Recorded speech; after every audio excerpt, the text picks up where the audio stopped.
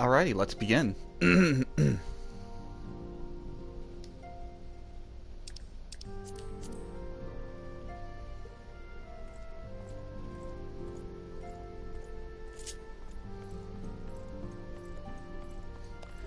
sure I gotta talk to Minfilia.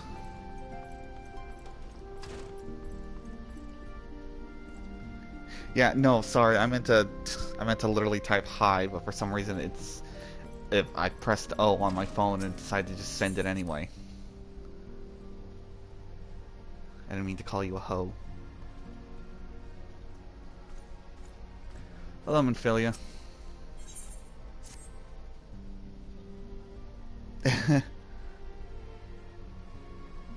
Is this voiced or no?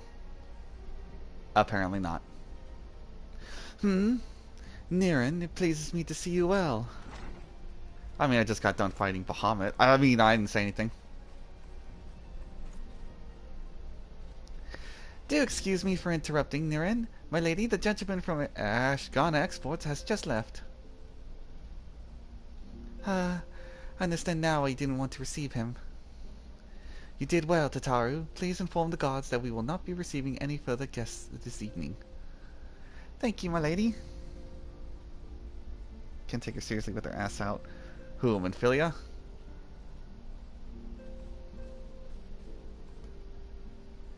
Ever since we defeated Gaius van Belsar and destroyed his ultimate weapon, the eyes of the world have followed our every move, scarce remembering to blink.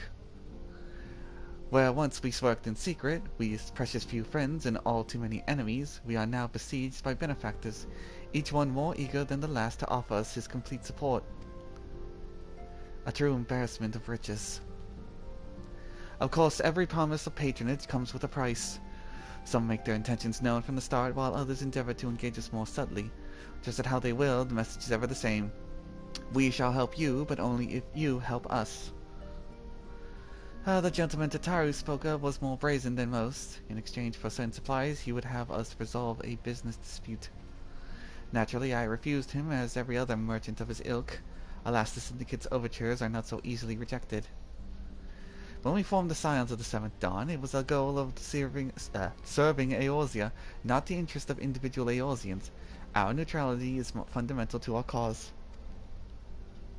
In my heart, I know this to be true, and yet, if accepting these offers of patronage would empower us to do greater good, might not they warrant greater consideration? Our Bardessian colleagues have been generous beyond measure, but we cannot expect them to. Oh, forgive me, I did not mean to burden you so. No, it's fine, Minfilia. Yet my urge to share this dilemma may not be wholly misguided. When I impose upon you to consult others, they are like to have their own opinions on this matter.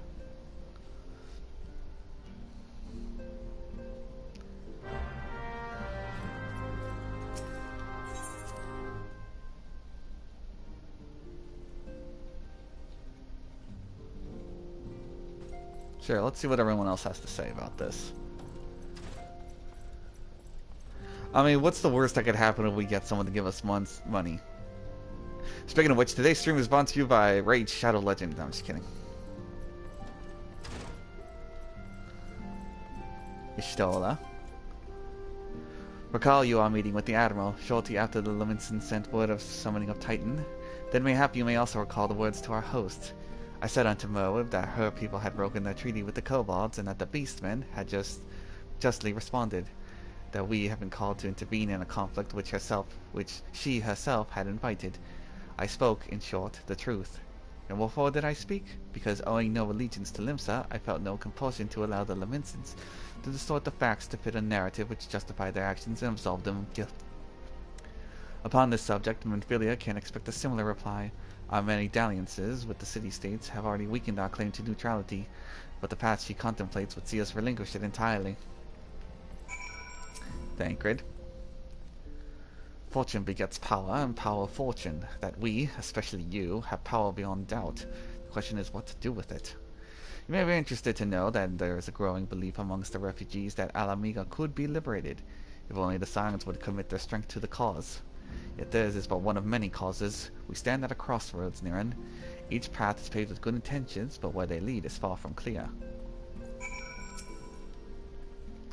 I've been receiving a lots of gifts lately, but Papa Limo keeps making me send them back. It wouldn't be so bad, but some of them are really nice. I mean, very nearly abandon your principles nice, you know? Ida, come on. I don't care how much they lavish you with all the best stuff. You're supposed to say no.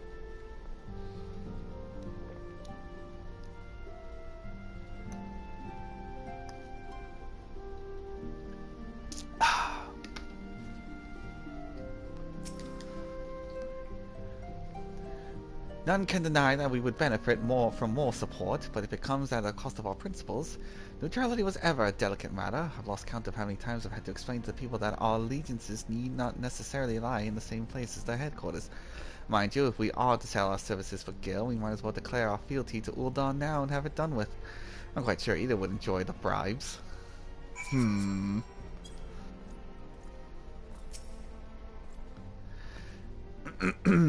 Tis the lot of powerful to attract the covetous as well as the needy.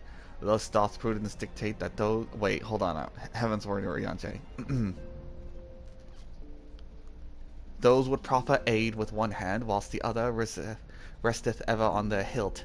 Alas, we may not have the luxury of time to decipher our petitioners' machinations, nay, not while the beast tribes do labour unseen, defiant in defeat, to raise up their fallen primals once more. Doubt not that they shall return, stronger and bolder both, nor that we shall be the ones to meet him. This sacred charge shall ever be ours. 'Tis but a pity we are so few, and our fortunes so finite.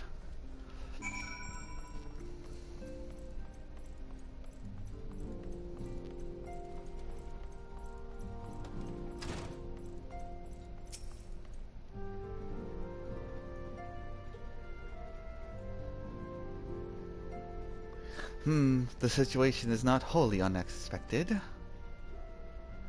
I too have given much thought to our organization's future, though it would seem I have reached a different conclusion. Mayhap it is time I made my feelings known to the antecedent. Come along, Niren. Sure.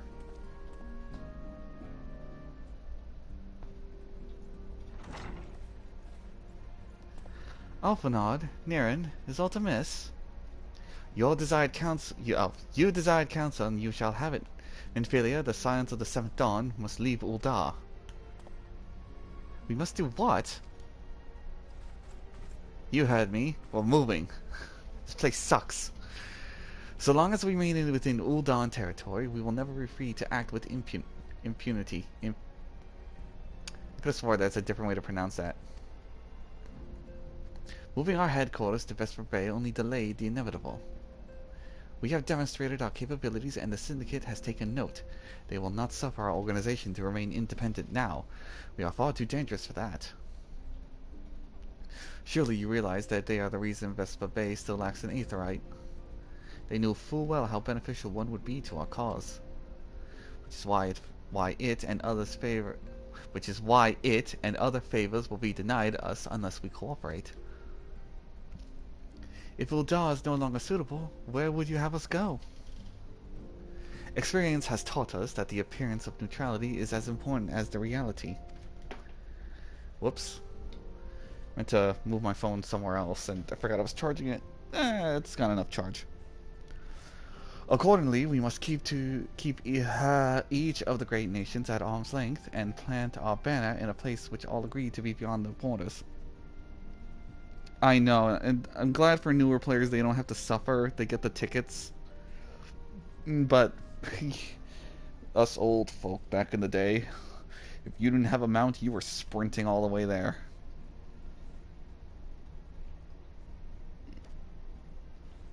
And even when you had a mount, you were going all the way there.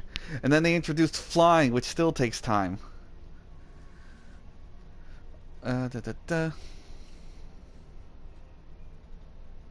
Moldona.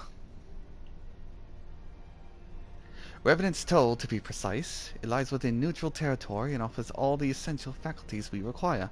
By way of an additional benefit, it is also frequented by a veritable legion of adventurers who may serve to supplement our ranks. I am of course conscious of the fact that we have developed a certain bond with Ul'dah and the people over the years, but I truly believe that this is the best course of action. As you yourself observed, we have invaluable ties with the local community, forged through years of concerted effort. Ul'dah, Ul'dah is our home, Alpha. Ah, sorry, all the jumping between her and Alphinaud and trying to make them sound different, because I know my voice does not stretch that far. It's tying my tongue. Ul'dah is our home, Alphinaud. To cast aside everything we have built and start anew in that desolate wasteland would be beyond reckless. Yeah, it was a desolate wasteland, but then all the patches over the years have changed it. It's not a wasteland anymore. The decision is yours to make, Antecedent. I only ask that you recall the shared purpose of which first moved us to found the science of the Seventh Dawn, and which moved you to found the Path of the 12 at that. We aspire to an ideal, you and I, just as my grandfather did, that makes us more than mere comrades in arms. We're like brothers, only closer. We are as much as your family is. That will be all, Alphinaud.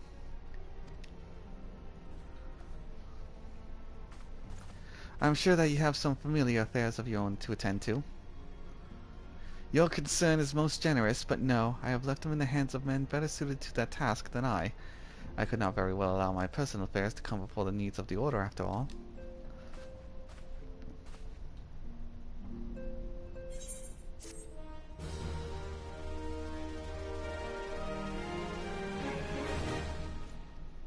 This is probably going to be a long stream, so dialogue boxes that aren't necessarily locked into a cutscene and then aren't like chock full of information or important, I'm just going to be like glossing through a little fast.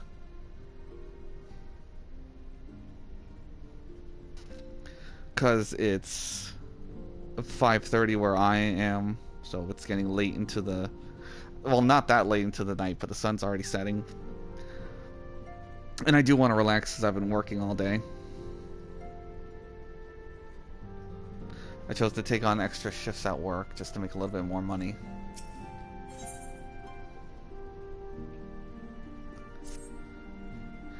Leave Ul'dah, has it truly come to this? Oh, Niran, pray attend to Alphinaud. He's engaged in some business or other that requires your assistance. Pray be on your way. Alphinaud waits upon you, and I have much to think about. Oh, and tell him that he shall have his answer in due time. Okay.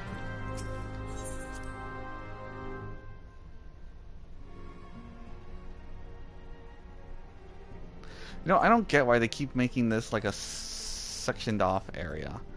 Like, just make it just like a door like that. Why do I have to have a loading screen between it? I don't understand the design. Why? Sex appeal.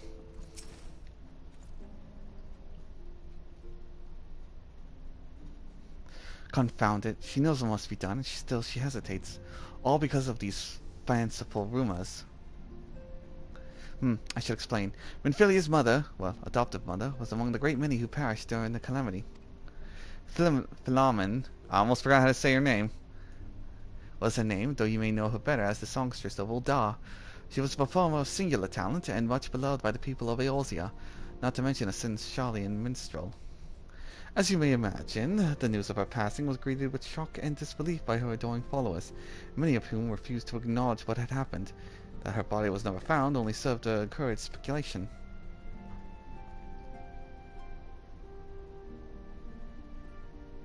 Minfilia too struggled to accept the truth, but as Philomen's absence stretched from months into years, she saw that there could be no other explanation. Until recently, at any rate. For whatever reason, rumors have once again begun to circulate that Philomen is alive and well. One of our informants, Father Iliad, has sent word that a woman matching the songstress' description has been seen of late at the seaside resort of Costa del Sol. If we could succeed in tracking her down, I have no doubt that worries that now plague Minfilia's heart might be assuaged. I mean, to set forth for La Nosha at once, let us reconvene and inquire with Master Gegaruju as to the veracity of these rumors.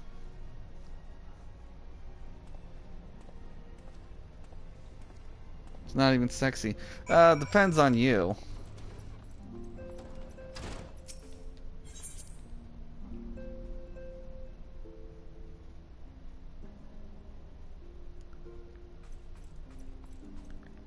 Whoop. She's got an ample bust. She's showing that midriff. And if they were more toned, people would be all over those abs. I gotta say, though, her butt does find a bit lacking. Stupid desk. Can't even jump on top of it. Because to me, it looks a little flat. I don't know. People like the butt window.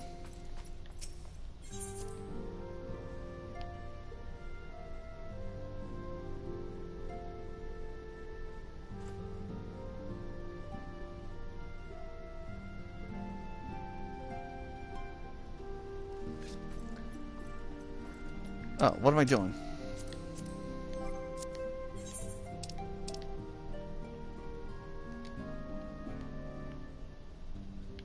There's costing their soul. There's costing my soul.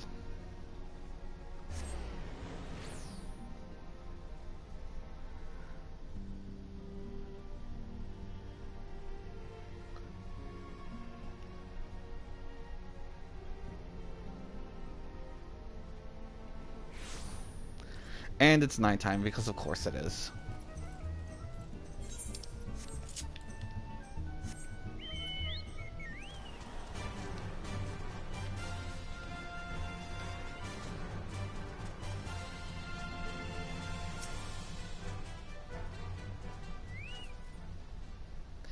Oh, sweet siren of the sands, my Makote muse, why have you forsaken me?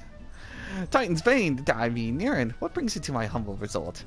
Philomen? You mean to tell me that the goddess made flesh who dwelt among us till very so recently was the songstress of Ul'dah? Gadsman, if I had known, I would have chained it to my bedpost and never let her leave. Oh, for shame to think that she now plies her trade for the riffraff off the west, or as she said it was going. It is a tragedy, I say, a tragedy. West it is. Thank you, Master Gegaruju. Your information will serve us well. That said, there are many novel places she could be. I shall begin my search by the docks and see if any witnesses might have some knowledge to spare. I would be most appreciative if you could travel to Wineport and do the same. You have issues, man. You willingly in front of people who fight injustice. Ignore that. Who fight injustice, and you're like, oh man, if I had known that was her, I would have chained her up. That's kidnapping, dude. I'm gonna take you out now.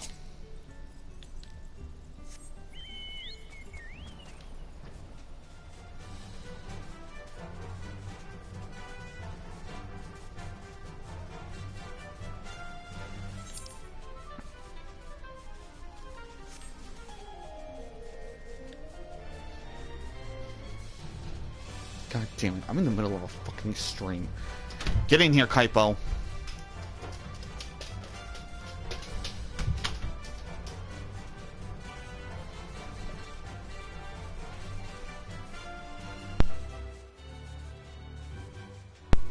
Sorry. My sister bothering me to go bring the dog into my room.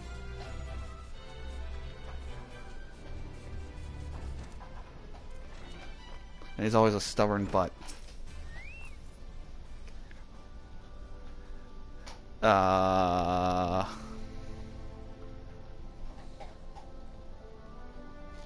No, not baby steps. He's a big boy.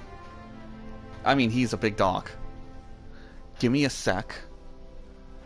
Well, if it is in near and savior of Wineport, to what do I owe the pleasure? Yes, we see your customer matching the description.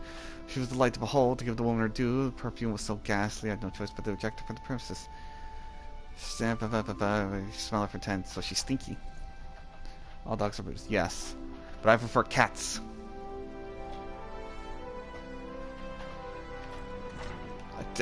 And I know I sounded rude to him, but again, he's a little bit stubborn, doesn't move sometimes. And gets impatient.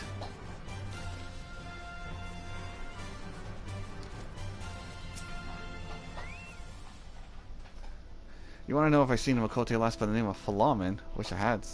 Haven't seen any last description for Blar too bloody long. Alright, jeez, everyone's thirsty for Philomen.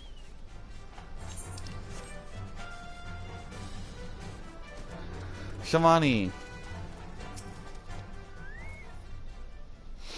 I see you've many grand adventures since we last spoke, Niren. You must share them with me sometime. The girl from a little while ago. One does not forget a perfume like that. So robust and intoxicating. It's simultaneously familiar. Reminiscent of a bloom native to these parts, in fact. Said as much when we spoke. She complimented my powers of observation and asked me where she might find some of the flowers. I told her to follow the roads to the south to rain catch a gully and then head east, crossing the second bridge. Got it.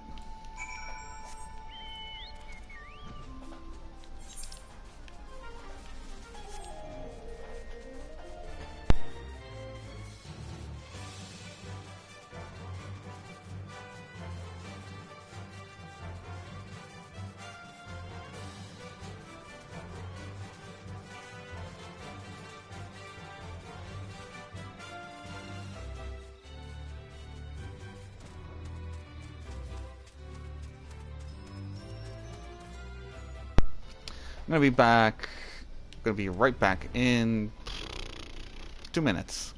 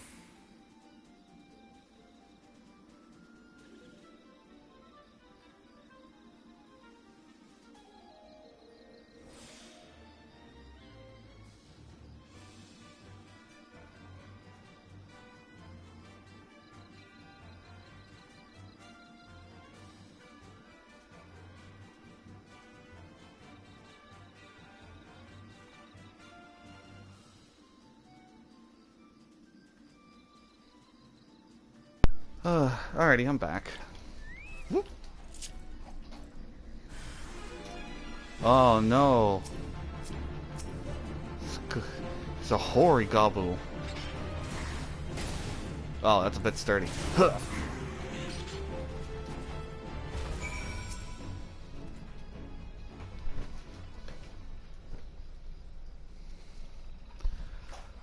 Flamen.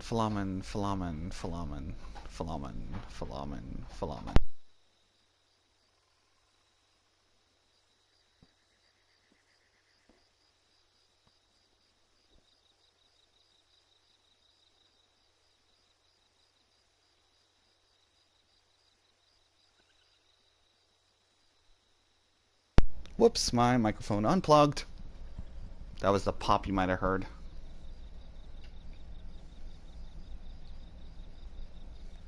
Flamen.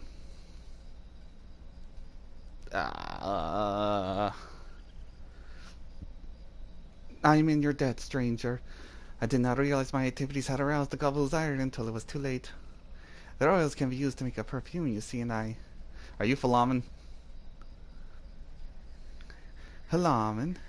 I don't... Ah, you hesitated. Who are you? Whom do you serve? Oh, hey, Alphinaud. Why don't you help me? It appears you have already found our woman. Consider me impressed, my friend. The songstress of Ul'dah, I presume. Minfilia, or should I say Ascilia, is looking for you. Ascilia? You are the very picture of health, my lady, yet the world thinks you dead. I can only conclude this was by design. The question is, why? Not everyone who endeavors to find me does so with the best intentions, child. You will be pleased to know that I fully intend to reveal myself to Minfilia when the time is right. Oh, well, that does please me. More than you know. But tell me, sojourns in the forest of La Noscia's side, when exactly will be the right time? When I deem it so. Do you imagine I travel this way on a whim? As I was telling your associate prior to your intrusion, I came here to harvest these flowers to use in a perfume. Does that satisfy your curiosity, or would you interrogate me further? My apologies for the interruption. Anyway, now that we have all that which we came for, might we continue this conversation in a safer locale? Wineport say.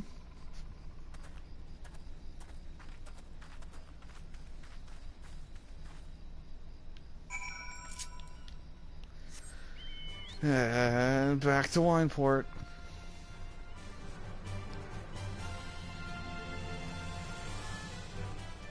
What, Frank? I don't know if you can hear him meow in the background. He's my other pain in the butt.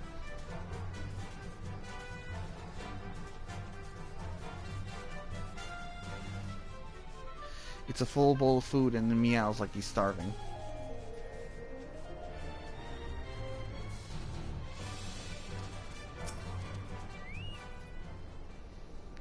This is not at all how I envisioned it. I can scarce begin to imagine what emotions will go through Minfilia's heart when she reunites with her mother after all these years.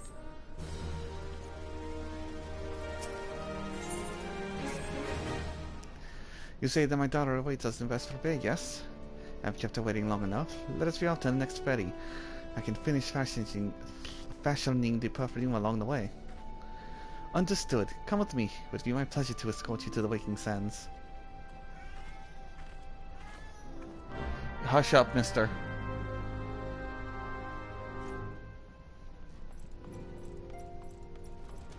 See, no, I think my memory serves that. I don't know why that I had to make my way all the way back to the Waking Sands instead of them just teleporting me here. I don't know why though. I feel like my memory is betraying me.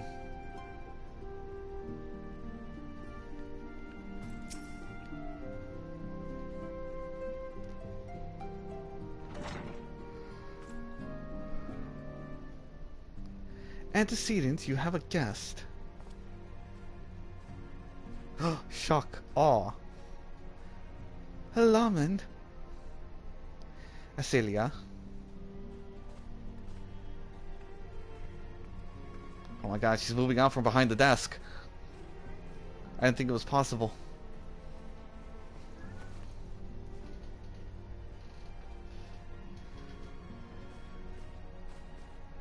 Tataru, why are you here?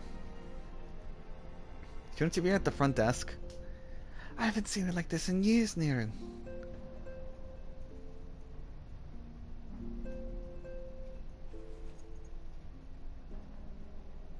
Aw, makes me miss my parents. But I know they're doing fine. I think. Probably. I never truly believed it when they told me you were dead, but what kept you away for so long? The Imperials came for me as I knew they would, and so I resolved to stay as far away from you as I could, lest the pursuit of me endanger you and our cause. I can think of no better way to grant you the freedom to continue our work. And continue it you did, achieving things I could have never imagined possible. Followed your every success and celebrated in secret. I am so proud of you, Ascilia. I learned from the best. I have a gift for you.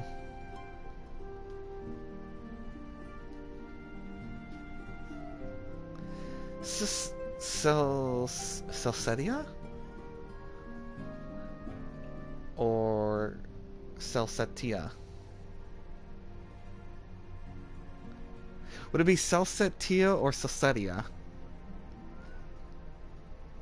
What do you think, Glitter?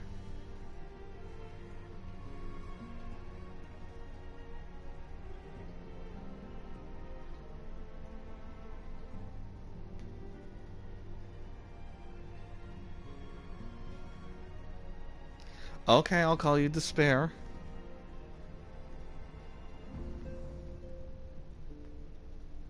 The second one.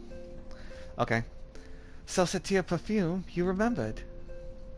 How could I ever forget? You ordered it all the time. Seriously, you stunk. If I ever lost sight of you, I could find you again just by following my nose. Like, dang. Even next to a chocobo I could spot you. And chocobos stink. I did not think that it was made anymore. You must have gone to so much trouble. It was no trouble for me, my darling. I fear I cannot say the same for Niran, however. I could not have made it without him. Ha, I just killed a Gabu that was going to kill her.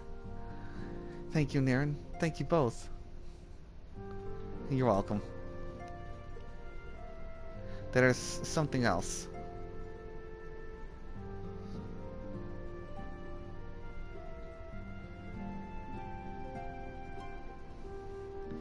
This is the cat's eye I found. All these years you kept it. My father was a member of the Alamegan resistance. When I was yet a child, he brought me here to Ul'dah. The accident which claimed his life happened shortly after our arrival. It was Laman who took care of me then. She raised me as her own, told me everything I needed to know how to survive. I am no stranger to the facts of your history, yet I fear I failed to grasp the implications. It is clear there is much I do not know about you and your mother both.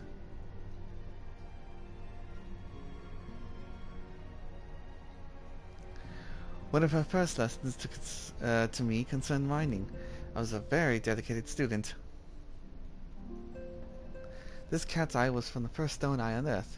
It wasn't much, of course, but I was exceedingly proud to have found it nonetheless. So I gave it to Laman as a gift. She said it was beautiful. But there I am at a loss. Why are you returning this to me? Is something amiss? No, Celia, nothing is amiss. Quite the opposite. I need you to realize how far you've come and how much further you must still go. You and your allies have accomplished far more than I could ever have hoped. You succeeded where I failed and made me so proud that words fail me. But even as I marvel at the woman you've become, and all the many things you have done, I cannot help but think that which you have yet to do, and what that may entail. Celia, daughter, you cannot stay here anymore. You and the scions must leave Ul'dah. Laman. You built it once, Cecilia, you can build it again, and this time we'll do it together. Truly? Meow.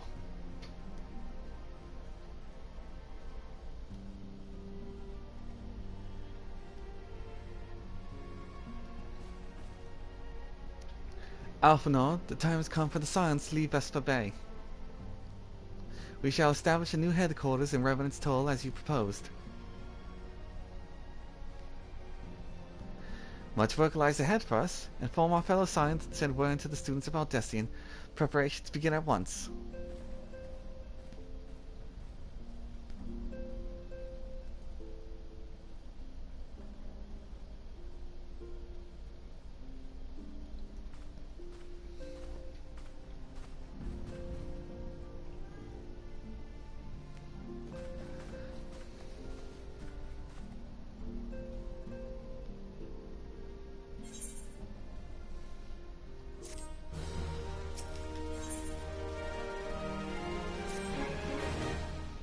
Laying the foundation.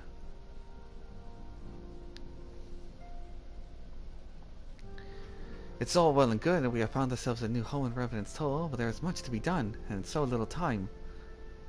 Our first step will be to secure the cooperation of the Adventurers Guild representatives there. Were it not for the Guild's considerable efforts, the original camp for Evidence Toll would never have been established, much less a more heavily fortified successor. However, with construction still ongoing and resources in short supply, it seems certain that the Guild will require something in return for their support, sympathetic to our cause they may be. Whatever they ask, I shall not begrudge it. To be plain, we need them more than they need us. Without their assistance, such essential tasks as securing our new facilities, cultivating relationships with local merchants, and recruiting adventurers would prove difficult if not impossible. You need not concern yourself with such matters, antecedent.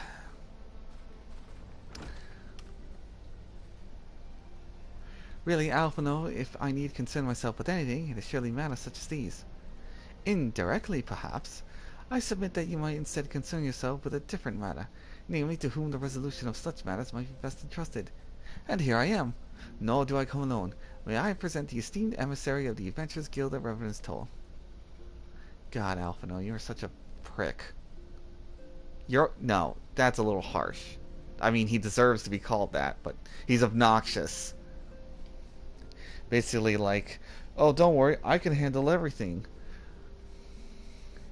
It is an honor, antecedent. Upon receiving word of your intentions from Master Alphinaud, we thought it best to begin talks at the earliest available opportunity. Know that my associates at Revenant's Toll hold the Scions of the Seventh Dawn in highest regard.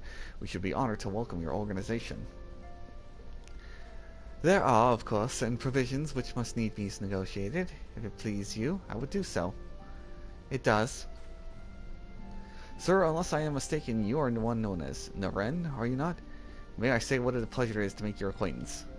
Slapborn spoke of you in the most glowing terms. Steal an Imperial Reaper and then use it to infiltrate a Garlean castrum is an undertaking few would contemplate, and fewer still survive. You shall always be welcome at Reverend's Toll. We hope you will favor us with your presence again ere long. Sure.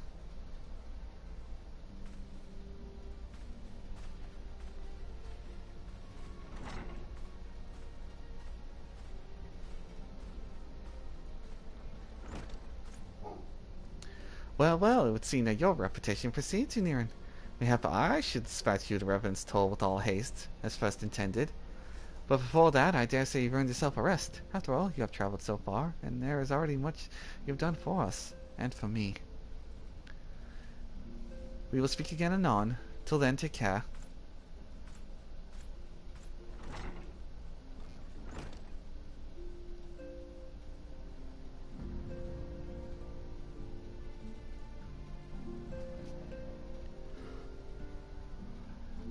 Blasphemy, I'm not really allowed to sit in those chairs. I've tried.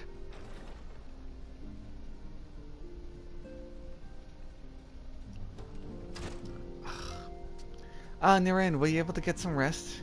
I would ask that you come with me to the Solar. Alphinaud has just returned. It would seem that there is something he would share with us. Sure, I mean, it's not like I was reading a book.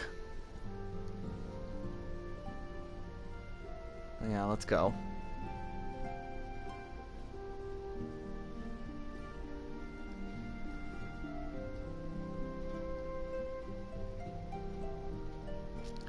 You're here, good. I come bearing news. The negotiations are concluded, and our friends at the Adventurers Guild have agreed to furnish us with new facilities and material support in exchange for our assistance in the ongoing defense and development of Revenant's Toll. The Scions of the Seventh Dawn shall have a new home in Mordona, the Rising Stones.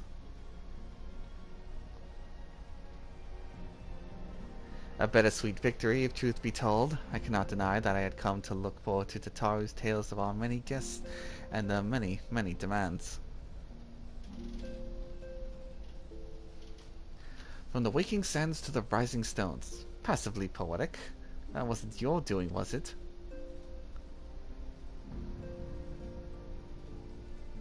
I too have news to share. In expectation of this momentous day, I personally informed the Alliance leaders of our plans, and they have each pledged their full support, General Rabon concluded. Moreover, I have decided that the time is right for us to cast off these vestiges of our order's veil of secrecy and announce ourselves to the world. Are you sure that is wise, antecedent? If anything, is a mere formality. Our existence is quite possibly the worst kept secret in Eorzea. Let's affirm our identity, proclaim our achievements, that all may know what the signs of the Seventh Dawn stand for. Oh man, I was not hoping to yawn already. Well, obvious risks apart, it would be nice to receive a little more recognition. And the people have a right to know who saved them. It's my hope that this gesture will encourage the people of Eorzea to place their trust in us. I would reveal to them the true extent of our power, yes, but in doing so I would show them that is power accountable to no one, and once to all. And what of us? We who have felled primals and faced down the Empire. To you, my fellow scions, I would say this. Prepare for the challenges which lie ahead, for they will indeed be great.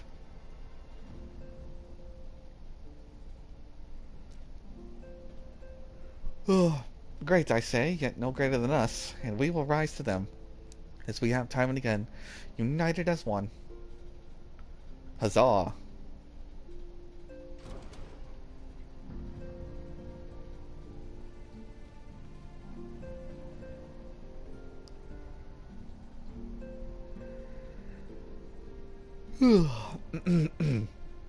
There must be some way I can... Wait, that area is said to be rich in minerals.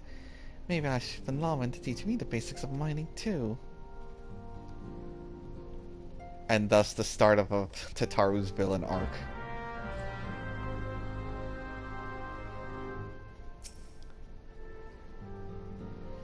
Do you ever wonder how he does it? Alphinaud, I mean. It's almost predictable that he should appear with an emissary of the Adventurers Guild mere moments after I expressed the need to forge ties between our organizations.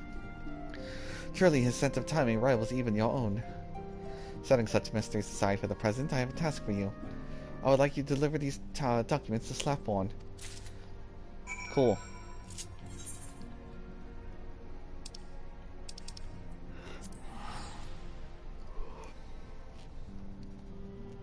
I'm kind of glad I'm also going to Mordona. I need to see something real quick.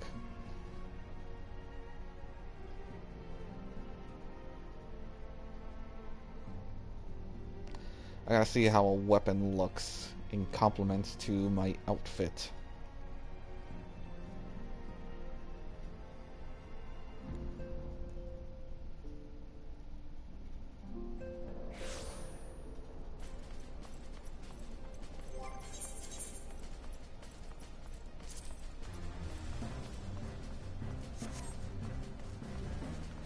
Okay, now I need to show this off real quick.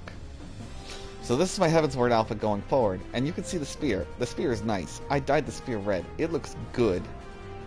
But I can't use it because it has one major glaring issue. See how it's red? Just I try to just get a good enough zoom. It's nice, right? Matches the outfit, works well with it. But what's the problem, you may ask? That.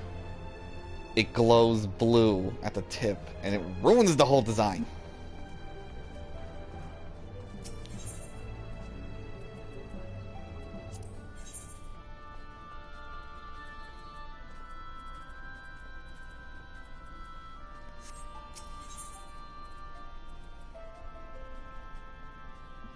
No, it doesn't. It made it cooler. No, it clashes with my color. It's normally blue. However, in Heavensward, you know who is the Azure Dragoon. So I want to bear a difference in as the Crimson Dragoon. Hence the outfit being red. Or wine red, at least. And also, I love this top. This top is good.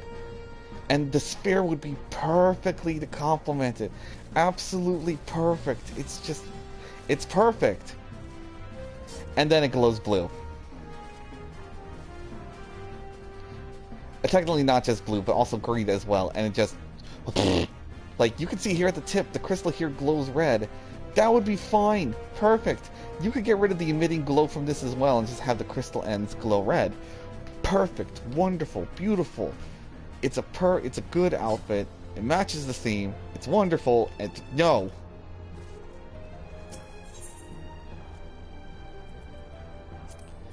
That's probably here. The one thing I wanted to check out was the Holy Lance.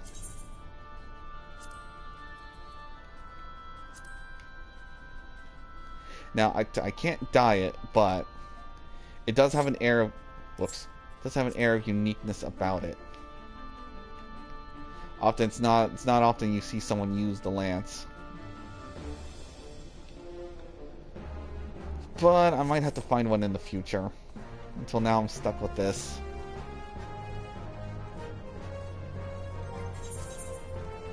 I mean, I do have an alternative choice that I can dye red. And it's still part of the same weapon line. It's just an earlier iteration. But I feel it's just too spindly. Actually, hold on. Yeah, there we go. I was going to go with this one. Because I can dye it red. It's got a good old dragon motif on it. But I feel it's just a little too spindly. Probably towards the end. But I can draw it and it doesn't get its weird glow, which is also blue.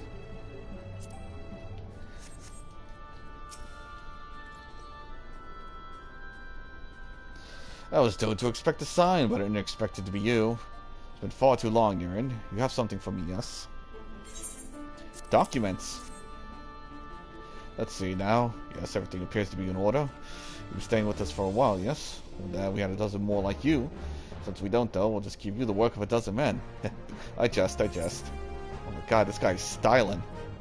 Styling, profiling. Look at him. That man is a certified pimp.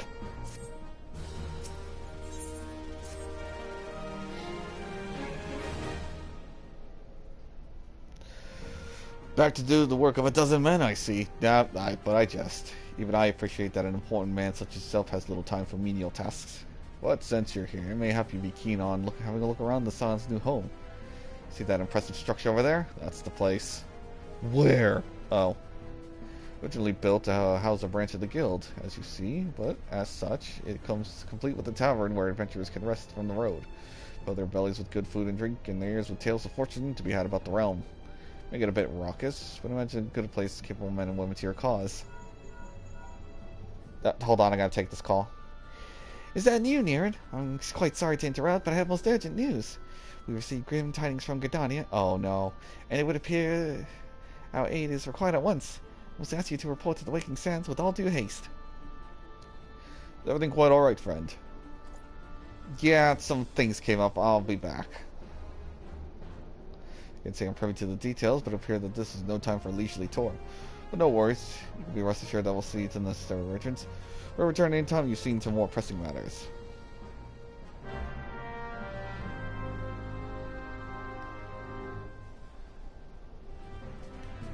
And, before I continue on, I almost forgot to turn this back on. And just in case.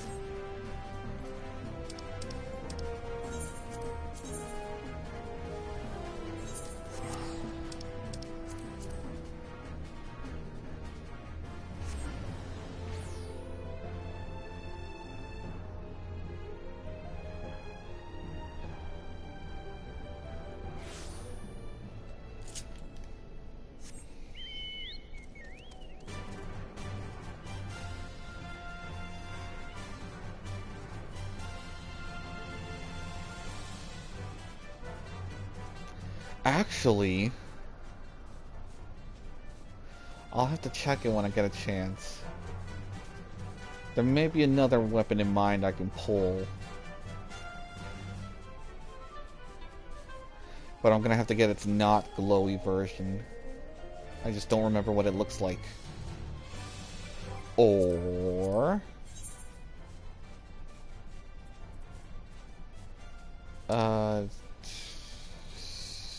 it would be no doubt level 60. No doubt be a master recipe. I'm in a job crisis, so hard I'm about to cry. Like IRL job or in the game job?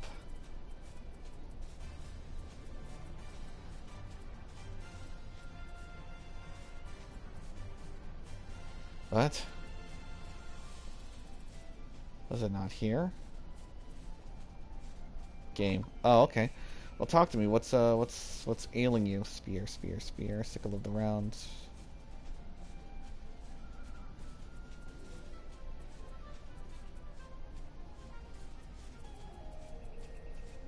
I know this is putting a big old halt on the story.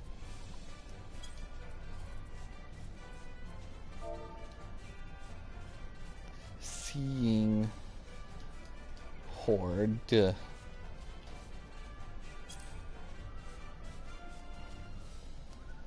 we go, spear.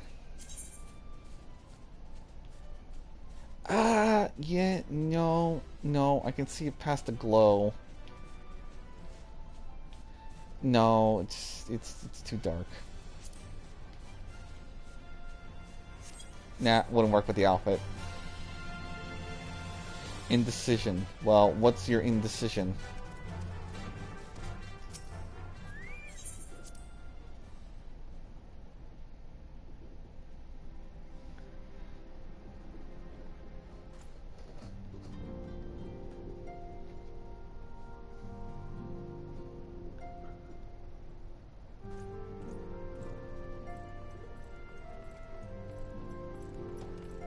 Oh.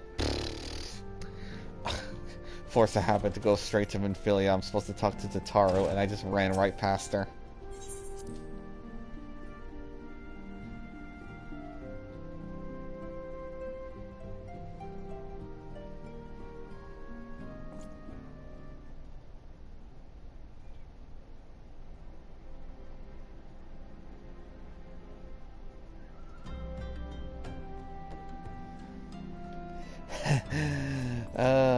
Hey Tataru, I didn't ignore you.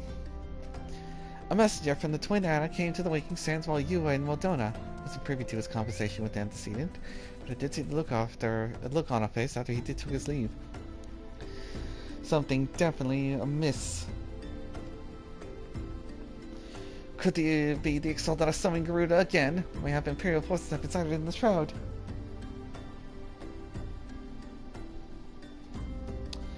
I don't know.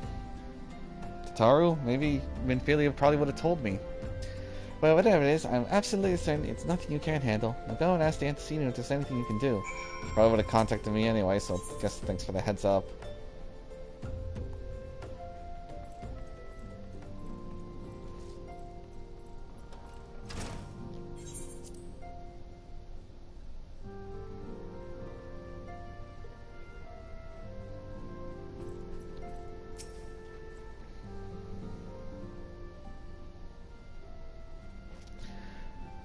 I knew this day would come, yet I prayed it would not come so soon.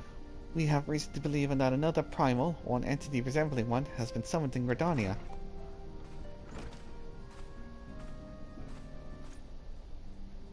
Thine arrival is customarily timely, Naren. The etheric waves leave little room for doubt. Thy talents will be needed ere long. In truth, and there be truth in my suspicions, 'tis a familiar foe we face, though one quite unlike the Lady of the Vortex. We dare not draw conclusions without evidence, but as Eorzea says, the readings bear a strong resemblance to one observed more than 5 years ago. Though I had hoped the Mughals guard beyond such follies. Suffice to say, this disturbance warrants a full investigation.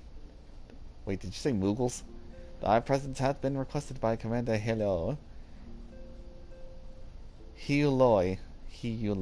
Lah. He awaiteth thee at the Adder's Nest. Pray hasten to Gridania, Niran. Ida and Papalima will rendezvous with you there.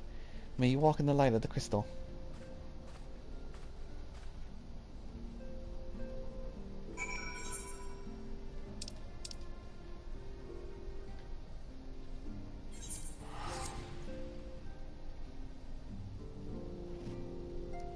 Like, it's weird. The spear is the only thing that I'm having problems with, because the one I selected is good, but I feel I can do better.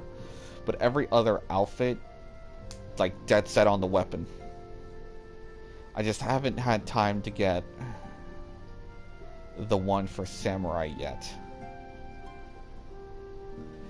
Because I was too busy using tomestones to power something else up. But I got lots of time before I reach Stormblood, so...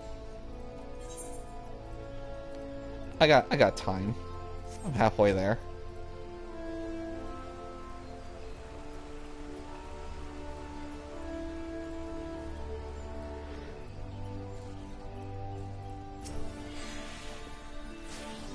Pleasure as always. Pleasure to see you as always, Niren. Thank you for answering my summons. Quite frankly, I could think of no one more qualified to. But we're getting ahead of ourselves. Allow me to explain. Hail to the king, Kupo. Not long after, the Mughal Kuplokov visited the Atlas Nest to request an audience with the Elder Seatsia. He spoke of an imminent threat to all Mughal kind, one which would imperil the entire 12s would if left unchecked. You proved an able ambassador to the Sylphs, and we would have you reprise the role in our dealings with the Mughals. Rest assured, you should hear from Kuplokov himself. He awaits you, the Elder Seatsia, at the Lotus Stand.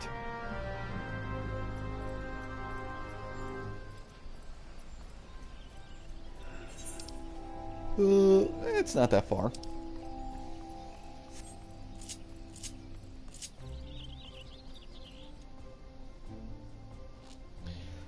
Oh, right. Sorry. Got a little distracted because I'm about to deal with some of the most annoying beings in the game. So what jobs have you currently played?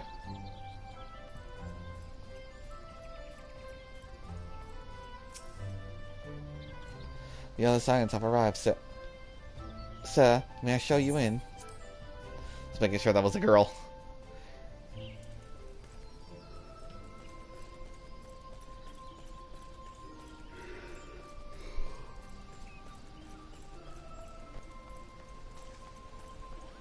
As much as I would love to talk to everybody, we're on crunch time for this stream.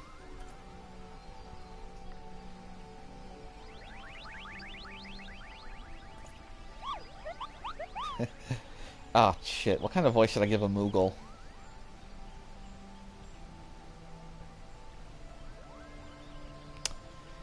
I kinda want to give him a deep voice, but I think that's just too easy. Oh, I know. Please, you have to stop them. But no, you mustn't kill them. They're not bad Mughals, Kupo. They're just misguided. A gentle, no. A firm thrashing is in order, yes. But no. Dark Knight Bard 80, Reaper and Red Knight 7, the rest are in the 50s. I would say start leveling ninja, have a little fun.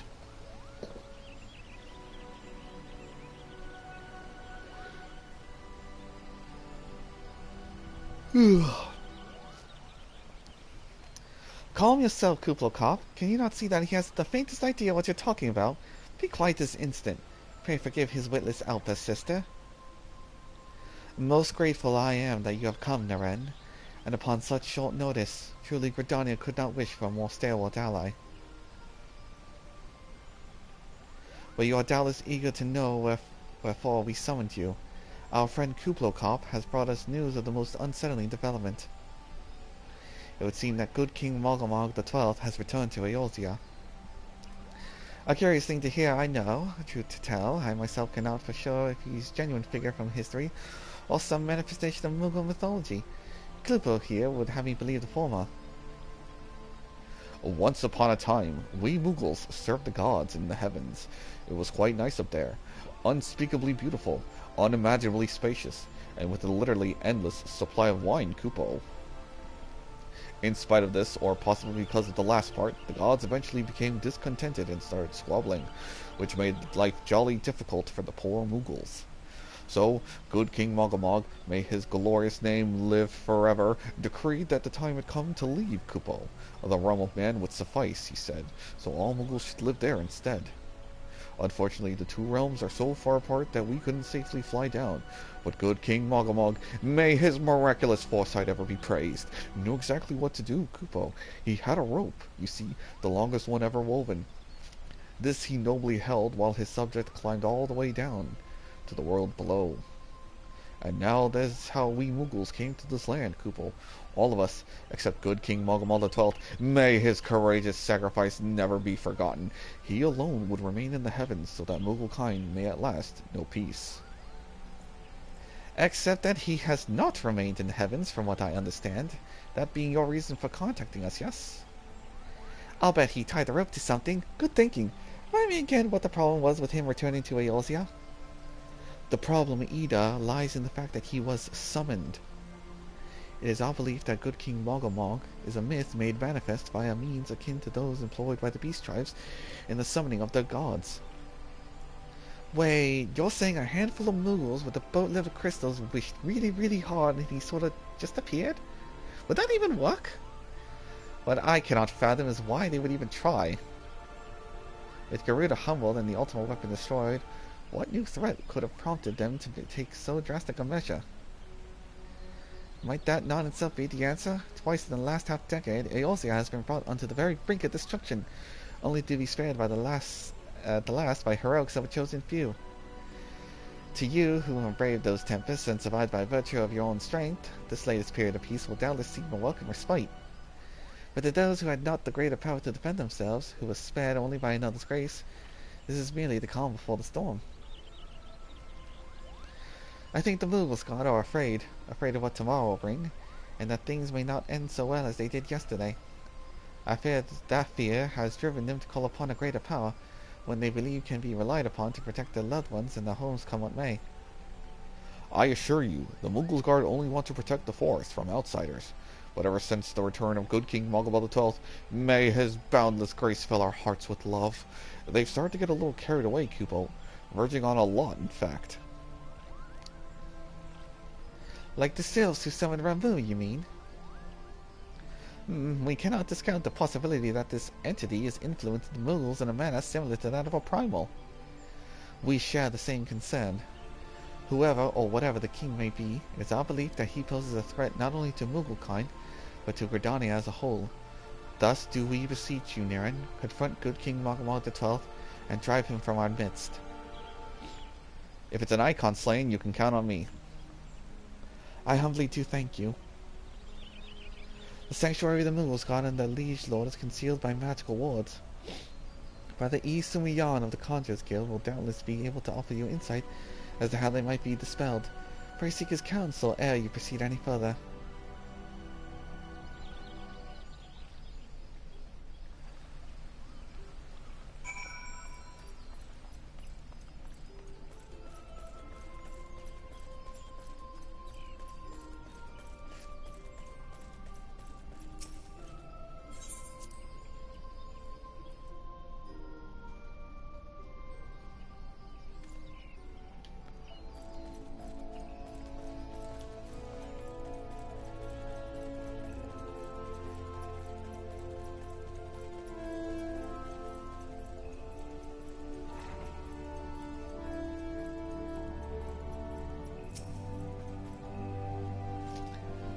Welcome, Niran. Welcome.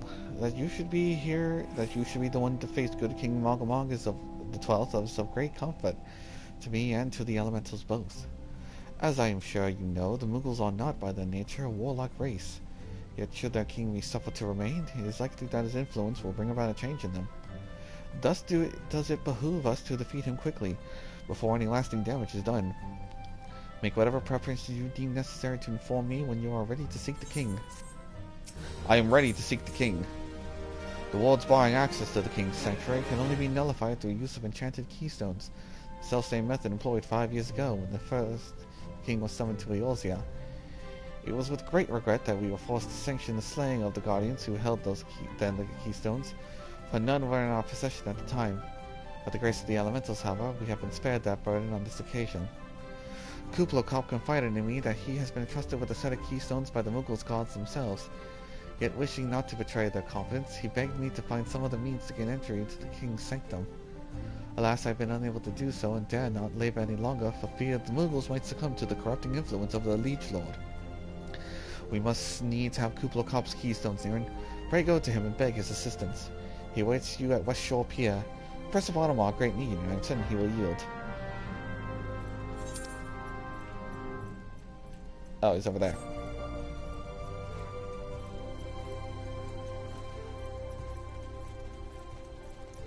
Also, I suggested Ninja because the storyline is also fun.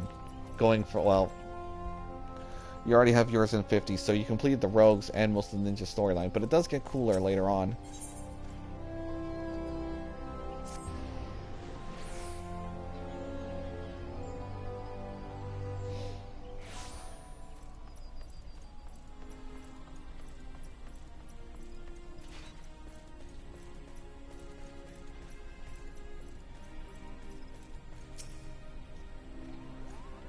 So, how will you do it, Kupo? Oh, he told you about that. Well, if it were truly no other way, I'll do it, Kupo. Take the ferry to Sweet Bloom Pier. I'll go on ahead. You have a very deep voice for a Moogle. I don't know what you mean.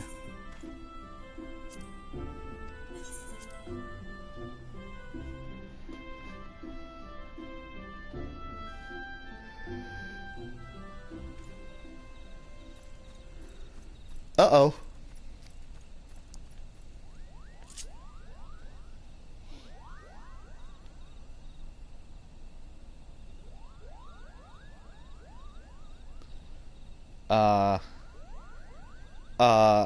I forget which one was Coop de Kappa. Don't you dare lie to me, Kupo. I know what you're planning, and I won't allow it. Open your eyes, Kupo. The king will never be satisfied, no matter how many crystals you bring him. Back off, puffballs. I believe Koopley's a girl? Because I know the songs, the boss song sings about them. And it tells who's who, but I can't remember it all. We offered you a choice, and this is how you repay us, by consorting with this Viera. Imperials, Gridania, Sylph, you're no different from the rest of them. Actually, you're worse, Kupo. Traitor to his king's Muggles, he plots treason against the crown. Enough! Kupo Cop will answer for his crimes soon enough, as will all who defy the will of good King Magomar XII. May he reign forevermore, Kupo. Yeah, beat it, your own footballs. The king is planning to purge the 12's wood of his enemies, Kupo. We've got to stop him before it's too late.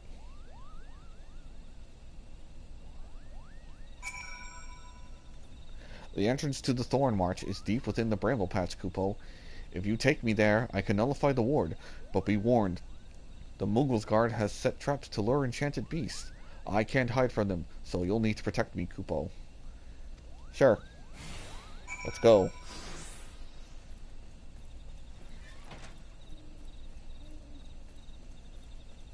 He is following me, right?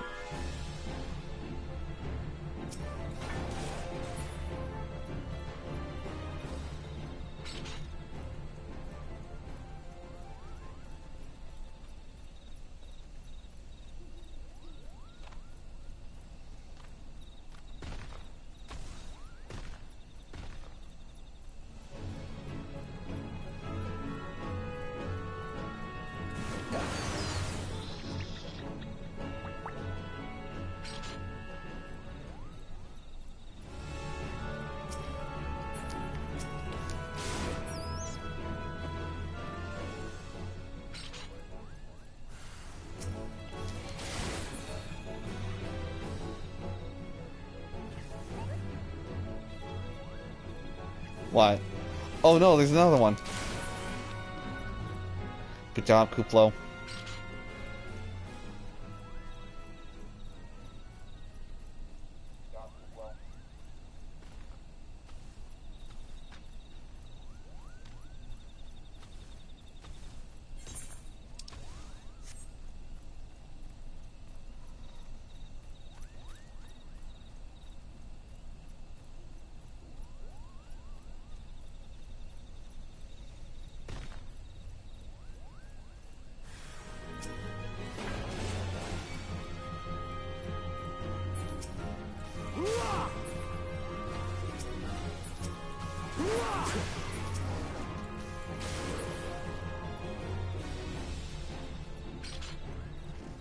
Almost there.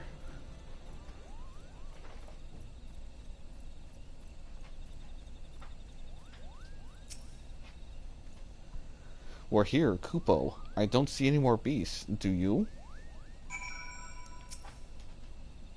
Are you ready to face the king, Kupo? Then step closer to the ward. Raise your hand and focus, like when you tune to an aetheryte, Kupo. I'll open the way for you.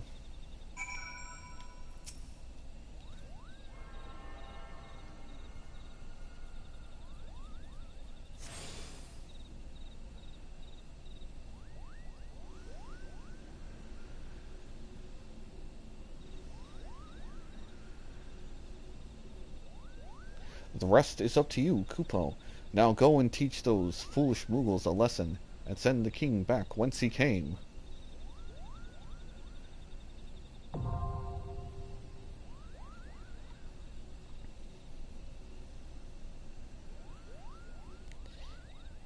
Can I do it with duty support?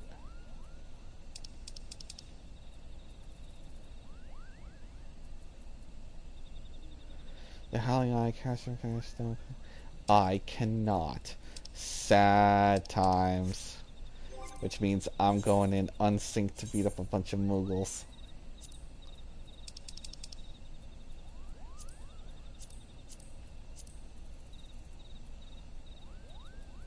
There you are. Well, that's Thorn March Extreme. Whoops.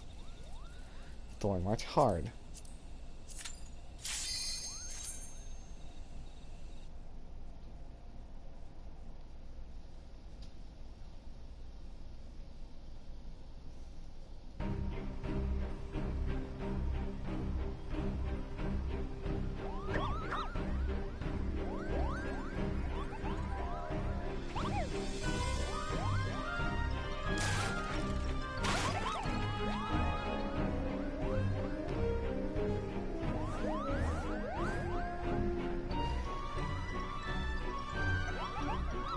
Kupo, who in the seven hells are they? Meddling adventures, I'd wager. Moogles guards to arms! Defend the king, Kupo!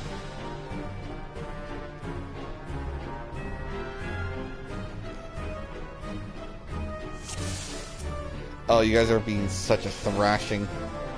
Moogles guard examples! We must drive them out together, Kupo!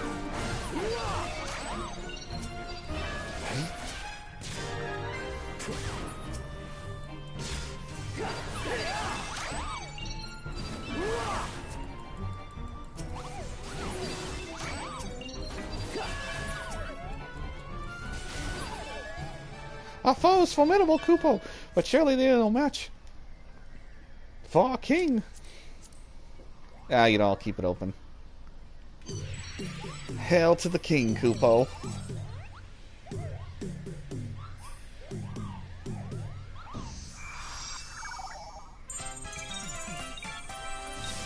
You shall suffer for your transgressions against my subjects. Oh no. And now battle begins in earnest. Oh no, one's not enough. Moogles guards to arms, your king has need of you. Nope.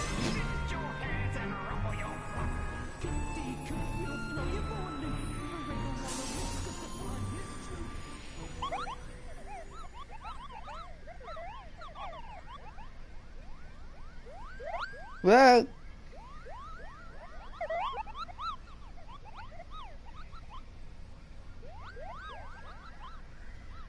that's right, you better run, Kupo.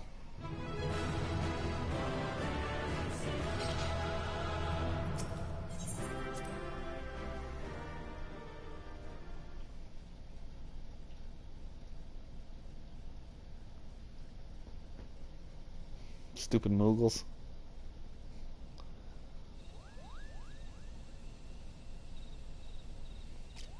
You did it, Kupo. You did it. Good King Mogamog, may his mighty soul rest in peace, is no more.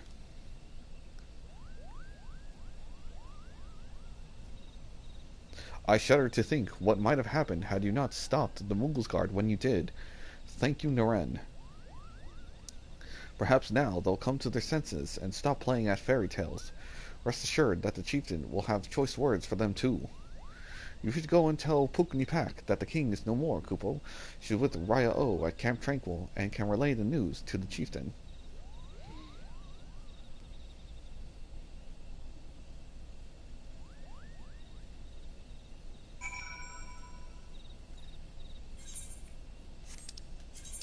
Whoops. Game. Uh-oh.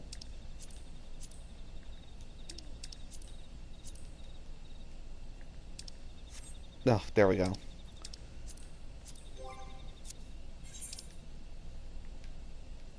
Tranquil, tranquil. Where's the South Shroud? There it is.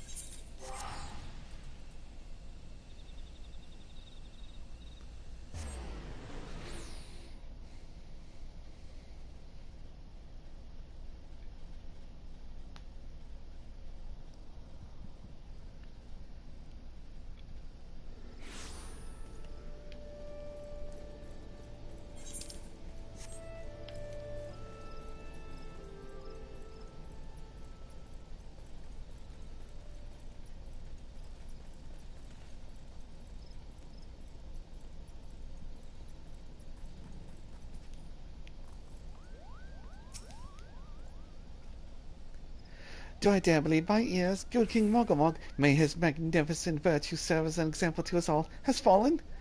All Mugglekind owes you a debt, Niran, Kupo. I don't know why I read my name instead of Kupo. I sense Raya O wishes to congratulate you as well. I shall let you two speak without fear of interruption.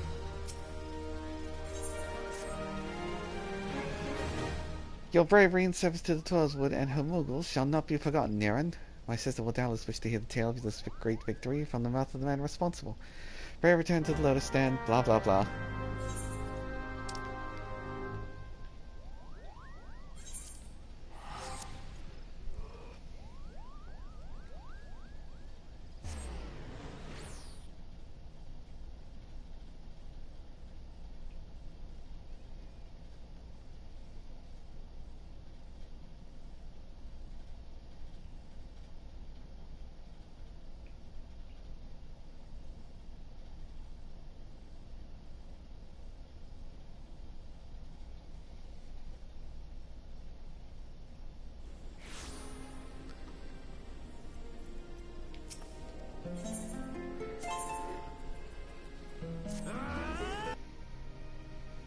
Man, that guy was about to yell.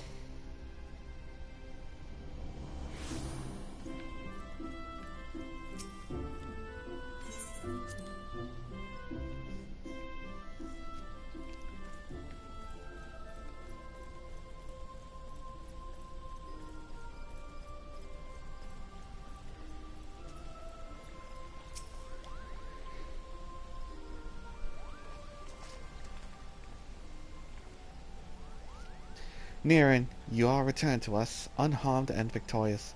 Thus I have two reasons to be glad. Yet many questions remain unanswered. If you would be so kind as to oblige me, I would fain hear all that occurred in Thornmarch. I gave those Muggles such a thrashing. Also, they summoned they summoned the Eikon in the middle of a fight. Then it is as we feared. The king really is a primal. But he really isn't, is he? I mean, the Muggles don't worship him, for one thing. He isn't even god to them. Doesn't sound like any primal I've ever heard of. Then mayhap the fault lies with the definition. The fact remains that though, through a combination of the power contained in the crystals and the force of their collective faith, the Muggles called forth a being that by rights should not exist. Moreover, when slain, said being left no corpse, the ether which comprised him instead being scattered to the four winds. According to the accepted definition, he may not be a primal, but the mode of his manifestation was in every respect the same. Which means... ascians! This whole business reeks of their handiwork. Kupopo, they said it was a masked man who taught them how, years ago, but Gridania has no shortage of masked men, and I never thought to question. Confound it all, how many more will they ensnare with their tainted gifts? Too many, I fear. So long as the paragons to stir the embers, fools to build the pyre, and crystals to feed the flames, ever and again shall we suffer primal visitation, a sombre thought, but a salutary one.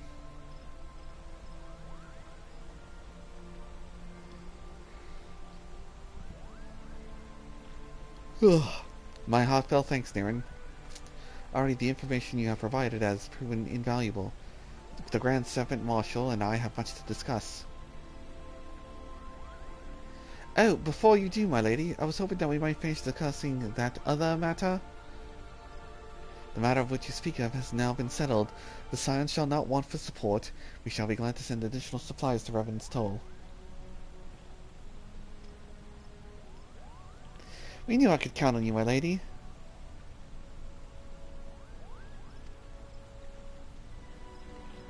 While Ida and I remain to discuss the particulars of our arrangement with the elder Eorzea, mayhap you could return to the Waking Sands and apprise the antecedent of all that has transpired. Sure, why not?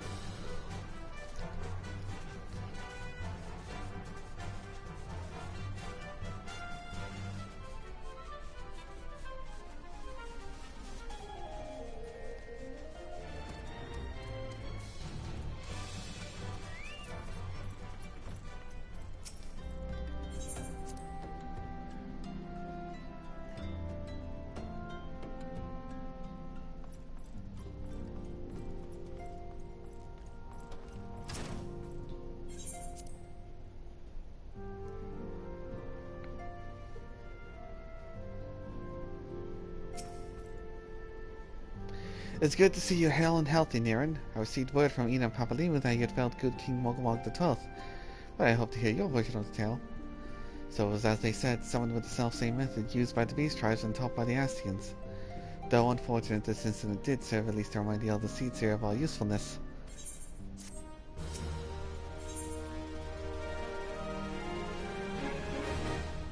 Uh-oh. Owing to the tireless efforts of all concerned, we are at long last ready to bid farewell to Vesper Bay. As to avoid drawing any undue attention, we shall make the journey to Revan's Toll in small groups, departing at irregular intervals. Lest you doubt, it's still my intention to conduct future operations openly, but on this particular occasion, the need for caution overrides all other concerns. To move north as one ponderous caravan would only serve to invite attack. It seemed only right that I should be the last to leave, and I would have you remain with me until the end, Niren. Upon my departure to the Waking Sands, we shall formally cease to be our headquarters, and the premises shall be given into the care of Orianjay. I thought to relinquish the property, but he was quite adamant, and I had not the heart to disagree. Yes. Orianjay shall remain here and devote his energies to studying the nature of the primals. Of course, he will not be alone. Alize shall continue to work closely with him as well. Should they require our assistance, speaking of Orianjay, inquire them tasks being done.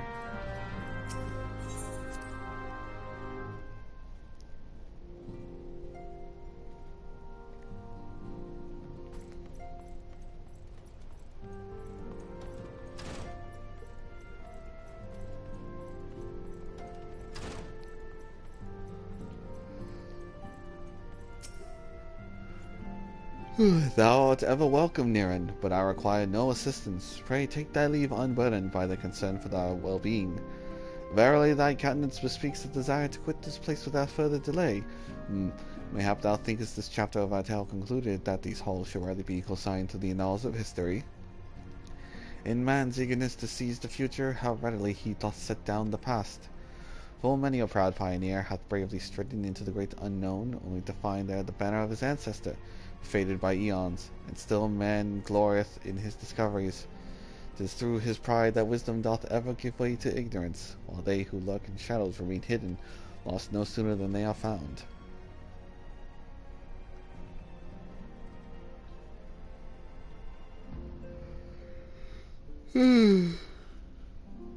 Be not offended, Niran.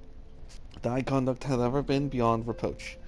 Despite thy surpassing strength and thy many victories, thou hast never been so convinced of thine own greatness, as to imagine thyself above the failings of thy forebears. Mayhap it is the echo which hath opened thine eyes to lessons of the history. Would that same can be said of Orianjay, you're speaking gibberish. Da! Whence came that cry? The Sola, 12th offend. The antecedent. I'll go.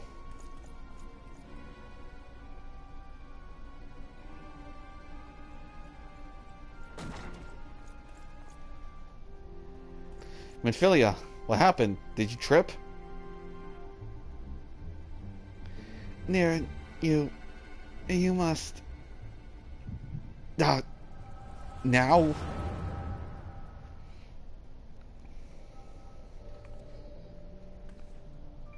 Where's my water? I'm getting kind of thirsty. Oh, there it is.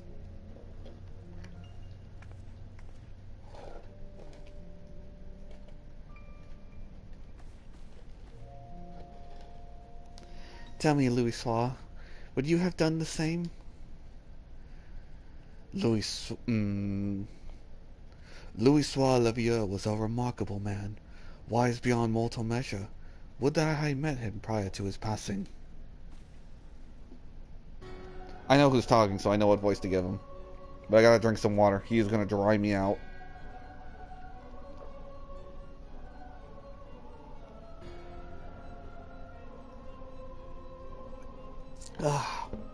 An ascian? Here? How? How readily you see. You are indeed gifted, antecedent. But you're not like the others. Your robes. Gifted, but ignorant. Yet I shall not judge you harshly. The fault lies with your forebears. It has been millennia. Mine robes are of the emissary. Unlike he who came before, I have no quarrel with you. You speak of Lahabrea. Lahabrea was a warrior. He fought, he fell. He may yet learn from his mistakes. Then he is still... Come, I only confirm that which you already knew. This is no cessation. There is no cessation, no oblivion, only expulsion. What are...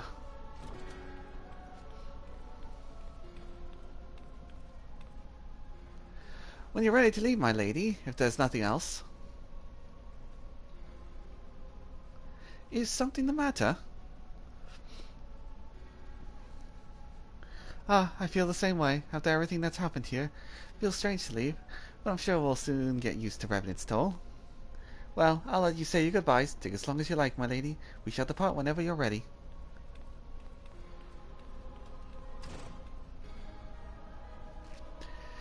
It is only to be expected. She lacks the gift and the knowledge both. To her, we are indistinct. I do not understand. Shadowless, fleshless, formless. What truth there is in such tale is diluted by time and telling. Knowledge dictates expectation, and expectations color perception. Thus did she perceive not. So it is with all but for a chosen few. Even you, when young, could not yet see with eyes unclouded. You know nothing about me. Nothing. The gift grants you clarity. It grants you focus. With it you may in time come to see us as we are, rather than as crude approximation. Lahabrea did not think so highly of the echo. Lahabrea is wrong about a great many things. The echo is indeed a gift, albeit one you have yet to master. Also, we really don't like him. He's kind of a jerk. We keep him around because he's only one of the... I'm getting ahead of myself. And if we did, there would be no strife between our peoples, for we would be of one mind. I leave as I came in. Whoops, sorry, phrasing. I leave as I came, in peace, antecedent. May we meet again as friends. Wait, stay what you are. Defending myself. Didn't you know Uldar has stand your ground law? Mayhap I was indelicate. 'Tis a mercy she shields her children from his grace with such resolve. Was it also by her hand that you survived the ardor, I wonder?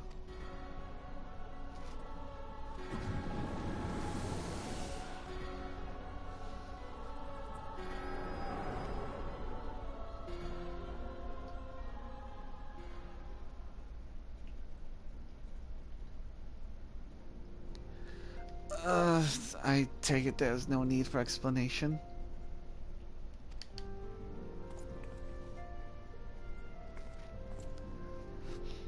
Save your concern, he did me no lasting harm. Whatever his intention was, it was not to kill. I brought Tataru. I heard a cry. What happened? Are you alright? You look faint. Do you need to lie down? I could fetch you a flask of my special tonic. No thank you, Tataru. Orion, send word to the students of Baldessian. Tell them to scour the archives, forbidden tomes in particular. If there is any reference to an ascian robed in white, however oblique, I would know of it. An ascian, my lady? Was that what gave you cause to cry out? I did but moments ago glimpse a figure clad in white set forth from the waking sands. Yet ascians are wont to employ teleportation magics. Why would one be so brazen? I know not, cannot. Find him, Niran. Turn every stone in Vestal Bay if you have to. Fine. Pray attend me, Tataru.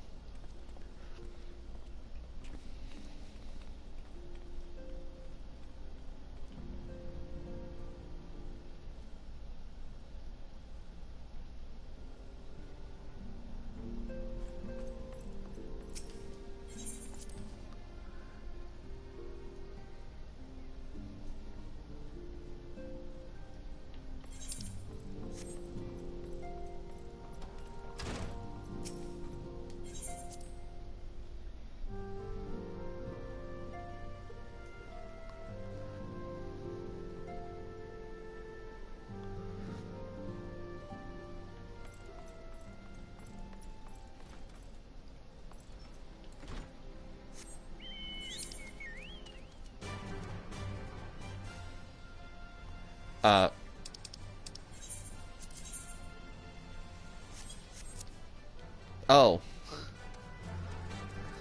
I didn't see the orange circle.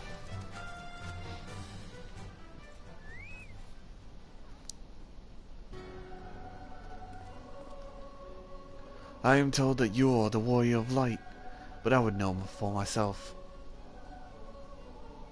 I shall walk north, and you may choose to follow. Know, however, that you would be waylaid if you do. You may even perish. Should you survive, we shall speak anon. Okay.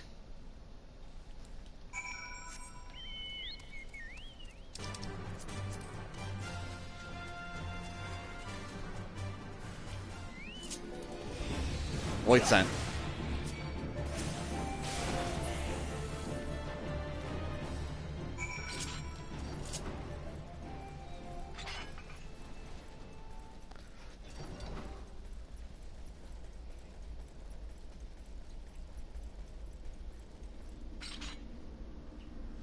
You're being judged.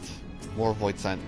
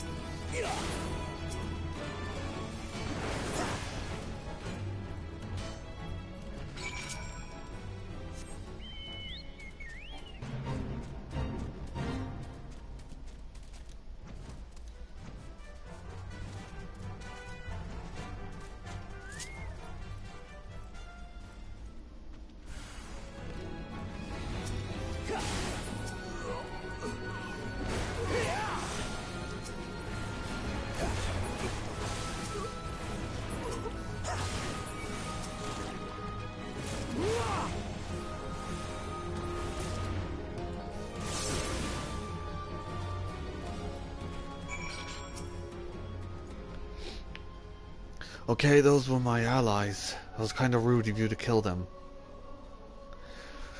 Remarkable. Truly remarkable. I thank you for granting me this indulgence. None save he who bested La Habrea could endure such an examination. Want a closer one? Have the laws of man grown so twisted in my absence that it is now permitted to lay hands upon an emissary? You bore witness to my audience with the antecedent, did you not? Then you know I only acted in self-defense. Oda has stand your ground laws, do you know? I realize the same cannot be said of La Habrea. Even amongst his brethren he is considered unique. Nevertheless, I cannot wholly condemn his misdeeds, for through them we discovered you, one so strong in the gift that he could cast us out. Your mother favors you still, that much is plain, but surely you must feel it. Her influence wanes, her strength shall soon be spent. These lands, these peoples, this world, all shall soon change. As it was, so shall it be again, as it should have always been. Doubt my claims and question my motives if you will. Only believe me when I say this. I am Elidibus, the emissary, bearer of the word of the one true God, and we shall meet again. Bye. Elidibus, huh?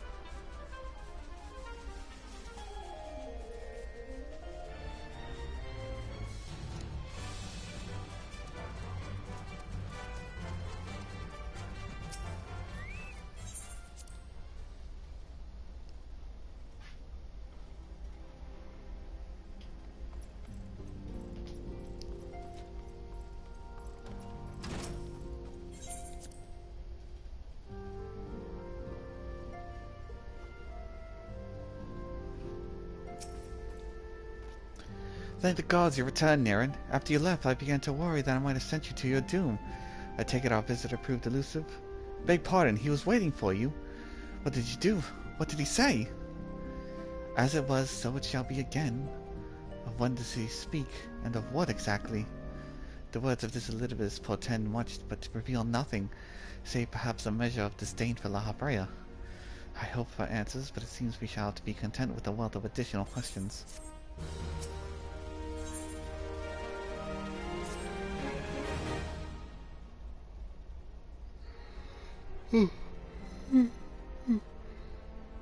Let us set aside the matter of the ascian until after we have completed our move to the Rising Stones. There is but one final favor I will ask of you before we depart. I believe I mentioned that my father was a member of the Alphinaud resistance. The truth, however, is more complicated than that. As far as the Empire knew, he was their spy. He maintained the deception for nigh on half a decade, furnishing the resistance with vital Imperial secrets, while feeding his paymasters subtly concealed misinformation. When he died some 15 years ago, my father was left behind his journal, which I have closely guarded ever since. It contains every shred of information he and his agents could steal on what they believe to be the single greatest threat to Eorzea, the Primals. Its wisdom has guided me through the years, though there is much within I still do not understand. It is my hope that Urianger will fare better. Tell him to treat it with care, is all I have left of my father. Alright. I don't know why you're giving it to me. You could have just given it to him yourself.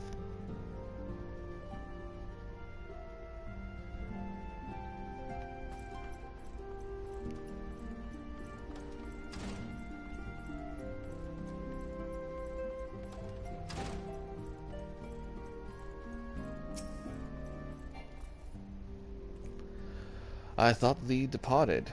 To what end dost thou linger?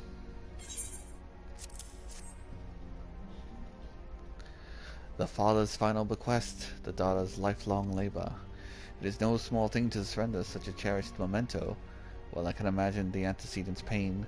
Upon my honor, I swear to spare no effort in the study of these materials, lest my lady's sacrifice be in vain.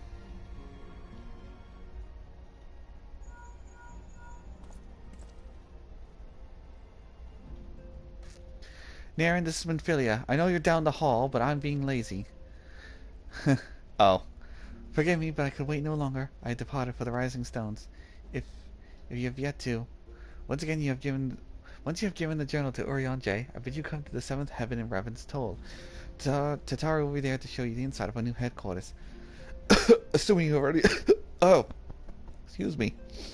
Assuming you've already attuned to it, make use of our new Aetherite in Retold. After all, it's right on our doorstep.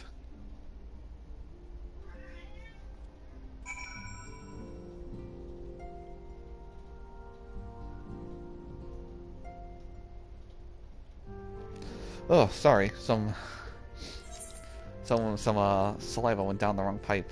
And now I got hiccups.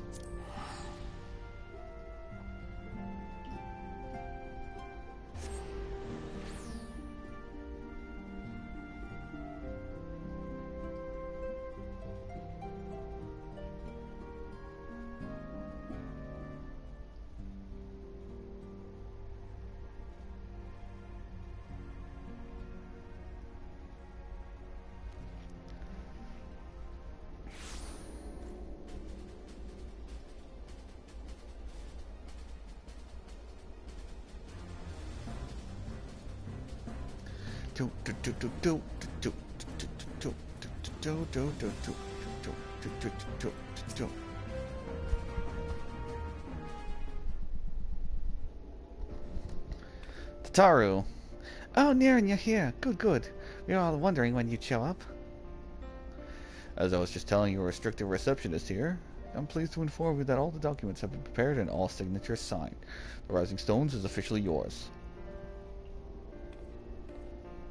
Splendid. From this day forward, I will spare no effort in seeing that it is as welcoming and comfortable a home for us as the Waking Sense ever was. That said, this is all somewhat intimidating, is it not? So many unfamiliar places and unfamiliar faces.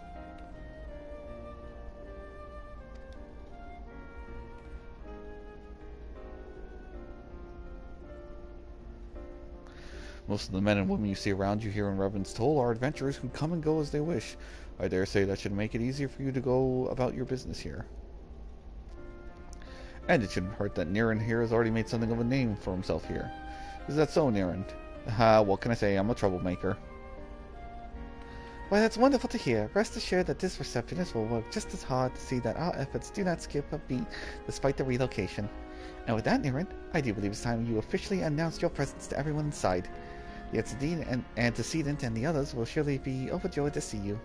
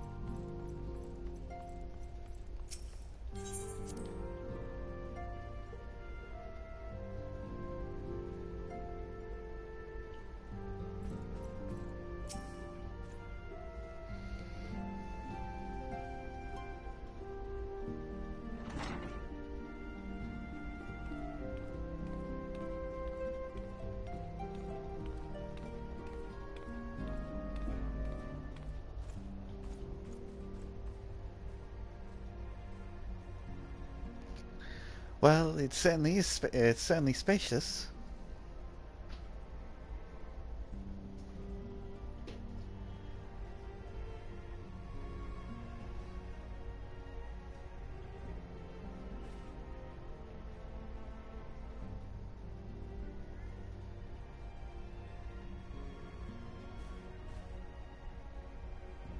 Today marks a new beginning for the Scions of the Seventh Dawn. For today we declare our independence. We shall henceforth be beholden to no nation, but serve all of Eorzea's people, proudly and openly. But this does not mean that we will sever our ties to the Eorzean alliance. On the contrary, the antecedent and I shall endeavor to strengthen them. Rest assured, however, that we shall not permit political considerations to influence our decisions. Our identity remains unchanged, as does our cause. We are the Scions of the Seventh Dawn, and our single purpose is to safeguard the future of Eorzea. Hear, hear. For Eorzea.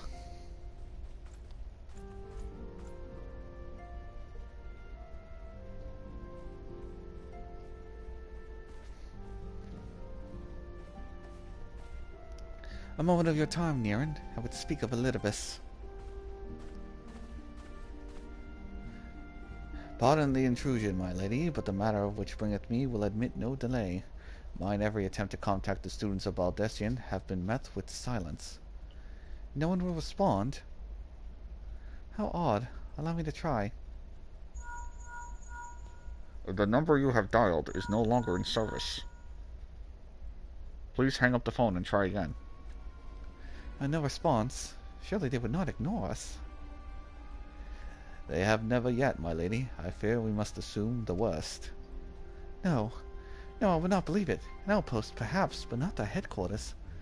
The wards were beyond circumvention. Had they come under attack, they would most certainly have raised the alarm. None could penetrate their sanctum unnoticed. But those who lack the gift and the knowledge both. Oh no. Contact their agents in the field at once. If aught has been following the students of Baldessian, they may know it. Though the thought of it pains me, until such time as we have evidence to the contrary, we can but assume the worst. Accordingly, we must seek needs another source of information on Elidibus. It is possible that others in the homeland are possessed of such knowledge. Be fairly warned, however, they are unlike to yield it unconditionally. Do what you must.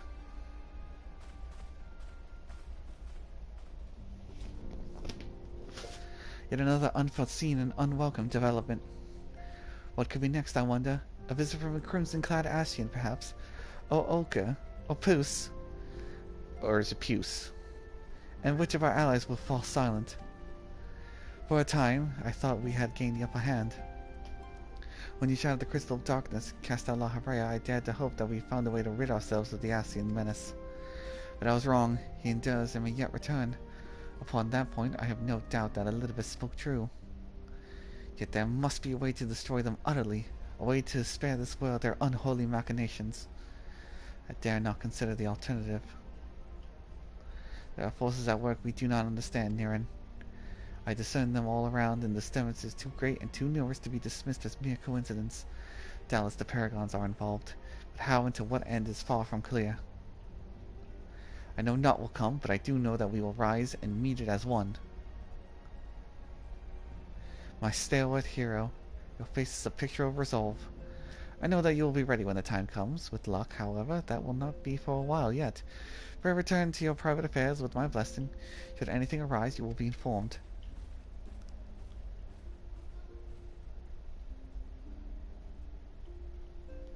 Kryal, where are you?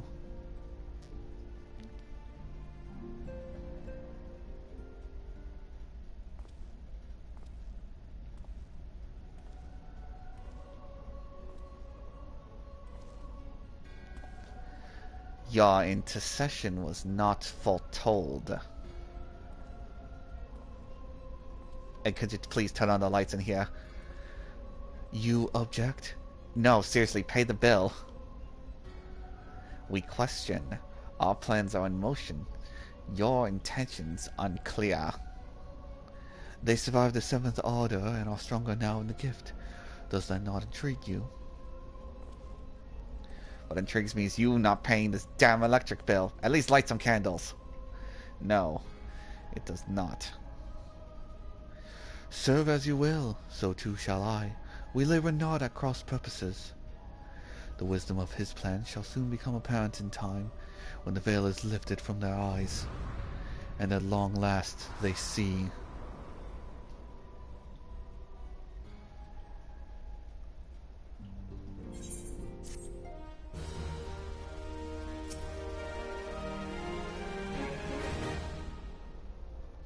What? Oh, lifted.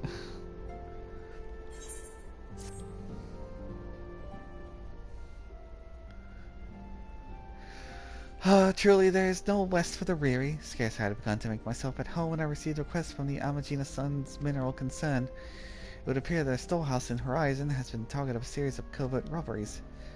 Minor as they seem in isolation, occasional discrepancies in the manifest were long dismissed as clinical errors. It was only during the concern's annual audit that the pattern became apparent. Significant quantities of crystals, and only crystals, were missing. I need hardly tell you what that may imply. Eikons. The brass blades charged with the investigation of the thefts believes that someone within the concern is selling crystals for profit. Alas, they have yet been unable to identify a likely suspect, and the concern's proprietors have grown frustrated by the lack of progress. Well, it is the brass blades. Needless to say, I have not agreed to intervene at stolen goods, but merely of monetary value. There's a possibility that the thief acts not out of self-interest, but in service to a primal. We can ill afford to wait for the blades to realize the mistake. Pray to depart for Horizon at your earliest convenience. Rendezvous with you Stola when you arrive. She and Thancred have already begun preliminary investigation. I have every confidence that the three of you will get to the bottom of these thefts. I only hope our fears prove unfounded when you do.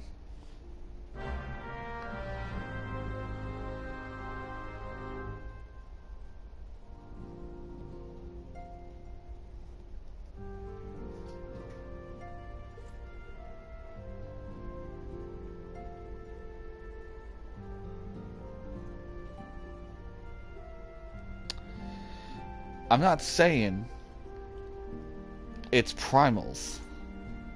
However, probably primals.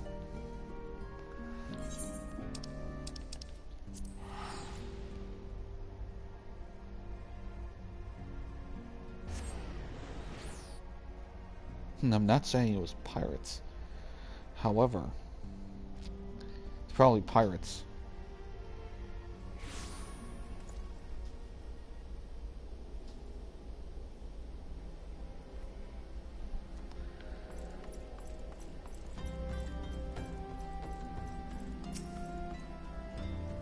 Ah, Naren, your assistance is most welcome.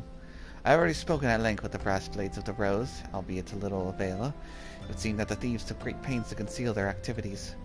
I will go into further detail, but your time might be better spent conversing with Foopaloopa.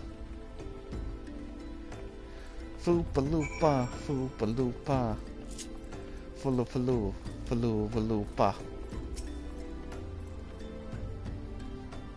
I've already forgotten what kind of voice I gave him.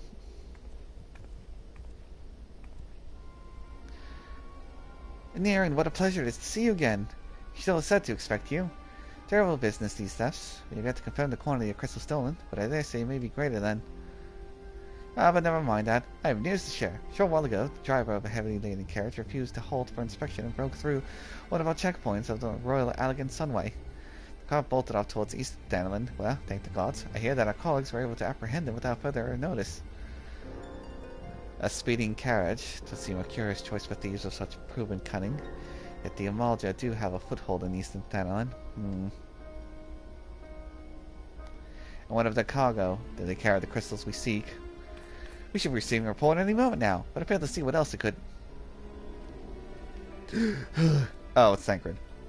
Did you miss me, friends? I'm back, but I fear I come bearing disappointing news. Or, on second thought, perhaps it's good news after all. Thancred, where have you been off to? I figured you would have everything under control here, so I took just a brief excursion to the east to check on our Amalja friends. And wouldn't you believe it, I happened upon a runaway carriage on the way, and even was able to do my small part in helping my friends in the brass blades intercept it. In all my years, I've never seen such a prodigious quantity of summness. The blades were calling it one of the greatest hauls I've ever seen. Stolen crystals, on the other hand, were nowhere to be found.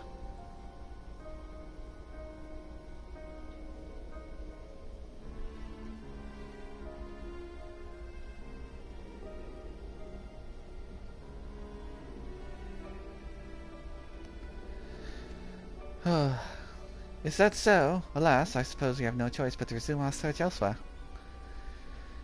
I mean, it's like We did find a lot of cocaine. Did I snort any? No. But we were invited. We should reassess our options as well. I'm pretty sure some of this is like cocaine.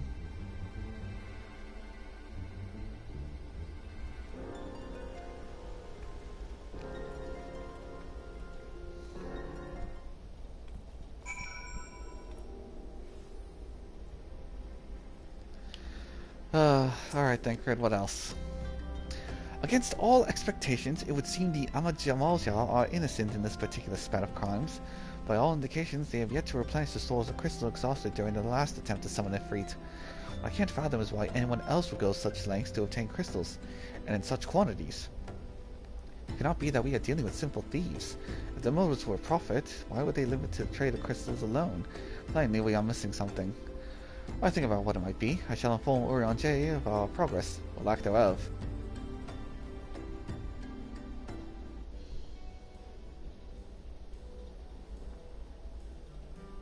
Now then.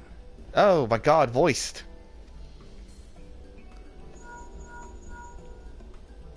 'Tis I. The situation may be more complicated than we anticipated.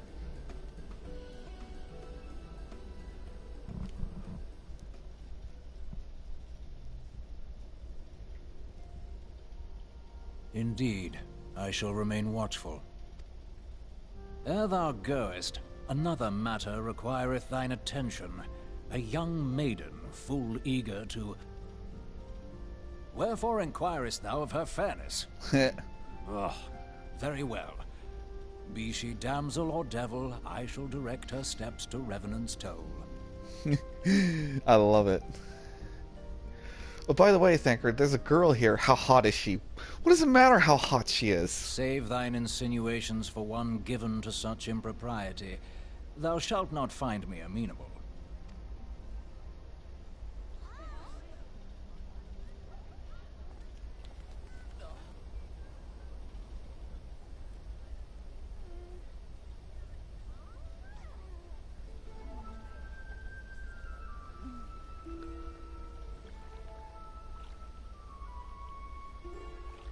Far across the sea from the land of Doma have we traveled. We seek audience with the ruler of these lands. Who here speaks for you? Oh, you Gary. May her old voice actor rest in peace. And I remember when everyone went wild with speculation of what she looked like under the hood. Someone drew art of what they thought, and boy howdy were they almost spot on.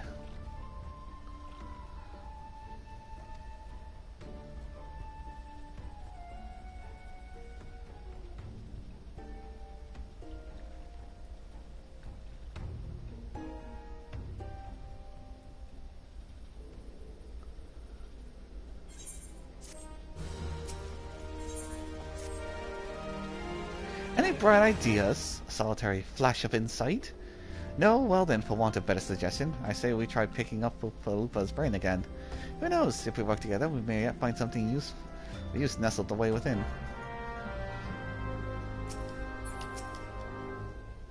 Huh? About what? Her old voice or the drawing? Oh, but it is good to see you return. I should give some thought to the matter, and I might just hit upon the most disturbing possibility. How could I have been so blind? Calm yourself, Lupa. What is this disturbing possibility of which you speak? I was contemplating as to how the thieves' activities escaped our notice for so long. Drawing.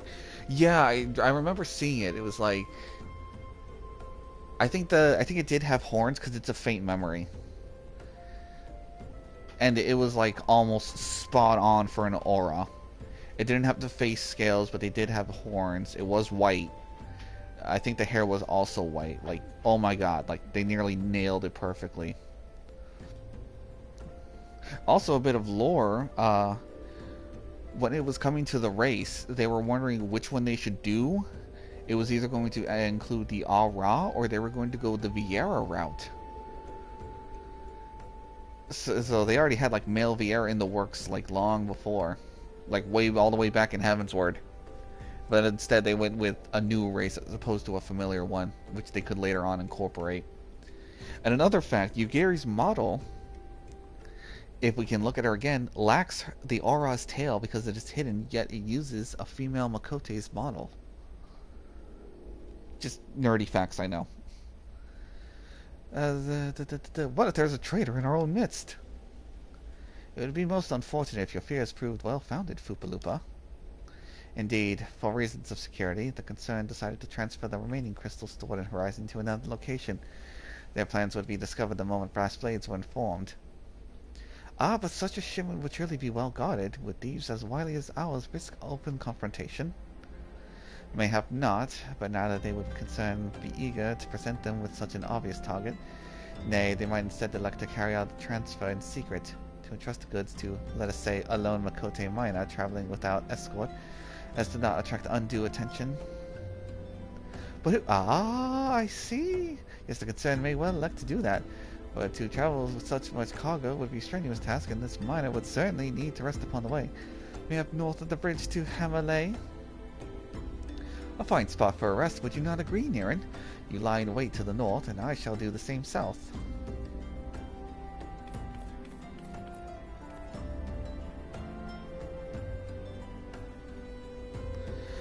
Forgive me, my friend, but I have received new orders. I must inform my men at once.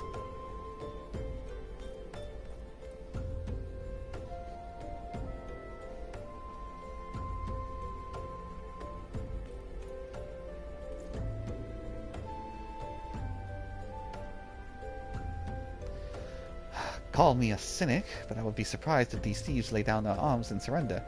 See that you come prepared to offer some encouragement.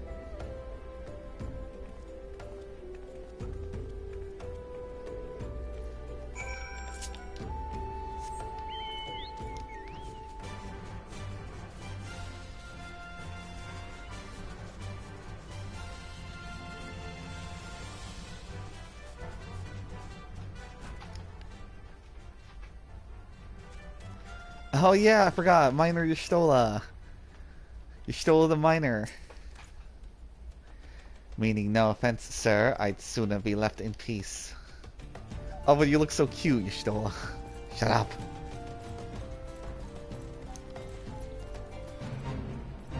Ah, here we go.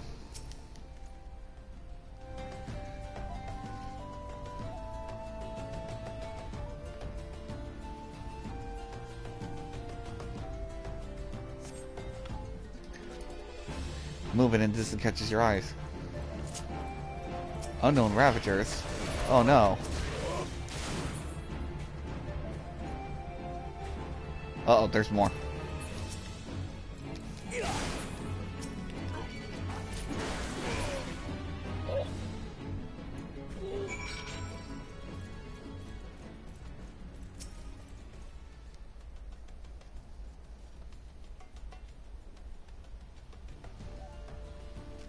Seven to the last, as expected. You unharmed. They're dead.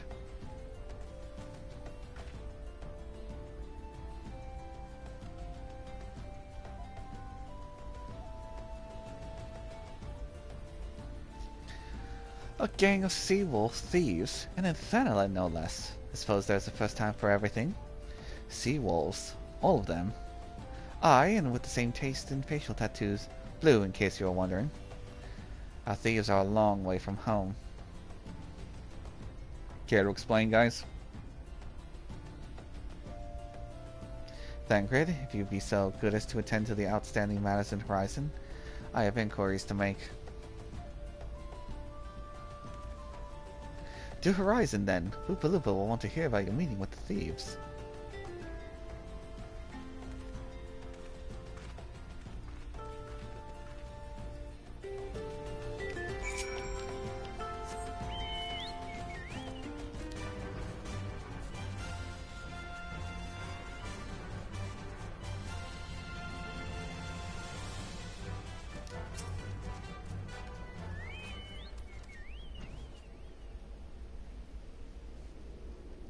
On behalf of the Brass Blades of the Rose, I thank you for your service on Horizon. Ah, but we have not been idle. While you appear to be succeeding in identifying the traitor within our ranks. Is that so? Then by your leave, I should very much like to have a word with the fellow in private. No, I'm afraid that will not be possible.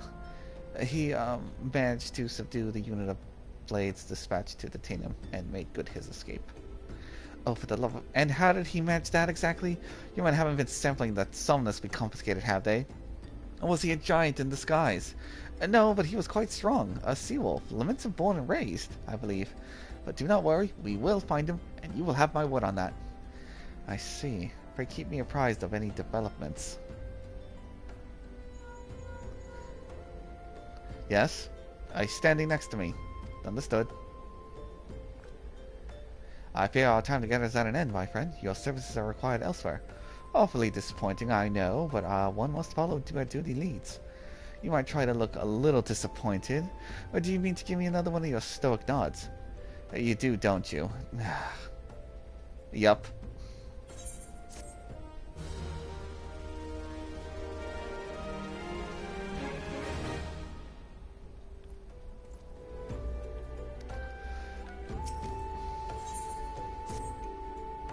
The antecedent bid tell me to make for Vespa Bay, where a young Alphinaud awaits your coming most eagerly. It was he who requested your assistance. Some commotion or incident, I'm not privy to the details. While you do whatever it is that Alphinaud has planned for you, I shall endeavor to track down our traitor's brass blade. And when I do, you may rest assured we will have our answers.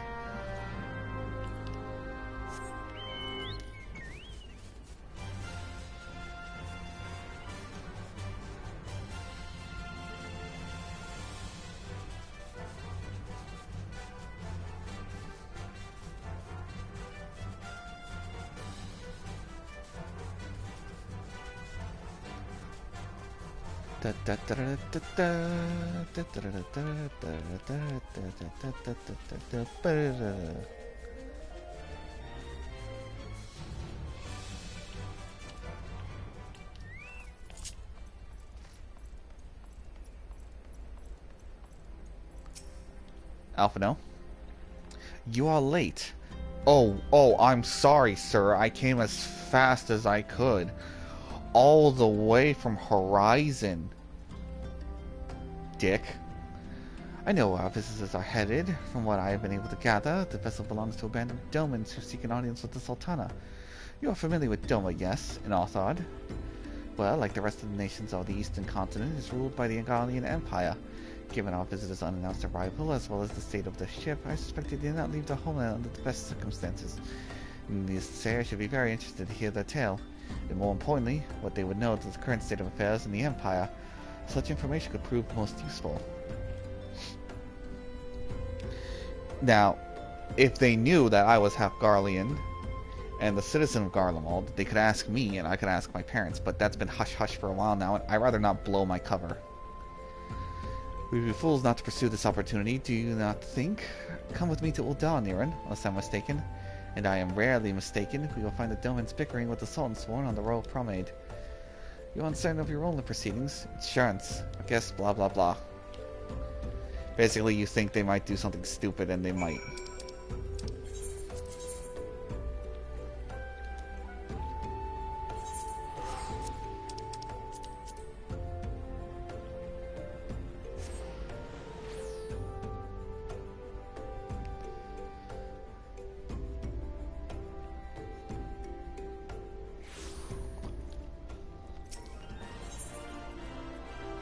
Oh, he's got a wind up Praise Smelger. Whoops.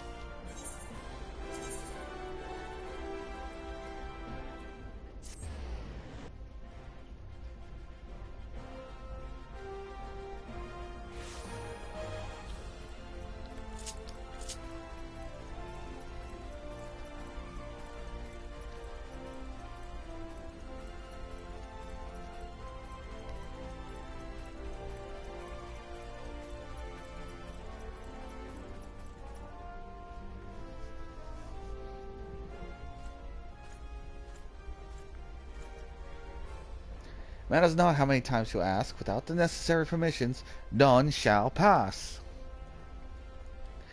Pray understand, good sir, we have not the leisure to lodge a formal petition. Time is of the essence. All I ask is that you summon your superior. Allow me to plead my case. Surely you can grant us that small kindness.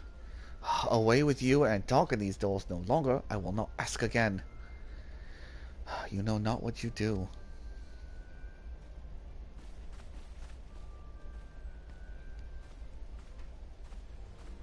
Oh, wait, no, her tail is showing.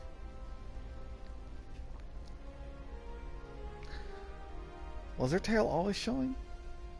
I think it was. I gather you'll please fell upon deaf ears? A loyal man with a cold heart. I know his kind well. I hope that you will find me more to your liking. Alphinaud Leviathan at your service. A friend. Which I believe makes me very nearly unique. This part of the world, at least. Few indeed are your allies in Ul'dah, yet you will need some if you wish to endeavor yourselves to the wealthy and the powerful. Pray join me and my associate at the quicksand. There you may explain your situation to us. We shall see if there's aught we can do to help.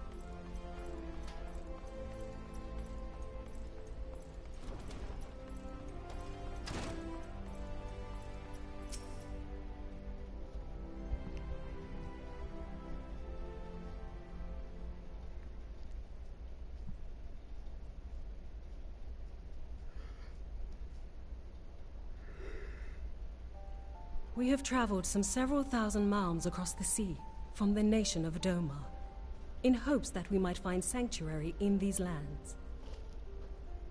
Sanctuary, Lady Yugiri?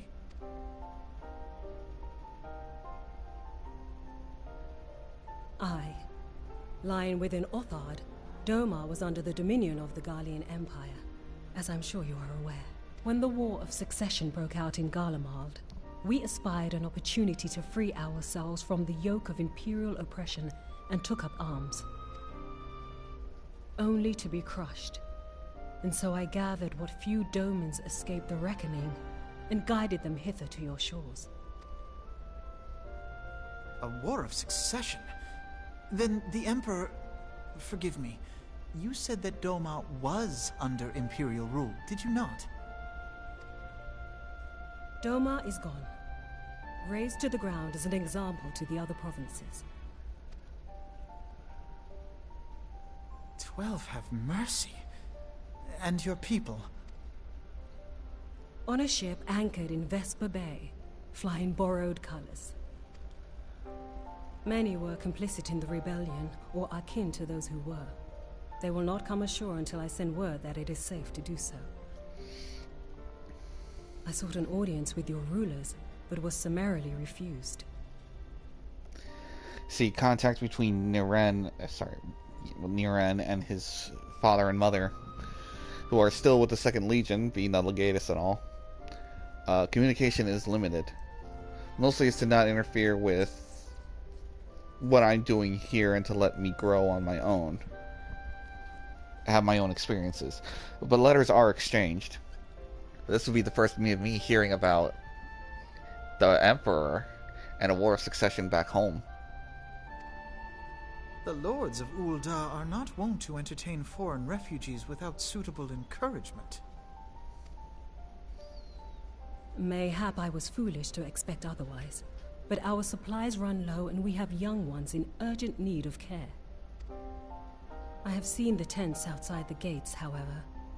We are not the first to seek asylum, nor will we be the last. Be that as it may, Ul'dah is no friend to Garlemald. Your tale would stir the hearts of many men and women here. The Sultana and the Syndicate will not be so easily swayed, but I shall see that you are granted an opportunity to plead your case. This is within your power? Well, far be it from me to boast, but I do have the ear of certain influential individuals. I am in your debt. Lady Yugiri, forgive me for observing, but Your choice of attire seems like to evoke feelings of mistrust. Men are wont to fear the unfamiliar. We know this from experience. We seek only to spare the people of Ul'dah unnecessary disquiet. I shall defer to your experience, then. I wonder, does this conversation or any of her dialogue change if you're an aura? I thank you for your understanding. It seems I have urgent business with the Flame General. I leave our guests in your capable hands. You know, leave it to me. I'll show them around.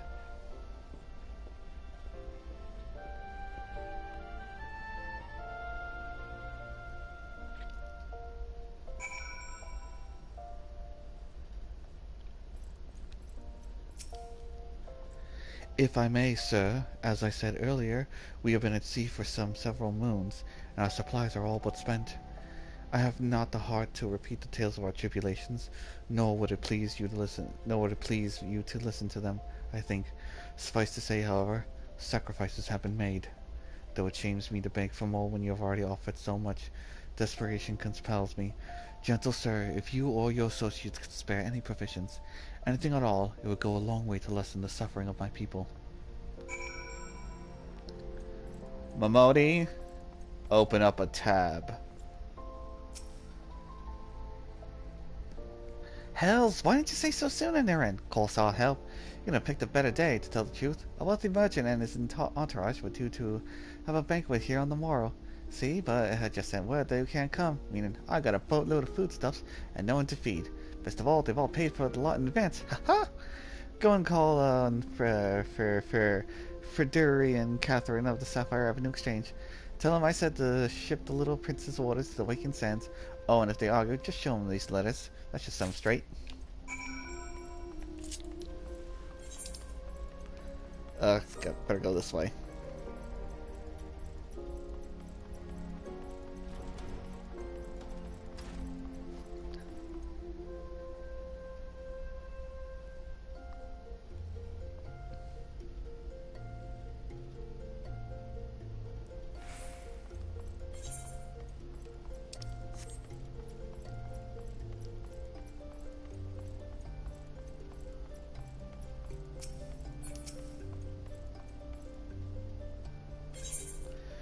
But she's in the business of doing things. You complain? Here's this letter. Now, I'll not speak for the children, but they ask me. And man, what can't earn a crust deserves to go hungry. Alright, because you said children don't deserve that. But a man who can't afford crust deserves to go hungry. Alright, I'll let that one slide.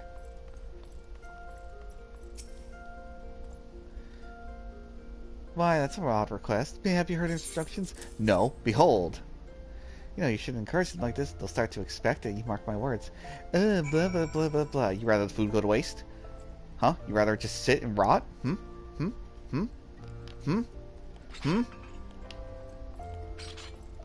Well, Dom may be my starting city in my home, but man, is it full of scummy people. I don't know why I turned around like that.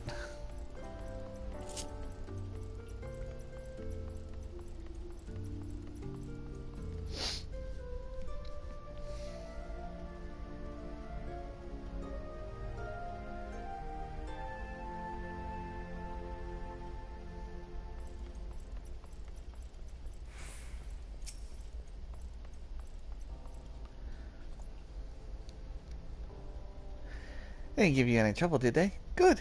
Now go and tell the Eddie Gary it's all in hand.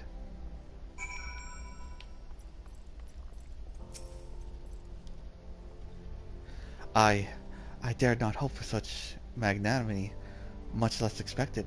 Mistress Momodi is generous indeed. I shall be sure to thank her most humbly.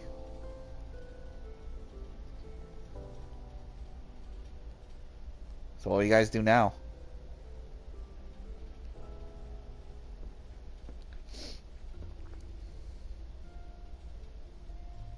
Lady Eorzea, I briefed the Flame General on your situation. I think you will be pleased with his reply. We have been granted an audience before the Sultana and the Syndicate both. We should return to the Royal Promenade at once. You've done much for us, Master Alphinaud. I swear we shall return the favor. Not as owed, Lady Yugiri, for naught has been given. This small favor you fairly won with your words, as it is words that you must win the favor of the Syndicate. Then I shall choose mine with care. You will be accompanying us, yes? Good, your presence may serve to remind the Syndicate of the true meaning of philanthropy. I'm not reading that entire text. Basically, you know, maybe you'll help, maybe you won't, because they're jerks. Like I said, I'm on a bit of a time crunch tonight.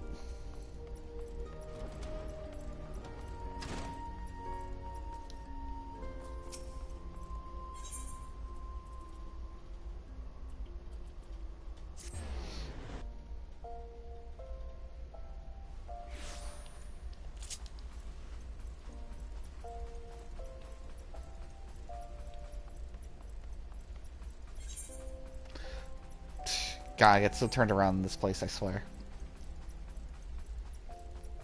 All because it's a circle. Oh, Teledi Adelegi's here. He's a member of the Syndicate. A pleasure, Niren. The others are already inside. Let's not keep them waiting.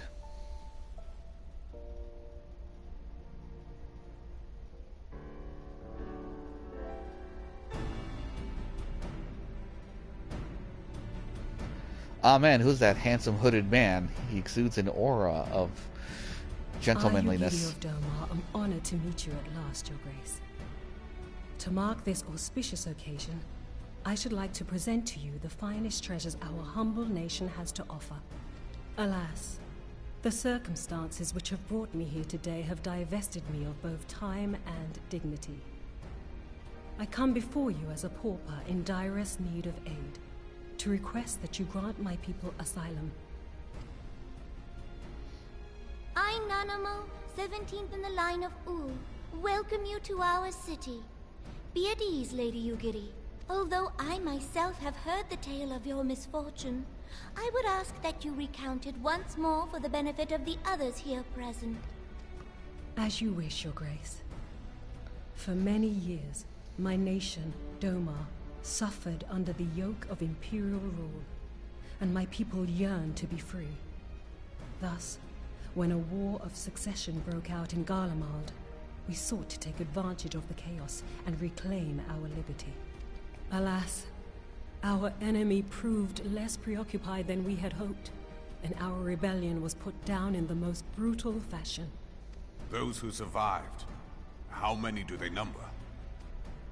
More than 200 souls huddle within the cramped confines of our own galleon's hold. Yet this figure accounts for but one of a number of ships which escaped the purge. It is my hope that you will allow us all to dwell within your walls. Should that prove unfeasible, however, I humbly ask that you accept as many of my people as your resources allow. Pray understand, we do not beg a boon, but propose instead an arrangement. We would serve as soldiers or tradesmen until our debt is repaid. What are the Syndicate's opinions on this matter? I, for one, think it's a marvelous idea. Lady Yugiri and her people strike me as an industrious lot, and there are parts of the city which have yet to be fully restored. If they are willing to work, I see no reason not to let them. The head of the Mirage Trust is not known for his generosity. He sees profit in this. I agree. That said, these are foreign refugees. To admit them would require a formal resolution. Shall we call a vote?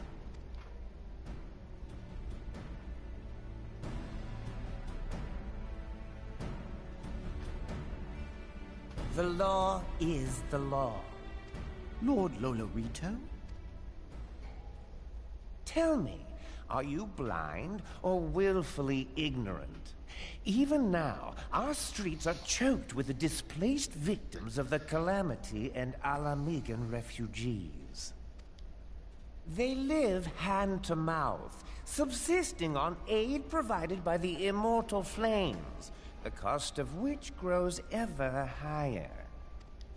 The wealth of Ul'dah is not without limits, my friends.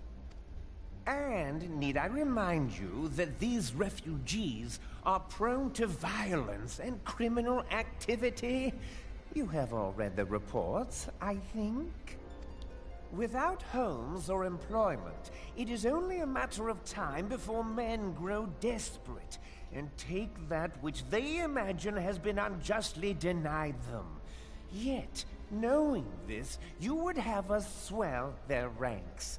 Mayhap you think the brass blades and the flames are not hard-pressed enough? Some say the chairman of the East Aldenard Trading Company passes Gil thrice daily. This may explain how he came to be the wealthiest man in Ul'dah. Or it may simply be that he's ruthless beyond reckoning. Surely the Sultanate can support the few hundred domins Lady Yugiri represents. That our resources have been taxed, I do not deny. But we are hardly in danger of financial collapse. I move that an exception be made. An exception, Your Grace? I am suddenly reminded of a similar debate some years ago regarding a number of Alamigan refugees, if memory serves. What were your words that day? Yes. The law is the law. And so our visitors remained in Little Alamigo. Mayhap our wise and benevolent Sultana would be so good as to enlighten us as to which other of our laws should not be upheld. He's being a dick, but he's right. Mind your tongue, Lolorito. He's being a dick, but he's right. My lord, I share your concern for the welfare of our great nation, but we must endeavor to take a longer view. You know as well as I that people can be a resource still more precious than Gil. Because if you let them in, the Alamegans are going to be like, hey man, what the fuck? Precious or not, they were never yet so reliable. And unlike those who frequent your establishment, I have no desire to gamble with my future. Ul'dah's greatest asset is, and has ever been, her material wealth. We risk this at our peril. You know what the funny thing is? Is that they're like, yo, we're willing to fight for you guys. We'll be soldiers with swords. And then they would have a literal army of ninjas at their disposal, and that would have served them in the long run. One need only look to Teleji Adeleji's example for evidence of the danger in allowing sentiment to dictate policy. How far the vaunted Mirage have fallen, both in repute and profitability, since he began employing refugees. How I choose to conduct my affairs is not your concern, my lord. Yeah, there's no need to split this. No need to split... God damn it. I'm trying to make a joke here. There's no need to split hairs. A proposal has been tabled. Given its urgency, I move we forego further debate and call a vote. To accept the Doman refugees or not. Those in favor, I bid you remain. Those opposed, I bid you leave. I don't think that's how a vote works.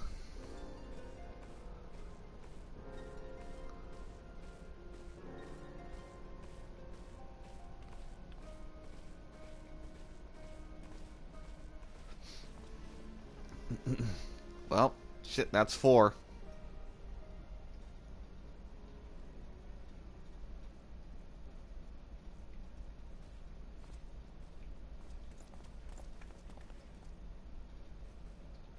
Would that it were within my power to welcome you and your people, Lady Yugiri. As you have observed, however, my authority in such matters is regrettably limited. Without the consent of the Syndicate, I cannot act. Capitalism, ladies and gentlemen. I understand, Your Grace.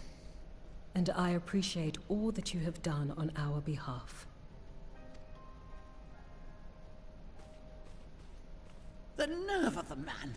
If that bastard had not forsaken the eastern trade route, Little Alamigo would now be thriving. Oh, that you should have traveled so far under such dire circumstances, only to be refused in this manner is utterly unconscionable. Pray, accept my sincerest apologies. Yeah, man, this man's only spitting half-truths. Now that the Empire no longer poses an immediate threat, they see little reason to maintain the pretense of unity. The Monitorists have grown especially defiant of late. Lord Lolorito most of all. But this is neither the time nor place for that discussion.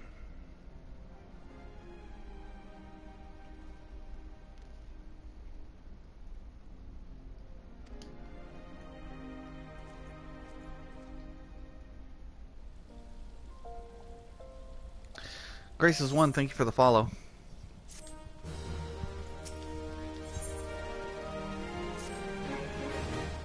As you observe, Lolorito is not afraid to speak his mind, nor is he like to change it. Oft have I wondered how a man so skilled at weighing the worth of things should be so incapable of seeing the value in people. Bah! I will waste no more words on him, not when the Domans are yet in need of aid. Everyone follow me to the Hall of Flames.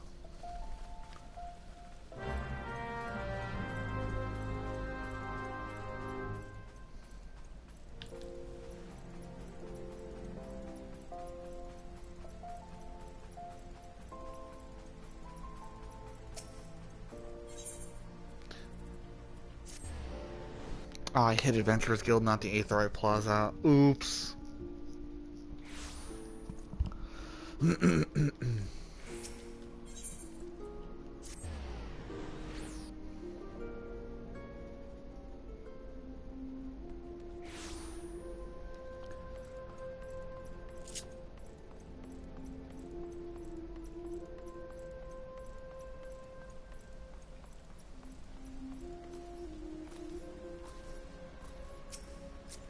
Don't ask where I came from.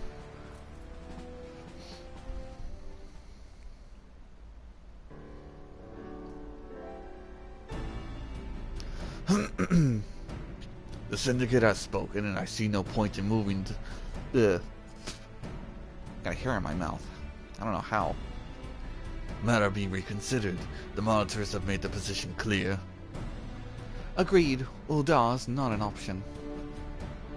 Nor are Limsa, Levinsa, or Gridania, just given the state of their internal affairs, which these outdoor friends confined to a ship, caused the thought of them huddled in that airless hold with no hope of better treatment.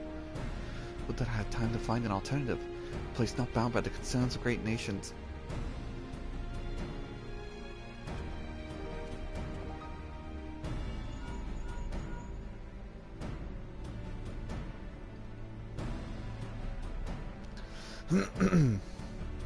Minfilia, that is precisely what I wish to discuss. I understand the Syndicate's decision. I do. We all wish to preserve that which is ours, especially when we believe it to be under siege. But I cannot meekly accept this judgment, not while my people suffer. Would it be out of the question for the Sultan to accept us for a limited time, a week, mayhap, or even just a few days? Excellent. I shall keep you informed. Lady Vigiria, I have a proposal if you would hear it. Out with it, Master Alphinaud. The headquarters of my order, the Scions of the Seventh Dawn, stands in a place called Revenant's Toll, an outpost in Wardona. Like most outposts, it is frequented by mercenaries and other men of action, and lacks the comforts of a well-established settlement. However, the leaders of Revenant's Toll have been doing their utmost to change that. To that end, they have need of able-bodied individuals, willing to work as frontier hands, hard labor lest you doubt, with not safe food and shelter by the way of reward. My glasses are getting a little dirty. I gotta wipe them. Terms not unlike those you yourself propose, Lady Geary. Though I will not hear a word said against our beloved Uldar, Revenant's Toll would offer certain advantages, the absence of unhelpful bureaucracy being the most obvious. If they can accommodate us all, we shall gladly accept. Master Alphinaud, once again I find myself in your debt. Pray do not thank me, my lady. The life of your people is to go is the one of hard labor and few comforts, as I told you. Before that, there remains the matter of how safely we may warn to Revenant's Toll, which will be no small feat considering the distance at their present condition. Mayhap the Ul'Dawn Adventurers Guild can be of assistance. Look for me there anon, Niren.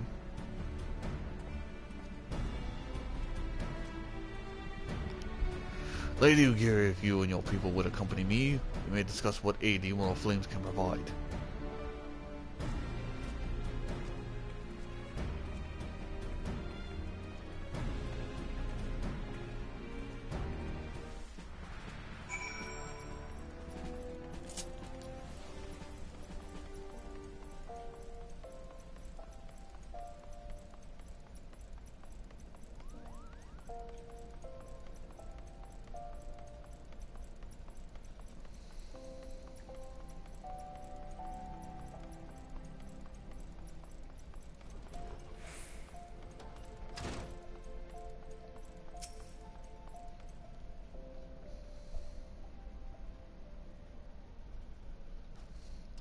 We are all concerned that the Doman refugees may find the journey to Revenant's Toll too much to bear.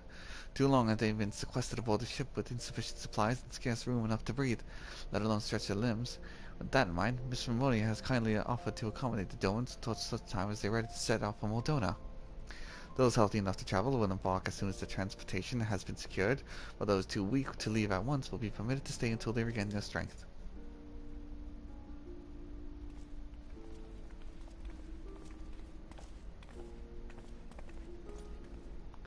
What news?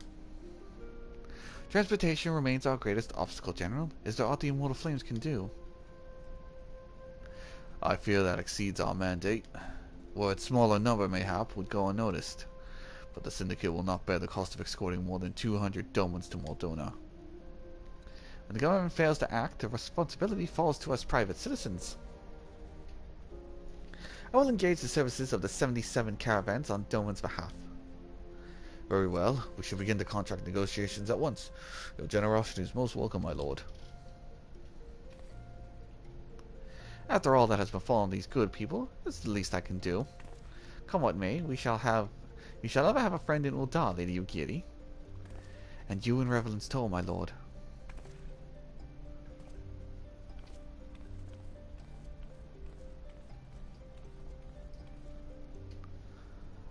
Well, it sounds like you have your work to do. Lady Ugiri, let's put our heads together and settle the details of our arrangement, shall we?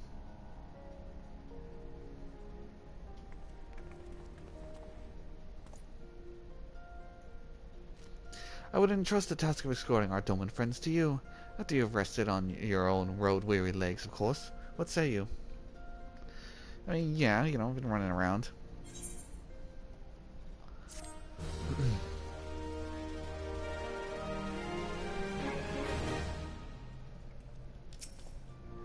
Whoops. As we speak, the Domans prepared for departure of Vesper Bay, wherefrom they will be transported by carriage to Ul'Dahr. That said, this has all been decided rather suddenly. It would not surprise me if refugees required some assistance. Niren, go help them. Speak with a man named Hazan when you arrive.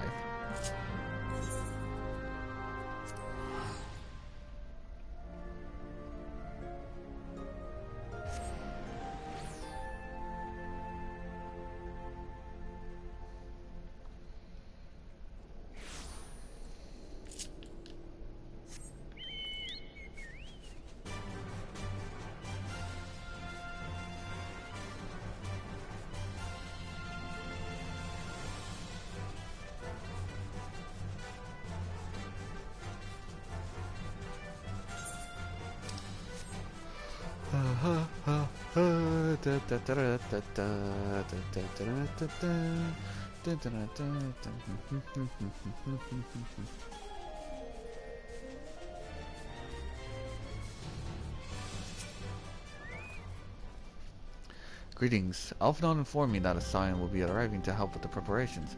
I am honored to meet you, though shamed as well. Great warriors should not be tasked with such trivialities. Hey man, don't worry about it, okay? I knew from a glance what manner of man you are. I too have some skill at arms, as do many of our people. Pray forgive this trifle, but I traveled around with the children that have been given into my care. They are most adept at staying hidden from my sight. Perhaps your keen eyes will succeed where I failed. Yeah, my thanks, friend. Pray seek out my son Yozan. He can tell you more.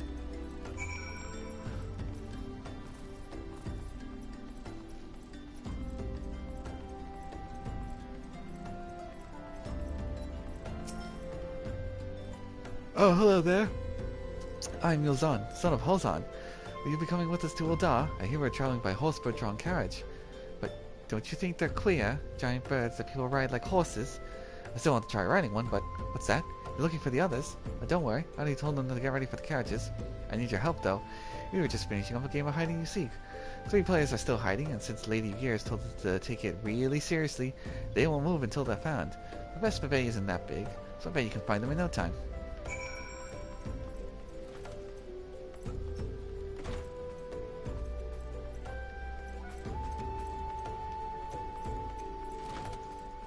Hey, Wilfred, have you seen anyone? No? Okay. Gonna check the premises. Oh, found you. Hey, you're not Yozan. Who are you? I'm Kaharu. A near and Safari, say. I don't know anyone else was. Wait a minute, you're not one of those, stallions, aren't you? No, scions. Scions. Then you must know Lady Yugiri, right? Isn't she great? She's really good at hide and seek, too. Alright, it's almost time to go.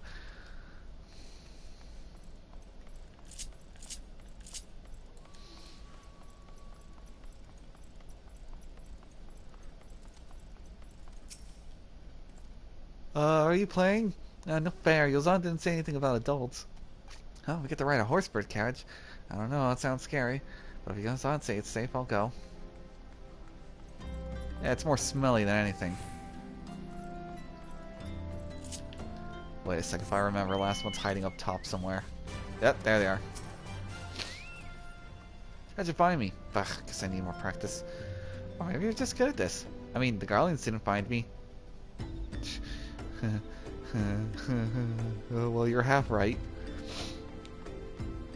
Also, the grave implications that he had to hide from Garleans. You know, looking to kill him.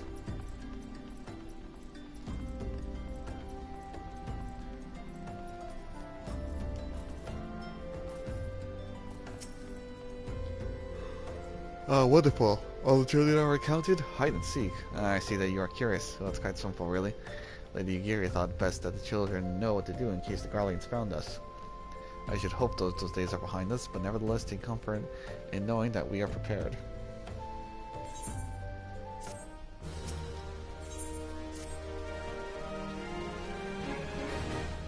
The first caravan is due to depart shortly, followed by the rest at regular intervals.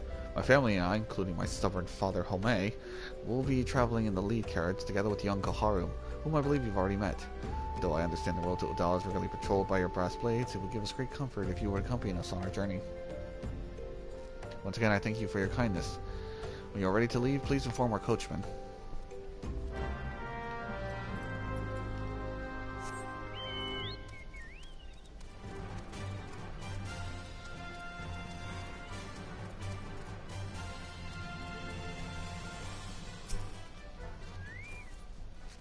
You're going to be off, are you? Aye, well, I was meaning to have a word with you about that. Running from the Blad says we might have a problem. Various looking beastie's been sighted south of the bridge at Hamelay. Might be if someone's eyes are playing tricks on him, of course. But I don't pay to gamble in this business. I know you can handle yourself in a fight, but there's a lot to this another story. So I was thinking you might go on ahead and a quick look around. Make sure the area is safe. When you come across anything dangerous, you know what to do. And when you're satisfied with the way it's clear, meet us outside Horizon. Lights tell me the road's safe there, so I reckon I can make it far on. Assuming the self-same bastards don't try and rob us, that is. Buddy, I know how you feel.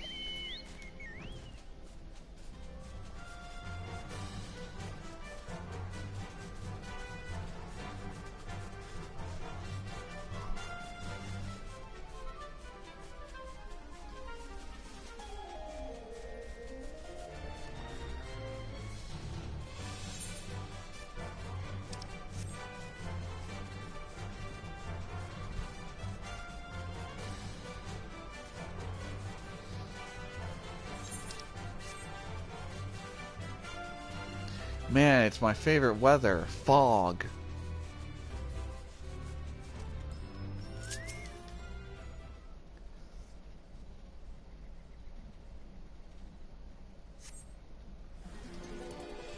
Oh, I feel eyes upon me. Where? Ugh. I'm gonna put some dirt in your eye.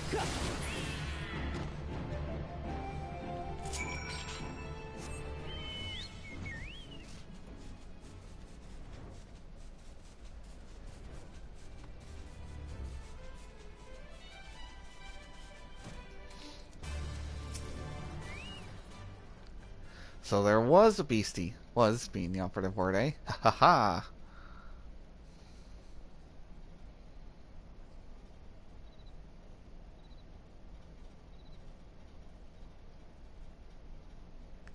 Well fought, sir. Well fought. If only I were in better health. I should have been proud to stand at your side. Pay my son no mind. He forgets his responsibilities preclude acts of daring do.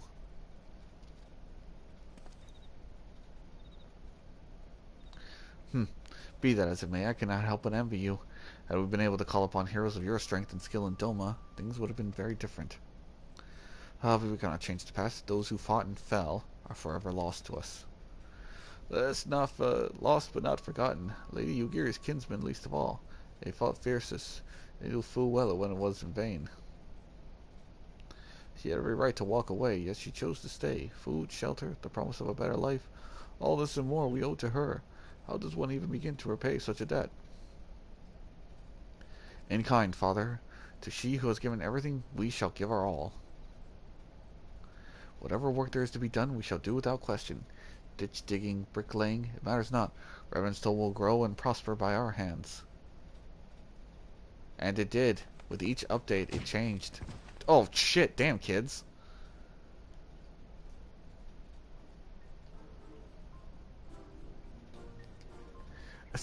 God, like, fuck you, Grandpa. Hey, Mr. Niran, Kohara and I want to know why you became an adventurer. To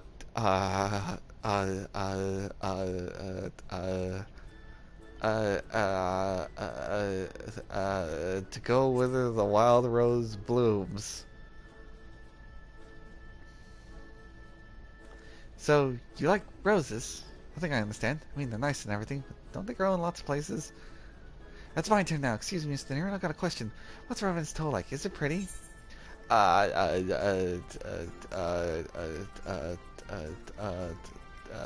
It's a bustling outpost frequented by countless adventurers. You mean there are lots of people there who are just as strong as you? Oh, I can't wait. Enough, Kohara. It's my turn again. Mr. Niran, when I'm older, I want to be strong like you. What do I have to do? Basic. There it is. The family motto. New experiences and to grow from them. Seek out new experiences and adventures, kiddo. Of course. To be a better adventurer, you need to go adventuring. Alright. That's enough of questions of Mr. Niran. That's not fair. Why does Yozan get to ask 2 questions? Ah, jeez, Mom. How come Yozan gets to ask 2 questions? Man, how come you get 2 hot dogs? Just one more, please. Do you think I could be an adventurer like you one day? No. Yes. Really? Then I will. Thanks for the advice, Mr. Niran. I won't forget it. I'm going to be an adventurer too. When we get to Revenstow, let's make an adventure guild for Domans. We'll protect our friends and punish the wicked, just like Mr. Niran and Lady Yugiri. Yeah, just like Mr. Niran and Lady Yugiri. We can talk more about it in the carriage on the way. Will you be joining us? Yeah, I don't see why not. I could do with a bit of a break. You can tell me about Doma.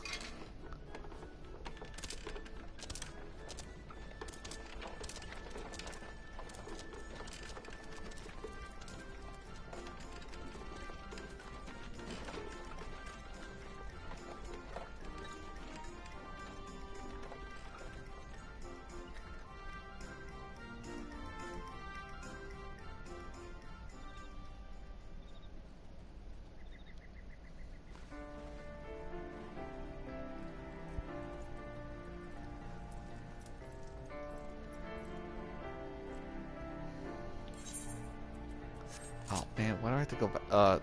Quicksand. Oh.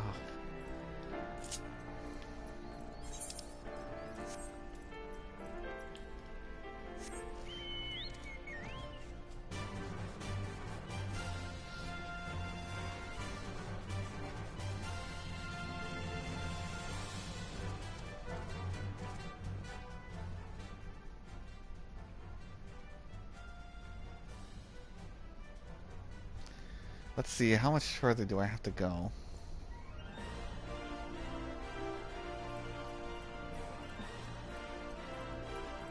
Oh man, it's my favorite weather again. Fog.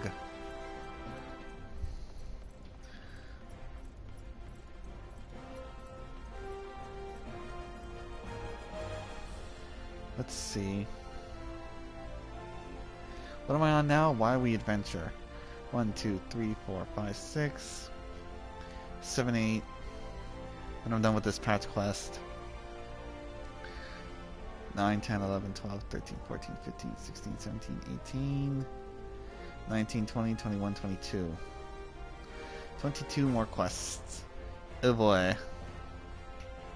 Well, I'm hoofing it out for the rest of this night. I ain't stopping until I'm done with this part.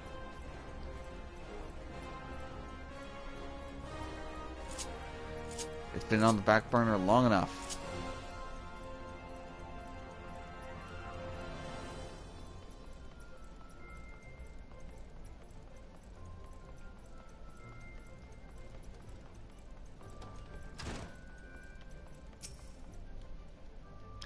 Niran, I take it that this first group has arrived. Excellent. Is there aught else? No? Matters well in hand.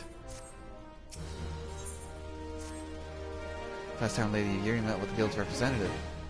Let's see if any further matters arising at Thanalan. Speak with Slapbone upon your arrival.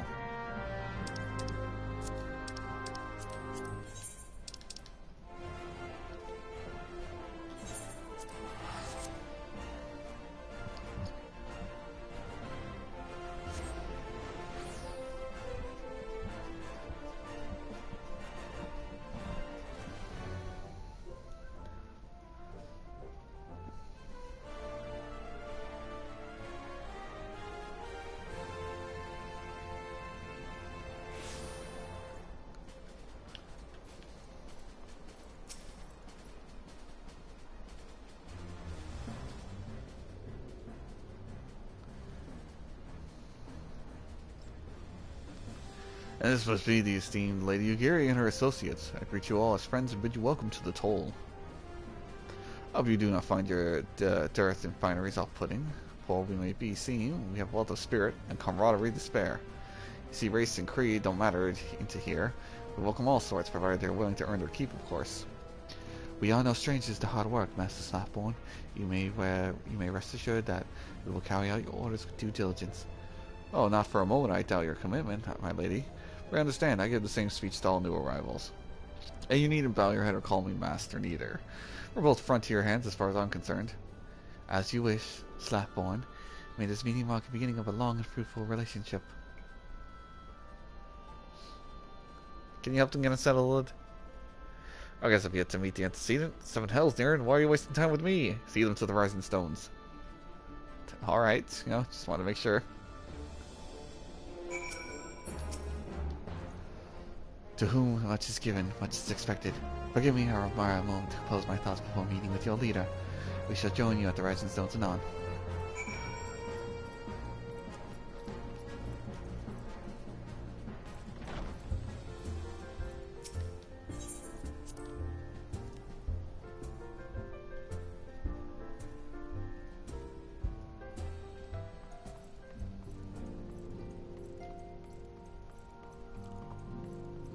Hoary Boulder, Ida, why are you all the way over here?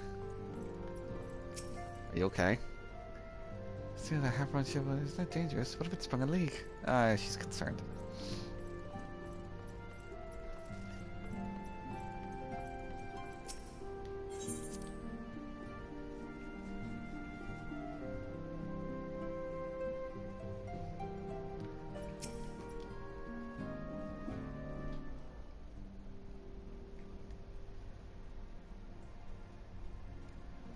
There's no use.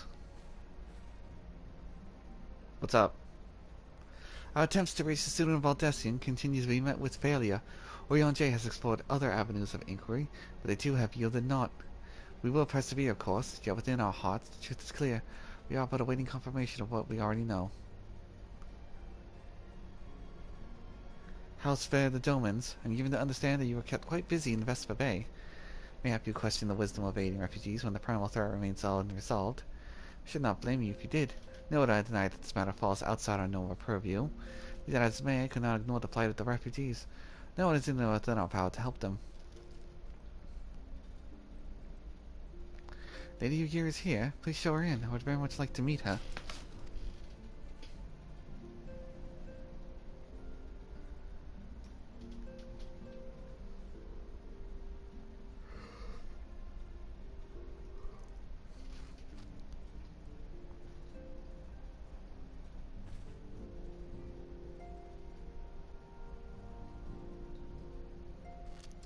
We have no objections. Pray do so with our blessing.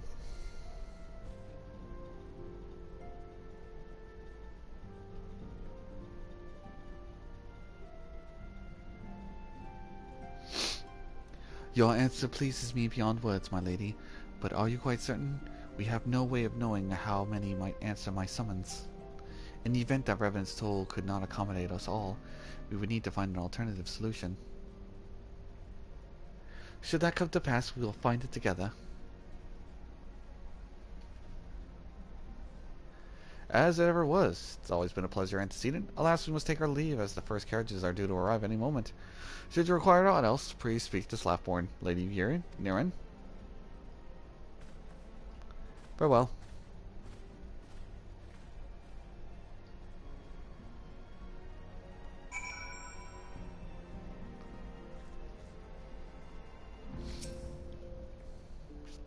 Love and I will make all the necessary preparations to ensure our Doma friends feel at home upon their arrival. Though I must admit I'm still troubled with the matter of the missing crystals. She'll be returning anon with the port from a field. Mayhap you can wait here and speak to her upon arrival.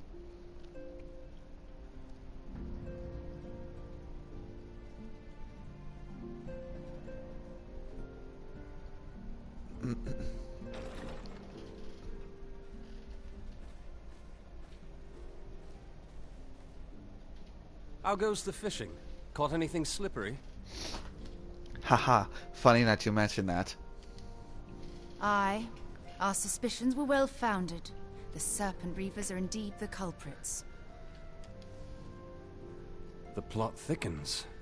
Has there been any movement in Thanalan? It has been blessedly quiet.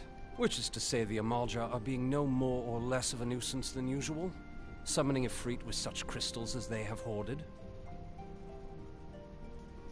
Urianger, too, reports not out of the ordinary. Then we have our explanation. Your explanation for what, pray tell?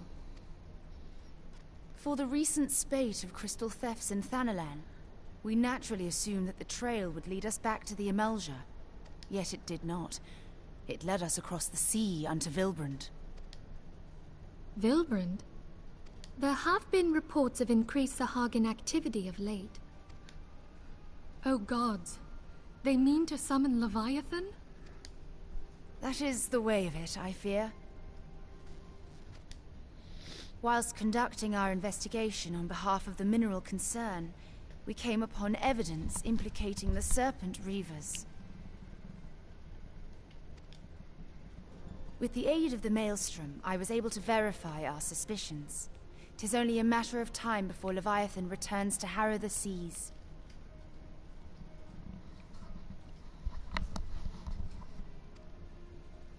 But there is more. One of the Sahagin, an elder by my judgment, spoke of attaining the gift and knowledge of eternity. You okay? No! Not the only one.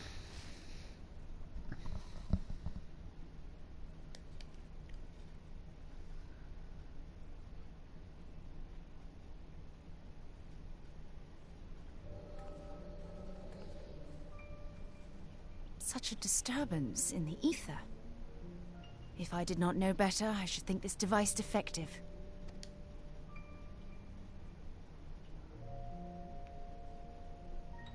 And there is the explanation.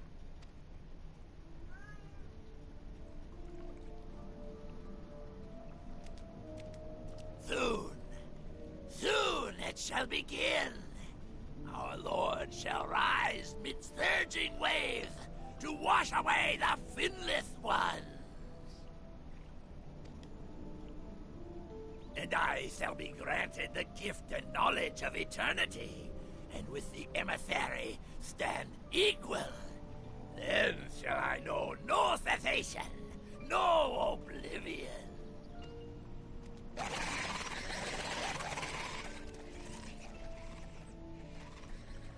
Whence comes this promise of immortality? The emissary? We have outstayed our welcome.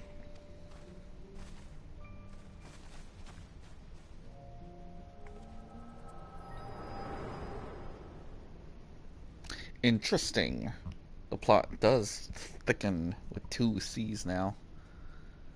The gift and knowledge.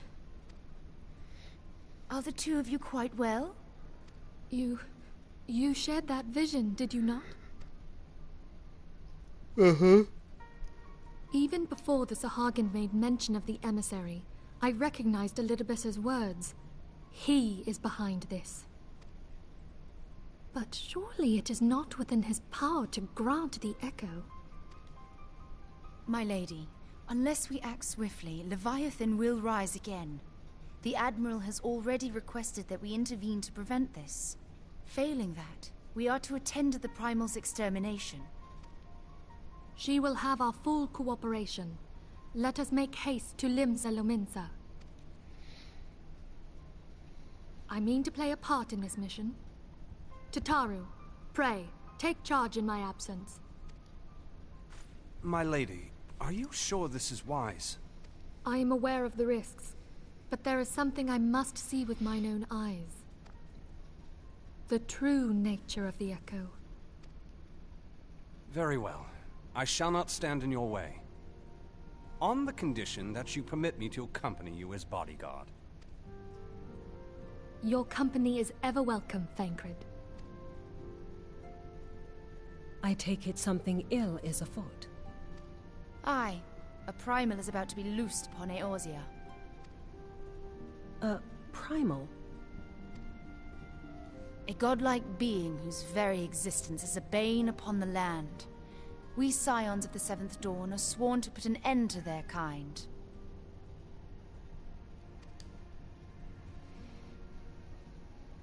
Haha, we murder deities. I see. Know then that I am learned in the arts of war. In return for the kindness you have shown my people, I would lend you my blade. It would be most welcome. When contending with a primal, one can never have too many able allies.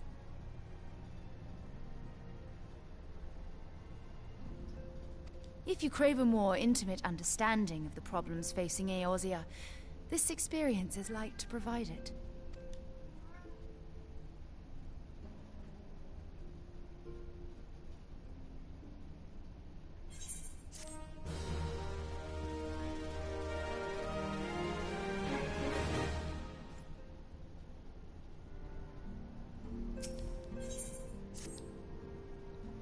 Plainly, should the worst come to pass and Leviathan is summoned, our only recourse will be to face him in battle. Given past experience, you may well think of the eventually inevitable. Blech. Yet, for so long as there is a chance that the primal's return might be prevented, we must need bend all our efforts to achieving that goal. Before we do all else, let us hasten to Limsa and meet with the Admiral. She will not have been idle in intervening time, and will doubtless have valuable information to share.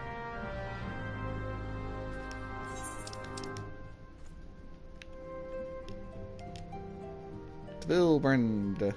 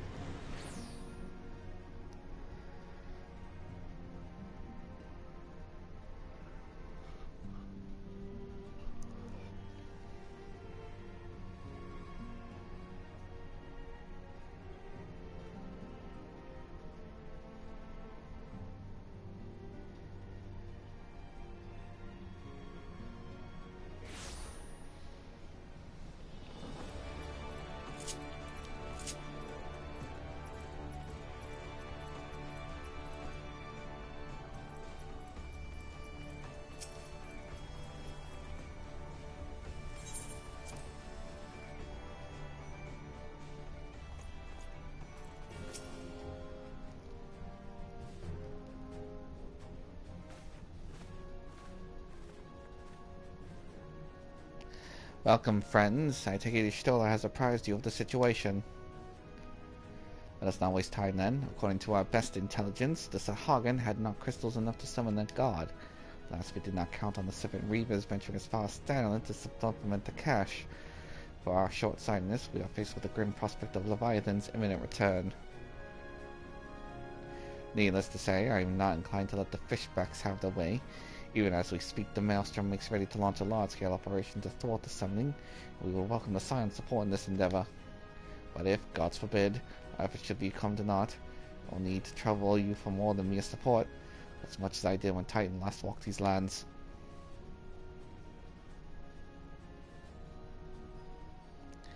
Not even fairly, I am given to understand that you mean to accompany our soldiers to the front lines.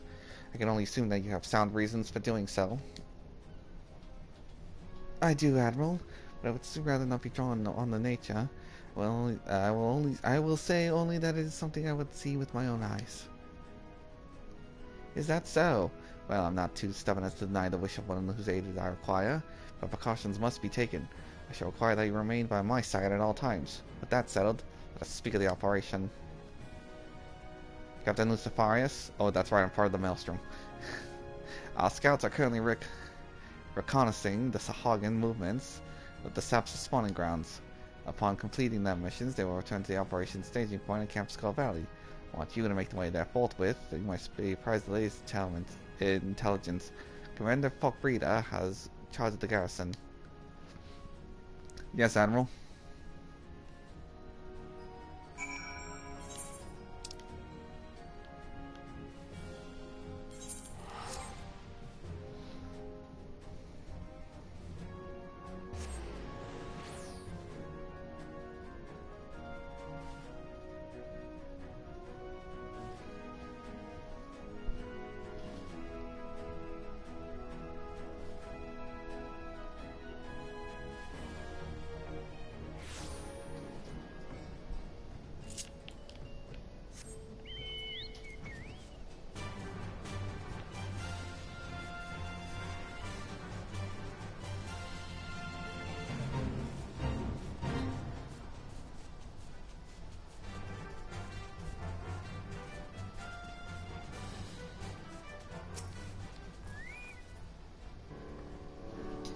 I've been expecting you to sign on the 7th Dawn. On behalf of men and women here, thank you for your cooperation. The safety of our citizens is paramount. With your aid, we will prevent Leviathan's return.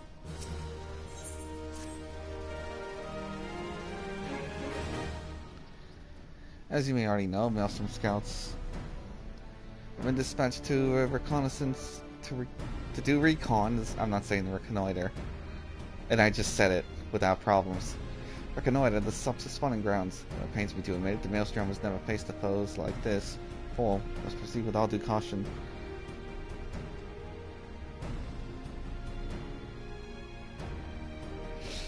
Among other things, there have been orders to determine where Leviathan might emerge, assuming it comes to that. And yet, their return is long overdue, but their ill may have befallen them. For better or for worse, we must ascertain their fate. It's not too much to ask. Have you aid in the search? 5 scouts ventured in there. Find them.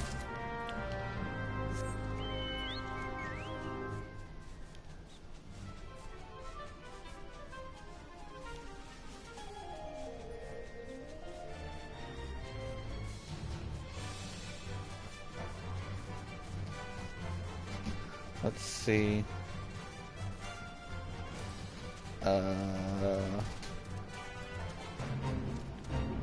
There you are. Oh, somebody of all times to forget my restorative. Ugh. Hey, it's a good thing I have one of these. Thank you. I owe you my life. We were ambushed by the Serpent Reavers. The others were captured.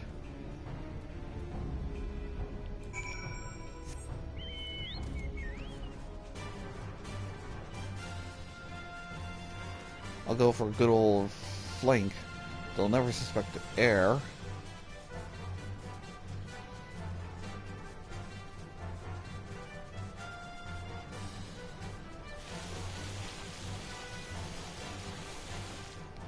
Oh. Oh.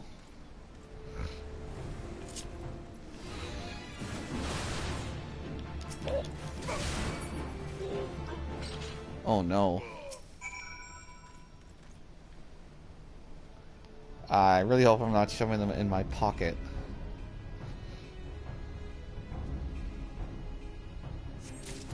Yes, I am.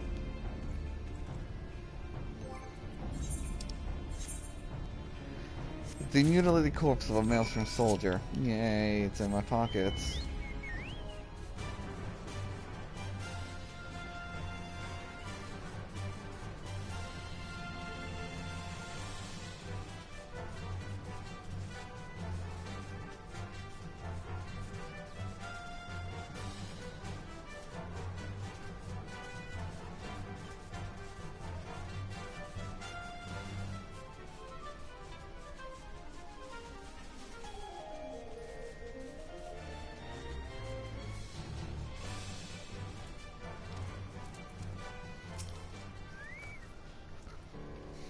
You returned. Thank the navigator. When I learned that you went to the serpent's tongue by yourself, I feared that you meet an untimely demise. Tell me, what became of the others? They met the untimely demise. Dear gods, these wounds were not intended to kill, but to torture and maim. Does this savagery know no bounds? Enemies know they go too far. I try to think what became of the other two who remained unaccounted for. For they haven't suffered the same evil fate. At the very least, one of my men came back alive. For that, I owe you my thanks. The price we paid was dear, but the intelligence... But we gathered the intelligence we need. Even as we speak, the animal finalizes details of the operation. The war horns will sound at any moment. Be ready to sally forth when they do.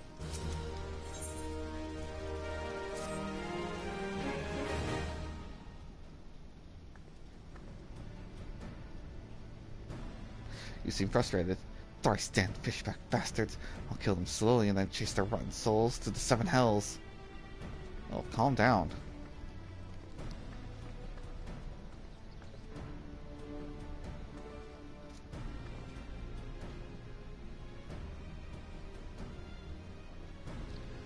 Peace, Commander. We are here for a purpose, and vengeance is not it.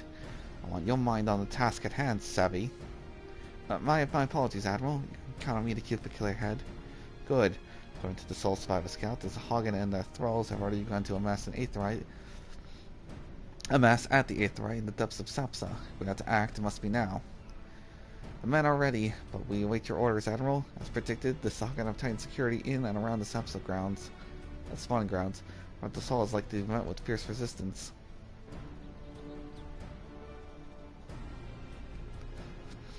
We are not so artless as that, Commander. We shall divide our forces and strike them hard and fast at key locations.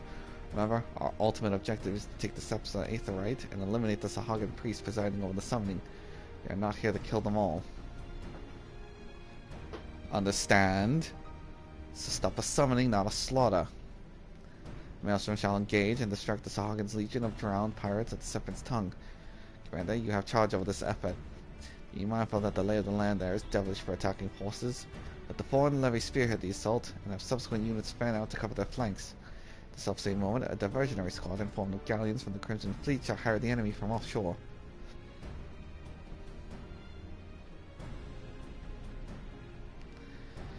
In likewise, we scions shall form a smaller units in hopes of confusing the Sahagin defensive effort. Niran and Y'shtola, the two of you are to make your way to the site of the summoning ritual. The Admiral's diversion shall serve to thin the enemy's defenses, rendering your path less perilous. A small party, I believe, should be able to win through without drawing unwanted attention. Thancred and Yagiri, your mission is to lure as many Sahagin as possible out of the spawning grounds. Having done so, take your heels and circle around to join the infiltration unit of Y'shtola and Niran. When all has been set in motion, I myself shall cut a path to the Aetheryte, accompanied by Lady Monfilia as agreed. Well, don't let me keep you, friends. To battle! When last did we fight side by side, Niran? Not too long ago, I warrant. But come, let us away.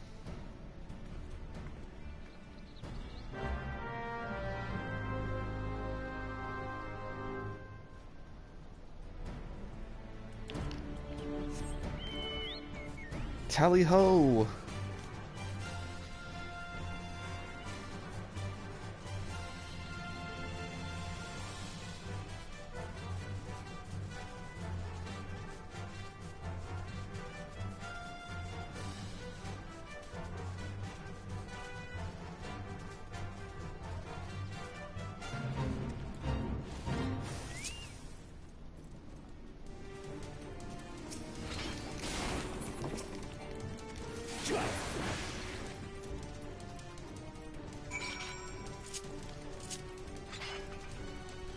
Charge!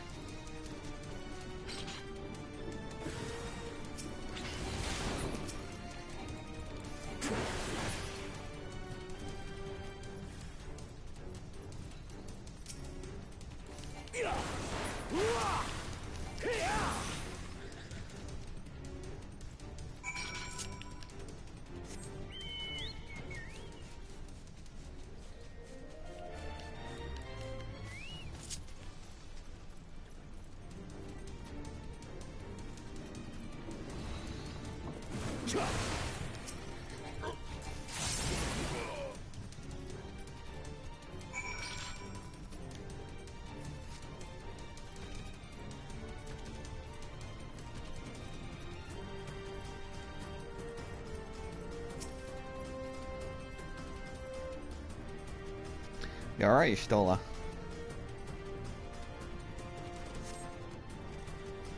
Pray do not concern yourself. 'Twas but a glancing blow. Come, the Aether is close at hand. Let us press on.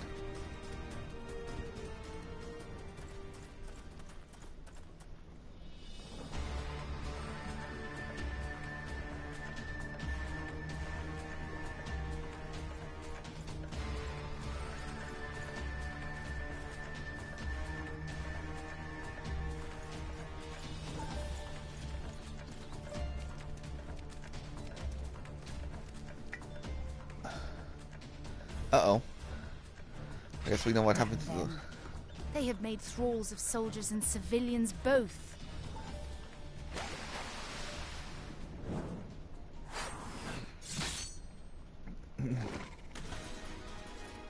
Thancred! Did I miss much?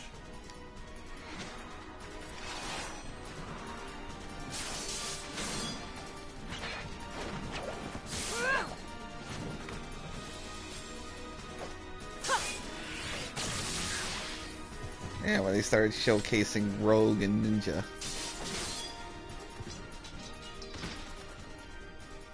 So that is how you fight in the Far East. Mental note, pick no quarrel with Domans. But seriously, if I am to keep up, I must needs forsake elegance for efficiency.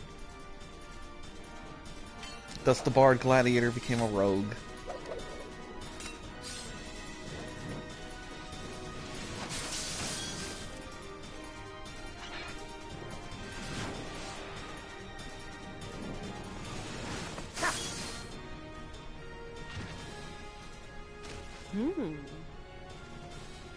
Ooh, she like you.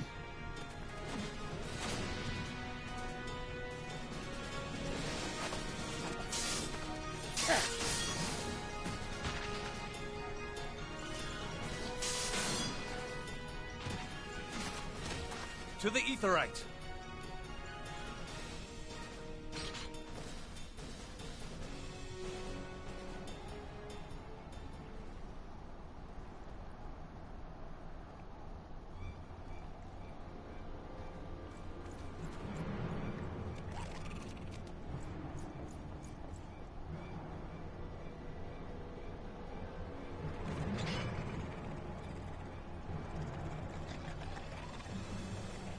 Well, this isn't looking good.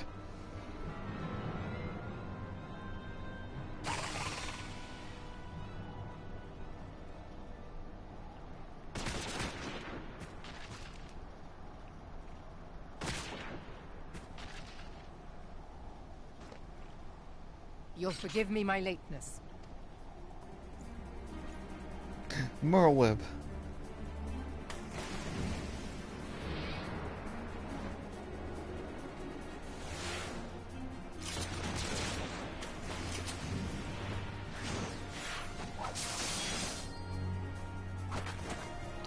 Minfilia once again proving she's useless in combat. I've been something of a liability of late, I know. 'Tis high time I set about making amends.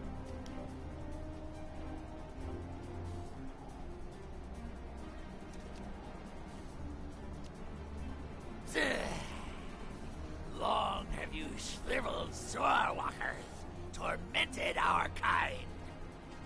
But no more! Your time is at an end! You shall perish with salt in your wounds, and sea in your lungs. Lord of the world, hearken to our plea. Lord of the world, deliver us from our misery. Do you feel that? I can taste that.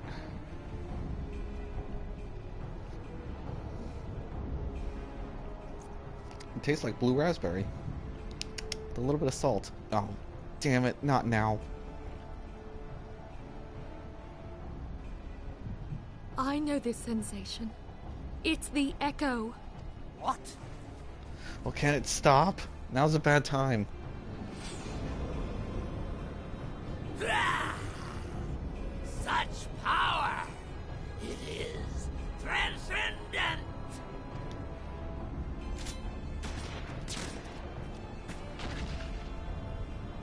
Oh, well, that's all the issue. Wait.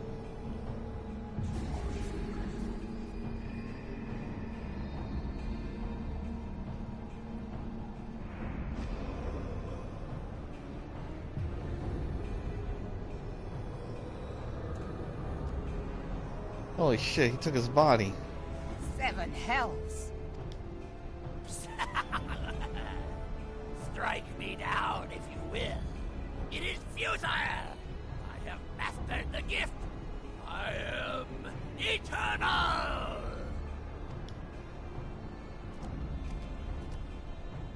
O mighty Leviathan, ruler of the seas, born of waters primordial, I offer unto you this frail flesh, that you might grant your faithful servants deliverance.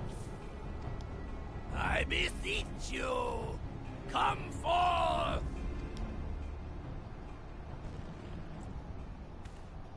Die, damn you! I mean, you could have just shot him like all of them a million times earlier. Why are we just standing around doing nothing?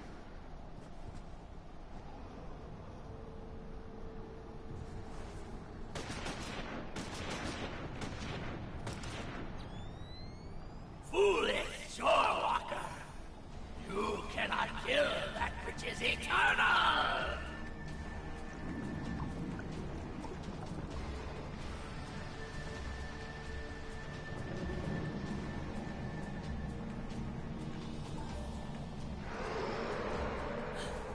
Heavens forfend. Damn it all!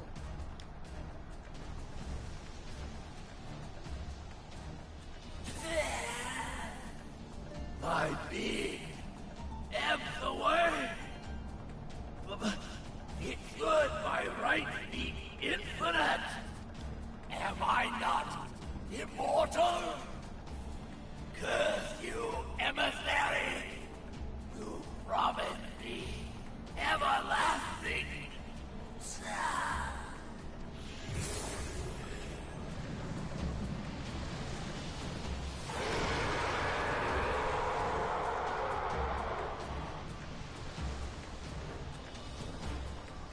Another damn icon. Where did he go?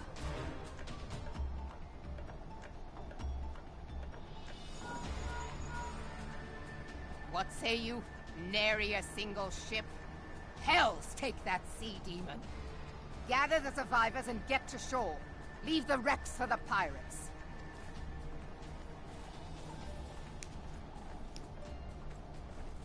Leviathan wastes no time. The diversionary squadron is lost. For a mercy, 'twould seem the Primal now makes for open sea.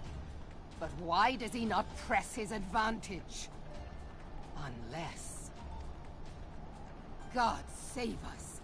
He means to unleash a tidal wave.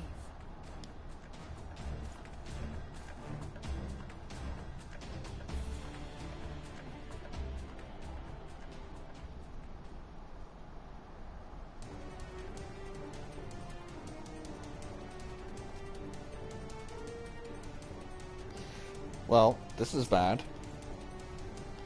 Understand, I speak of no normal wall of water. That which Leviathan makes ready to conjure carries more destructive power than aught seen in nature. To raise the entire coastal sediments.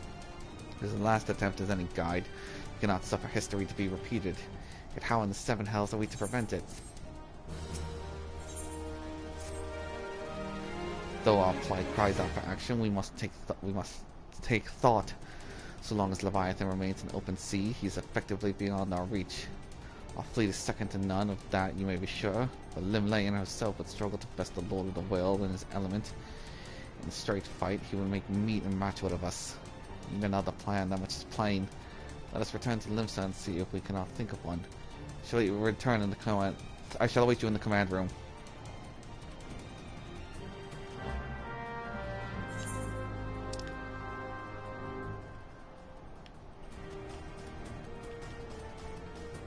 Hell, where's Limsa? There it is.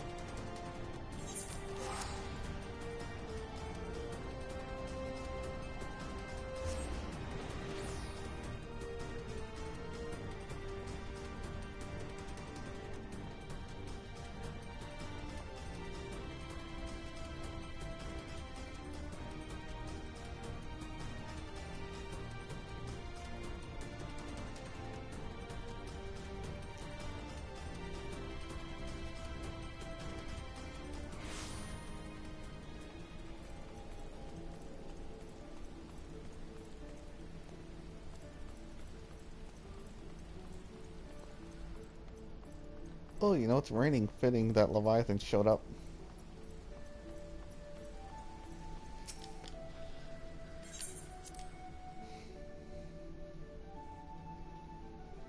Okie dokie. See you when you come back.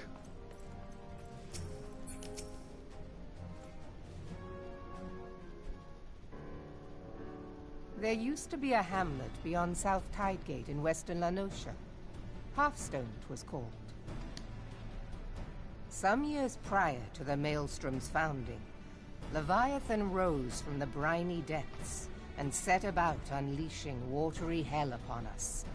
On that occasion, the Company of Heroes put him down before he could do too much damage.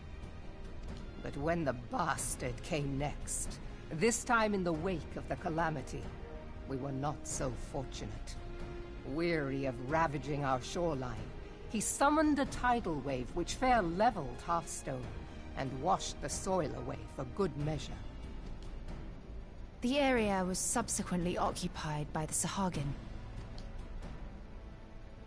Aye, the thrice-damned creatures transformed it into a spawning ground for their brood. Given the quantity of crystals stolen to feed him and his legion of thralls, we can be fairly sure that Leviathan is stronger now than in his previous incarnations. If that sea demon is left to wreak havoc, what befell Hearthstone may well befall a larger settlement, even Limsa.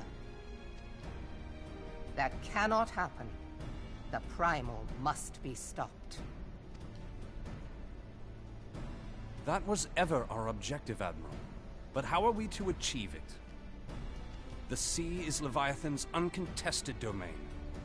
The ships of the 3rd Squadron could not close to within 100 yards of the Primal, nor could their cannons pierce his defenses. I have read the reports, Master Thancred. Our warships may as well have been bloody pleasure barges for all the good they did. 7 hells! Is there no way that we might strike back? The Company of Heroes defeated Leviathan, having first lured him into an inlet, but we must needs contend with him upon the open sea. It will avail us little to consult past experience.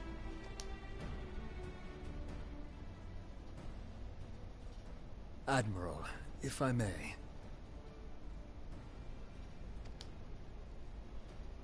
Speak freely, Marshal. By all accounts, Leviathan's most formidable weapon is the very sea itself. Waves and whirlpools, tides and currents, all these things are his to command. The key to victory, I believe, lies in disarming our foe. This, in effect, is what the Company of Heroes achieved with their ruse. We cannot lure Leviathan from the sea a second time. But what if we could weaken his hold upon the element of water? I have heard of devices capable of such wonders. They draw upon the power of corrupted crystals, I am told. If mounted upon a ship, such a device might be used to prevent Leviathan from bringing the full force of the sea to bear against us, rendering him no more dangerous than any other sea serpent. Of course! Sid built a similar device to grant the Enterprise safe passage through Garuda's Tempest, did he not? Begging your pardon, my lady, but to give credit where it's due, this is something I heard from an old arcanist friend of mine. It makes little difference who thought of it first, so long as it works. Beg the specifications of this device from your friend, and I shall pass them on to our people at Naldic and Vermelis. But before we proceed any further, I would voice one concern. Piercing Garuda's defenses is one thing. Suppressing Leviathan's attacks, quite another. In matters of science, I am as a babbling babe. But I cannot well imagine that such a feat would be possible without a veritable mountain of corrupted crystals. The question being, do we have a ship big enough to bear such a burden? Mayhap not, Admiral, but two might. Recall you the tale of Mistbeard's greatest haul? It is said that he lashed two ships together, side by side, the better to bear his plunder. By your leave, we might attempt to repeat the trick. The gods know it would be quicker than building a new vessel. Mistbeard did this. Truly, Marshal, upon the subject of the Pirate King, you are as a scholar. Now, from what I have gleaned of these matters, the device will need to be in close and constant proximity to the target. To wit, we must lash our twin vessel to Leviathan. This in itself will be no small feat. Ramming speed will be required, but given the weight of the cargo, that will only be attainable with the aid of a towing vessel. So 3 ships?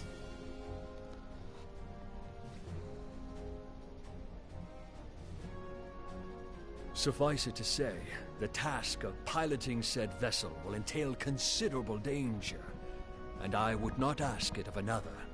I volunteer myself. Twill be dangerous for all involved, but we have no better recourse. Very well.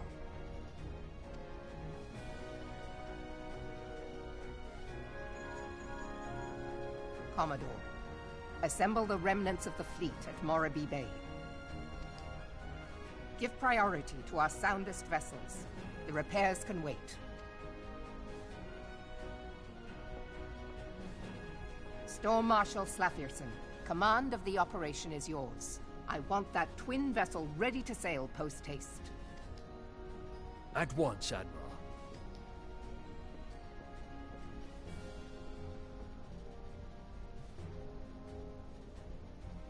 And then there is the small matter of slaying the beast. The fate of Limsa Lominsa rests upon your shoulders once again. Go well, warrior of light. Will do, Admiral.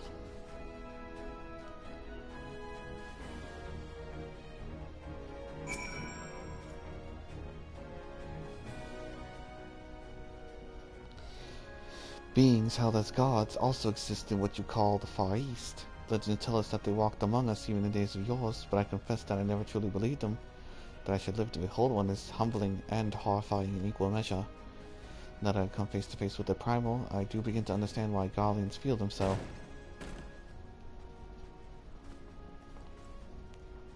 What is it? A message, Admiral. I judge it best to be delivered at once. I am listening. According to the Yellow Jackets, a man has appeared who claims to have defeated Leviathan. One of the company of heroes. Details are yet hazy, Admiral. We have dispatched one of our own to question the individual. I'm disinclined to put any store by this claim. Should it be true, as you still have said, none save the company of heroes have bested Leviathan.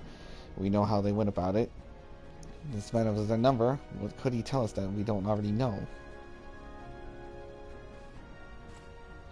And yet, having wagered limitless survival on 2 ships, some rope, and a pile of crystals, can we afford to ignore this man? His testimony could yield us in any advantage. Should we not hear it? Damn it all. The twin vessel will soon be ready. We have no time to wait for the maelstrom's report on the supposed Primal Slayer's claim. There and seek him out and learn what he knows. At the very least, it will spare you the torment of waiting for the reckoning in idleness. Yes, Commander, Admiral. And you're looking for is believed to be a resident of Greyfleet in La Nocia. Storm Prowler sent to question him should already be in the vicinity. Wait, sir, that sounds familiar.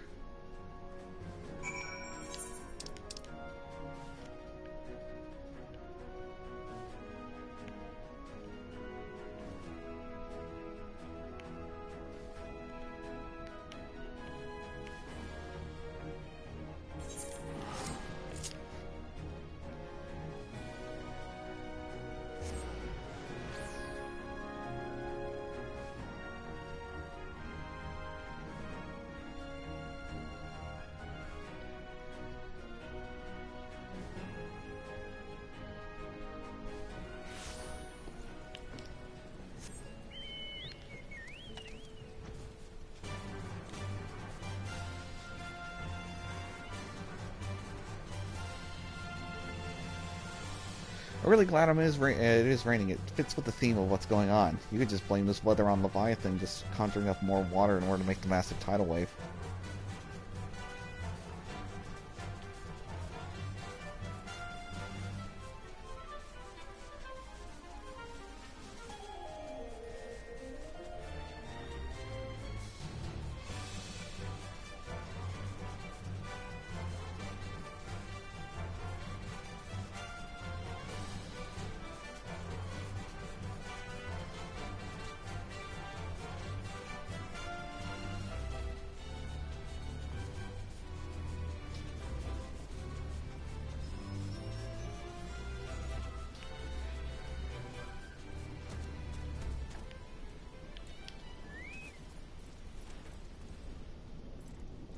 Oh no, you again.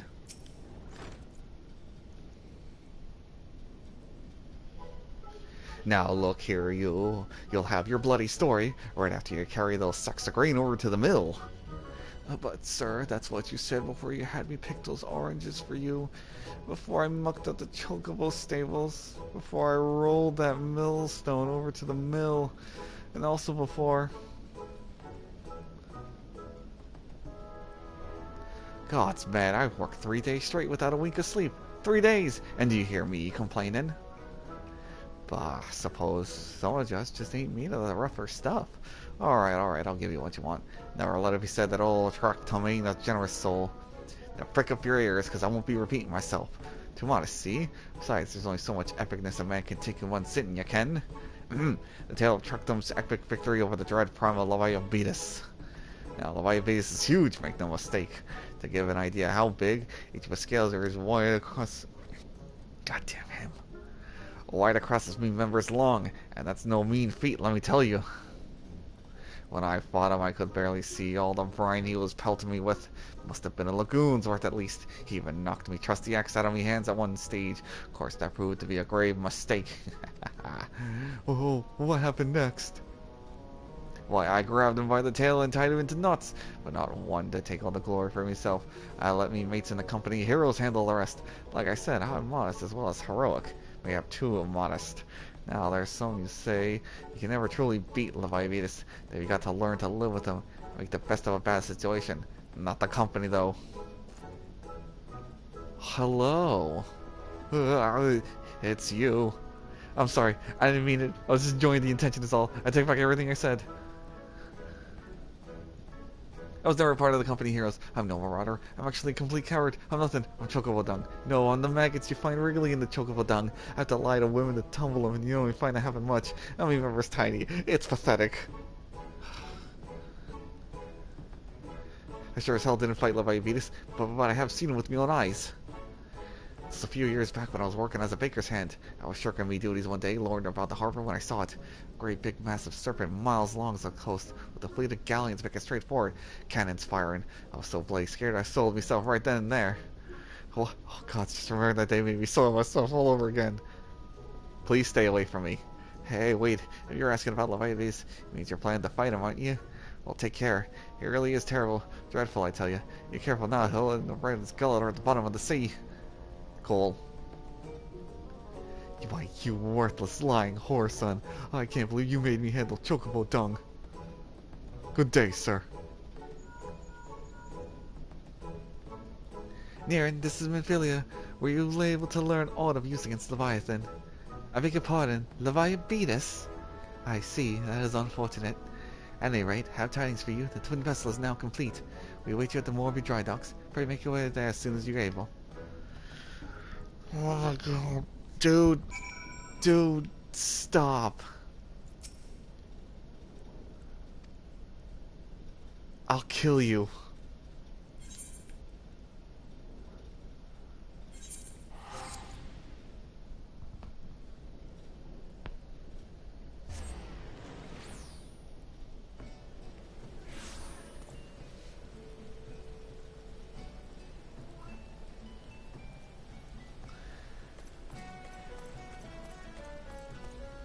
You have returned. Oh, you just missed it. I ran into you-know-who who spoke of Leviathan.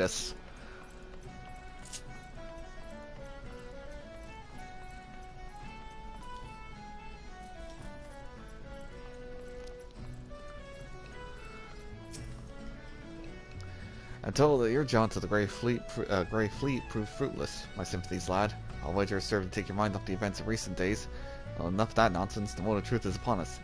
The twin vessel, the Whirl Eater I call her, is complete, and she surpasses all my expectations in addition to her prodigious tonnage. She has been filled with the platform, blah blah blah.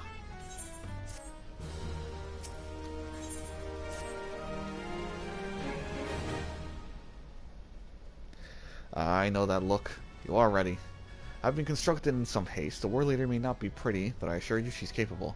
She's been fitted with what my friends at Naldic and Vermilius call an elemental converter. Assuming the thing works, you'll have the power to corrupt the crystals of war to rob Leviathan his hold over water. Depending on how the battle unfolds, you may well need to activate the device manually. Keep that in mind.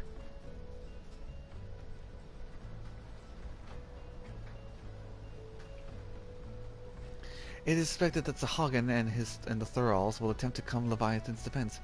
Accordingly, the Maelstrom will once again employ diversions. Thank Gridania Stola, I would have you assist in this effort. If it is to fulfill its purpose, your divisionary force must not want for numbers. By your leave, I too would volunteer my blade. We would welcome it. Having seen you fight in Sapsa, I dare say the fishbacks will find your presence highly diverting. Thank you, Stola, if you would join the 3rd Levy, and Lady Ugiri the 5th.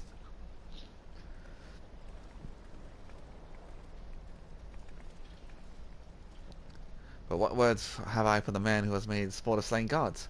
Only these. Go warily, for the sea is an unforgiving place to wage war. May the navigator guide you through the storm, warrior of light. I would echo the Admiral's sentiments and add a few words of mine own. Know that we have the utmost faith in you, Niran. May the crystals bless and keep you.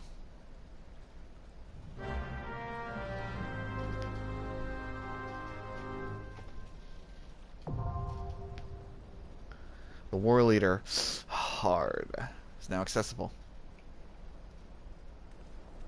I will not be going in unrestricted.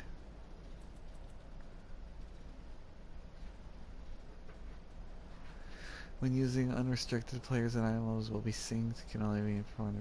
Blah blah blah blah blah. We'll go in normally.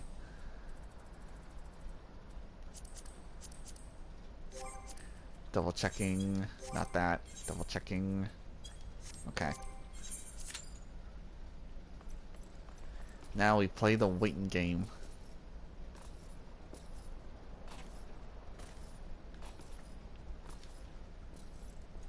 At least I hope it shouldn't be too long. I know I say I'm on a time crunch, but I don't want to steamroll every, primal fight. It's just not fun half the time.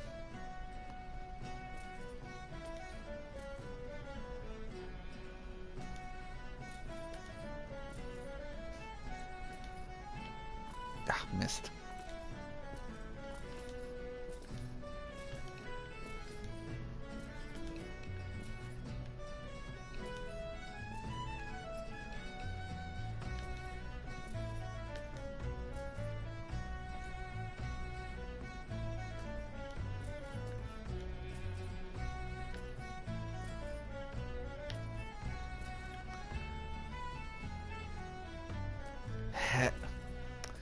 Alright, that's as high as I can go.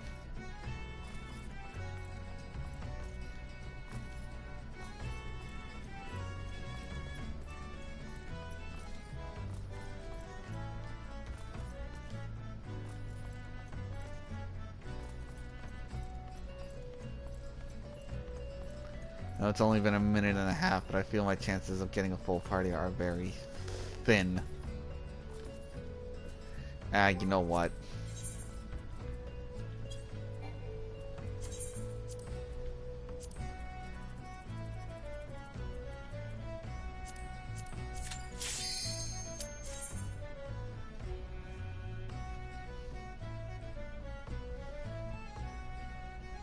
Oh, right, I forgot to fix that.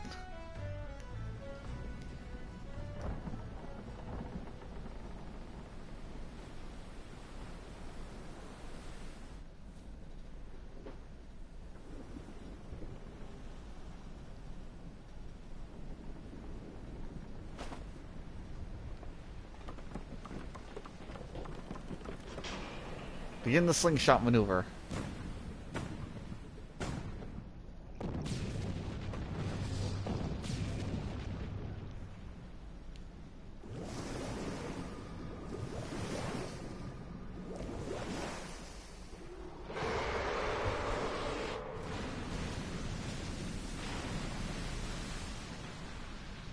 That's wet with a capital H.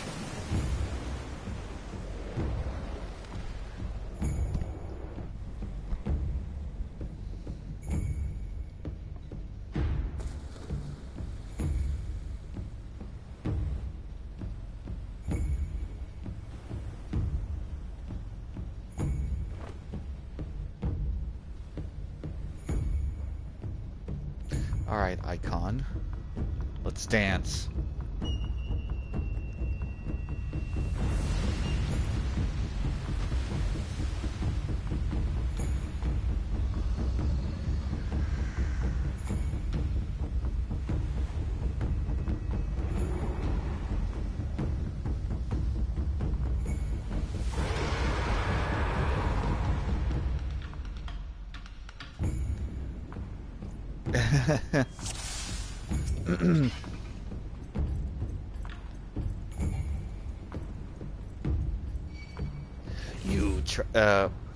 You trespass upon my domain, tainted of the light.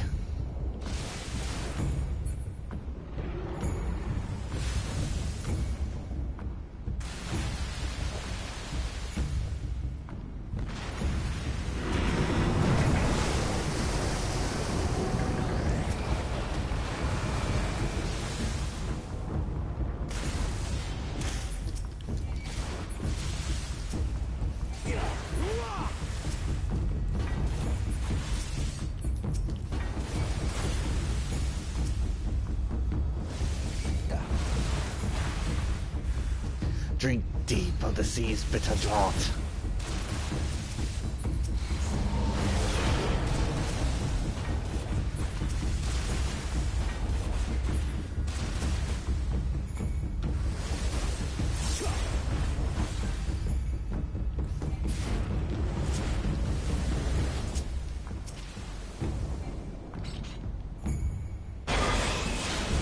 Mine is the power to cleanse all things. Naught can withstand the relentless onslaught of my waves. You challenge me with trickery? Fools, your mortal entrancers cannot quell the raging sea.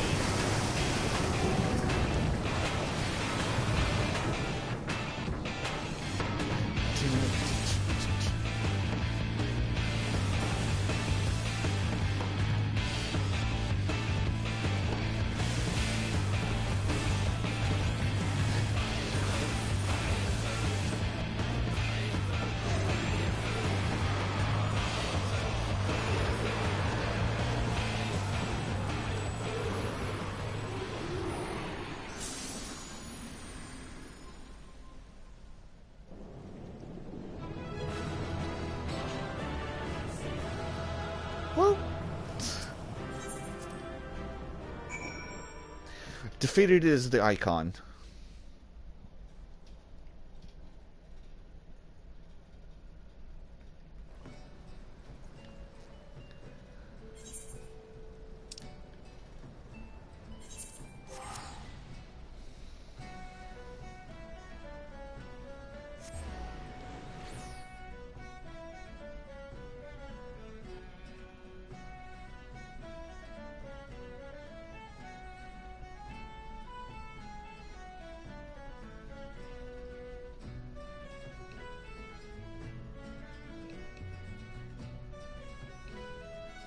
Ba-ba-da-da-da. Do-do-do-do-do-do-do-do-do-do.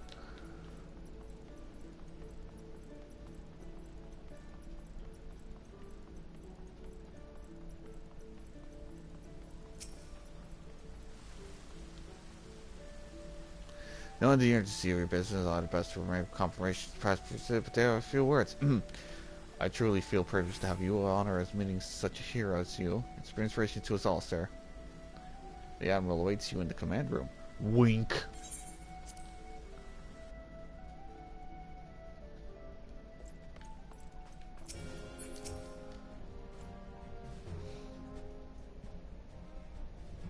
We Lominsons are sworn to strive, till sea swallows all.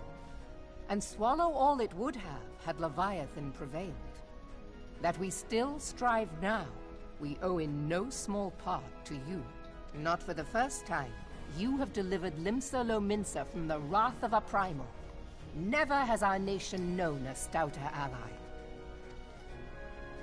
On behalf of my people, I give you my humblest thanks. You're welcome, Admiral. 'Tis meet that I give thanks to old Mistbeard, too, for his fine solution. Whatever else he may have been, 'tis clear he was a resourceful soul. Would that I had a man like him in my service. The hint sees Mistbeard. Before I set foot in these lands, I had no inkling that the people of Eorzea contended with such mighty foes. Suffice it to say, their existence came as something of a shock, as did the idea that they could be defeated. This experience has served to remind me of the vastness of the world, and the boundless potential of man. Though I am but a refugee in this realm, I would fain be of use to you in your fight. Know that I am tutored in one of the foremost combat arts of the Far East.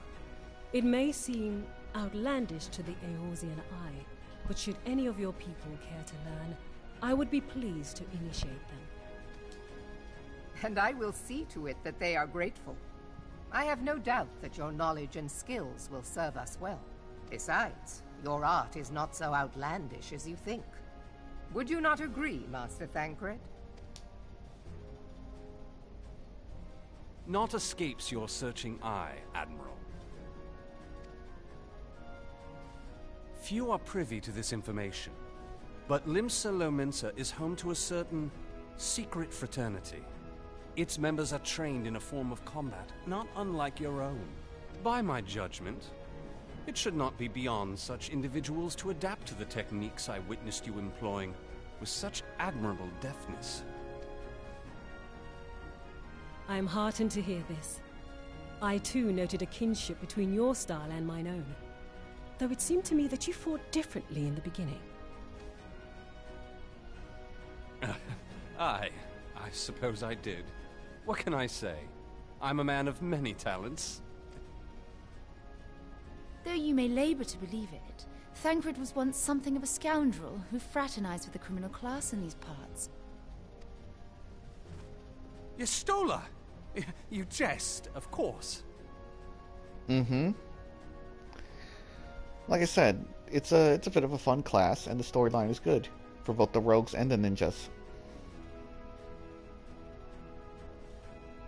Yeah, this is why he turned into a tank. But for a chance encounter with Alphinaud's grandsire, he might never have left Limsa Lominsa, or received an education in Garlean, or taken up his post in Uldar, which is where he trained in the blade, lest you wonder. Haha, Thancred was a pickpocket. Minfilia, please! Haha, point and laugh at him. It would seem there is more to you than meets the eye, Master Thancred.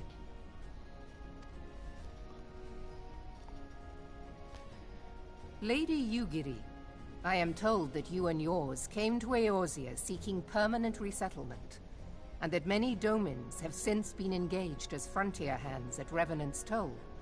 Moderna is many things, but a place of refuge it is not. Yeah, that's how Thancred came to be in Garlean. Louis Soir arrived in Eorzea. Dankard picked his pocket. And did not get away with it. I would like nothing better than to furnish your people with a new home here on Lominsan soil. Alas, racked by instability as we are, our nation is in no fit state to take you in. Yet I'll not have it said that we turned a blind eye to your suffering. Until such time as we can do more, I pledge to send provisions. We are in your debt, Admiral.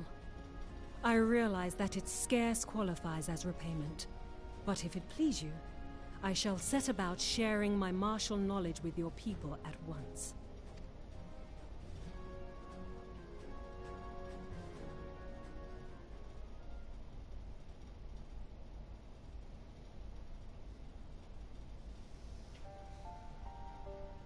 You wished a word in private.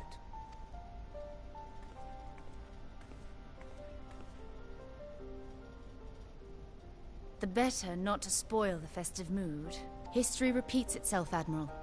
As the kobolds did before them, the Sahagin resorted to summoning their god over a territorial feud. They acted in self-preservation.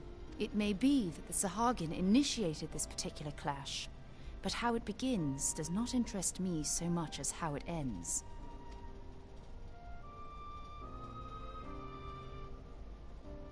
I have not forgotten our conversation, Y'shtola. I am aware that man bears part of the blame for the Primal's existence. Nor am I ignorant of the Sahagin's reason for acting. They sought to secure a place to breed and multiply that their kind might survive. Self-preservation, as you say.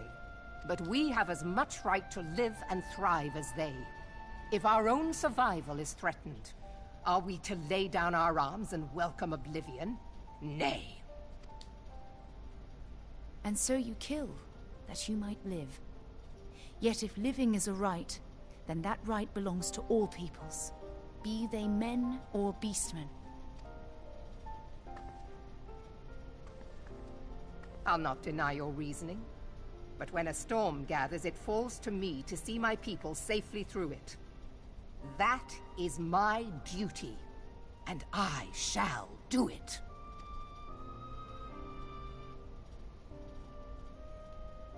As must we all, Admiral. Stay the course, then. But know that it will lead to no good end.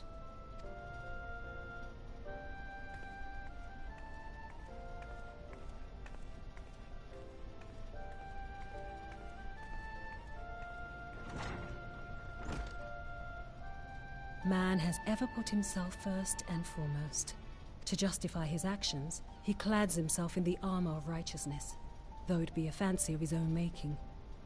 In this, mayhap the Garleans and we Domans are not so different.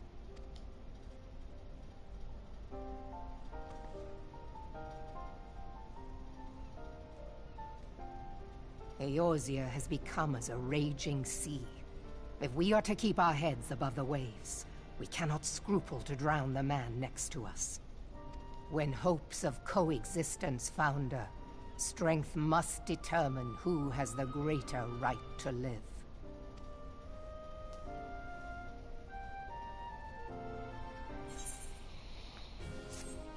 Sometimes you can't coexist. No matter how much you beg and plead, someone's gonna throw a punch. Because they want to live more than someone else.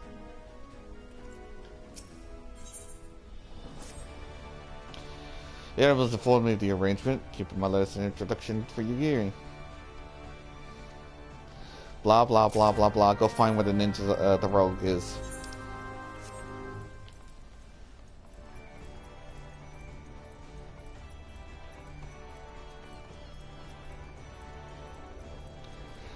Basically, the only time they made it part of the story was like, hey guys, new job, go here.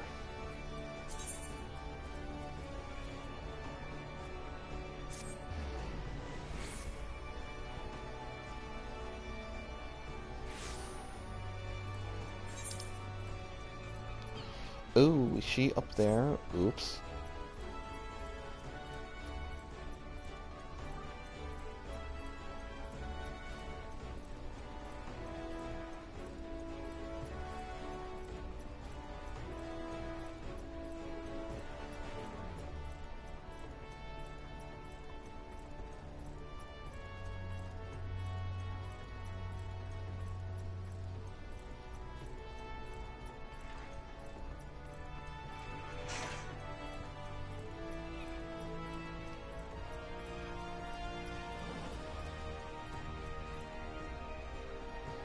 shadowy woman and a inconspicuous man. What? Didn't your mommy teach you to read the star? Got business with me, Venture? I do.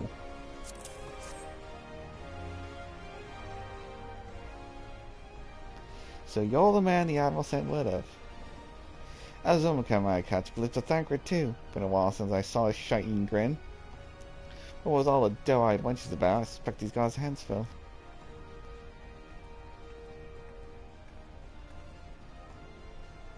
Ah, you must be the Feist to know what Merweb says to train with us. Welcome to Linsa, my lady. I'm Yugiri of Doma. 'Tis an honor to make your acquaintance. I must confess, when I first learned of your organization, I had certain preconceptions as to the nature of your membership. It would seem I was mistaken. Oh, you're not the first person to go and say that. Last lives the city of pirates, to be sure, and pirates don't give two farts about keeping a spotless reputation. There's hardly need a secret society to do the dirty work. Might be as well as my people and I keep the shadows, but we got nothing to be ashamed of. Simply benefit business that we remain unseen. And so you have developed the fighting techniques suited to this purpose, I see. Know that the practitioners of my art, too, are denizens of the shadow. 'Tis in stealth that our strength lies. There is much we might learn from one another, I think. Then what the hell are we waiting for? If you come with us, you Gary do what's it. We can get acquainted in more private surrounds. Didn't come out right, did it? Master Niran, I shall remain with these people for a time, that I might study their ways. Though I am loath to be separated from my countrymen, I take solace in the knowledge that they are in the best of hands. You have been a true friend to us Domans. No words would suffice to express my gratitude. Ere long, I hope to begin imparting my martial knowledge to the people of Eorzea.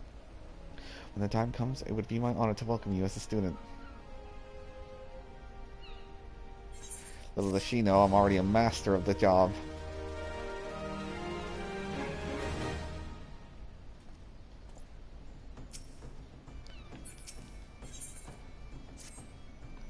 Much more has occurred since the first I beheld Eorzea from the Garlean's deck. Suffice to say, I did not envisage being invited to play part in your noble struggle. But do forgive me. I've kept you over long. Doubtless you have pressing business of your own. Rest assured that I no longer require an escort in this land. When you next meet Lady Minfilia, pray relay to her my humblest thanks. Would that I could do so in person, but I must needs fulfill my promise to the Admiral. Till we meet again, Warrior of Light. No more pray return to the waking stands. Pray return to the rising stones.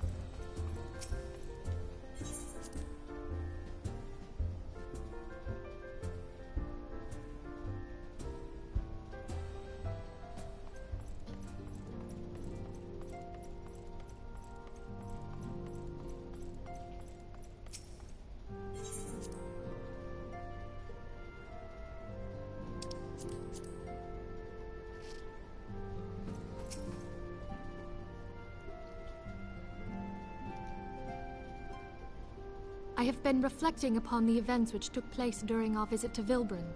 If you have a moment, I would share my conclusions with you. Please, bear with me. When the Sahagin Elder summoned Leviathan, he employed the power we have come to know as the Echo, though I cannot well explain the how of it. It would seem he became immortal in so doing. When the Admiral subsequently slew him, his spirit emerged from his lifeless flesh, a consciousness shorn of physical form. Thus transfigured, he took up residence in the body of his minion with the ease of a man donning a favorite glove.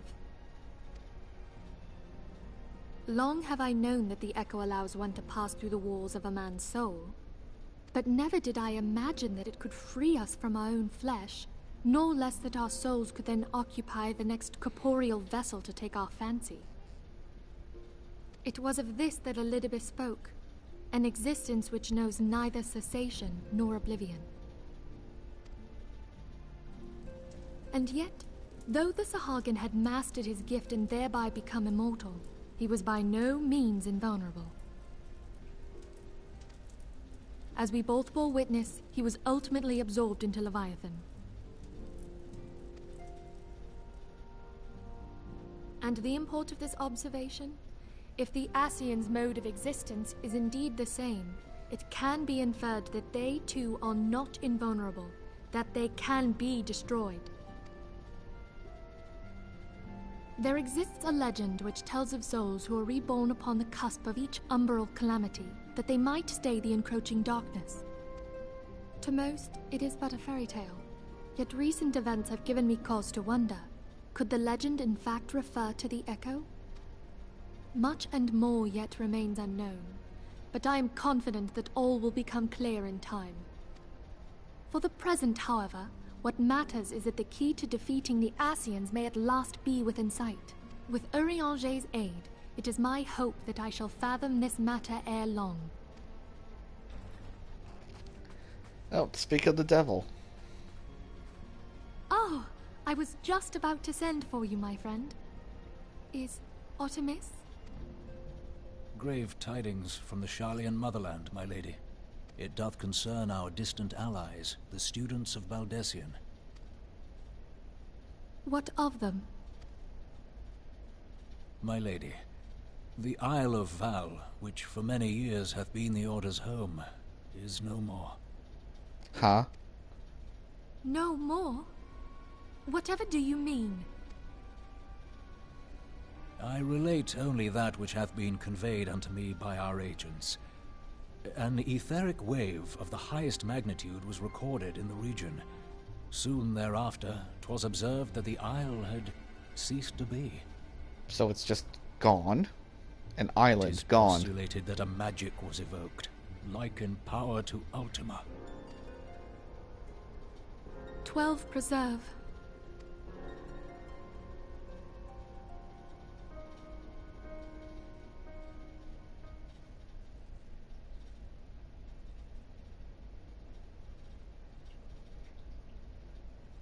If there are no other matters, I move that today's meeting be adjourned.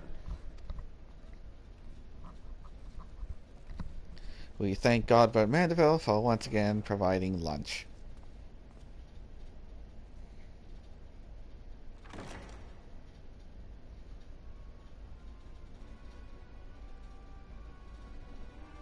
Hey, who turned the sinister lights on?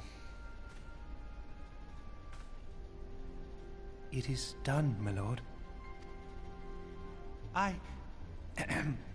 Forgive my impertinence, my lord, but these orders, I am uncertain as to what end they serve.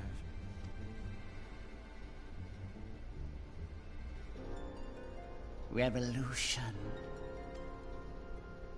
Gasp.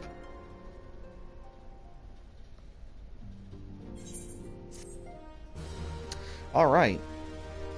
One more round of patch quests, and I am done with this part. I'm going to take a quick bio break. I'll be right back.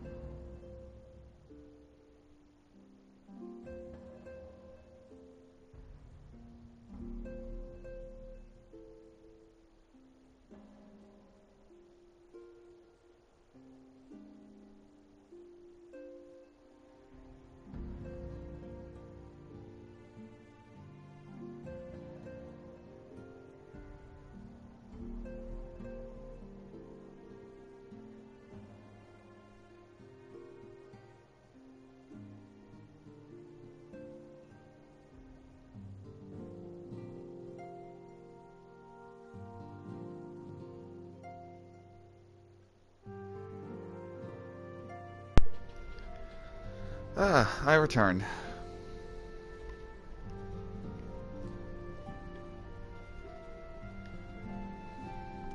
You know, again, the same thing I said earlier. I don't get why there's just a loading screen here. Considering the AFK camera just went past the loading zone.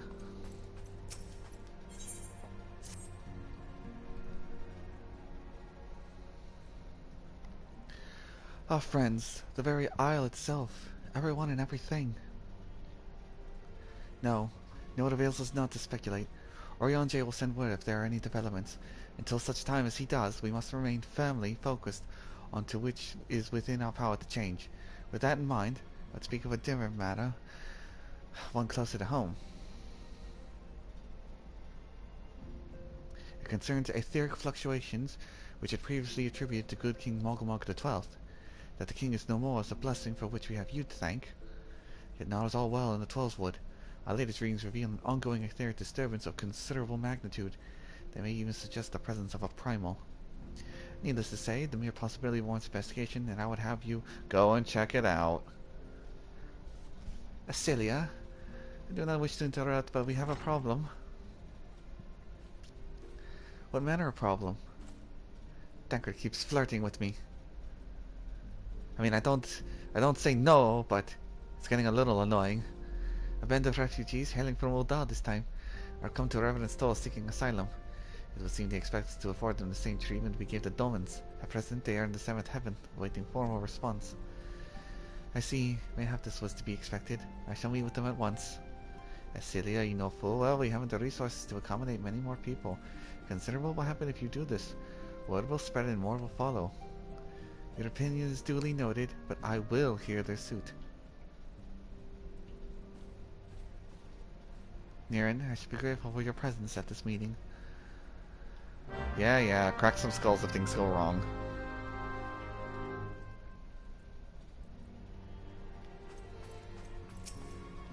So you're like, why even have this here? Just have the door open. It's not like I'm loading into a completely separate area. It's just a door. Wait, what the hell is that? What the?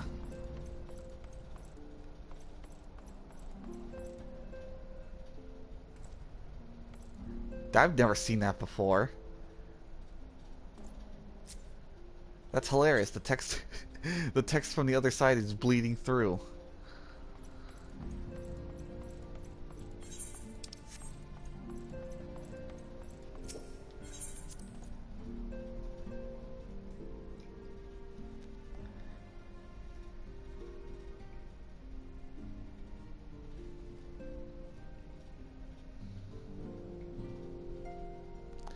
Alright, I got 14 quests to go, so I'll probably speed through just as much as I can without speeding through.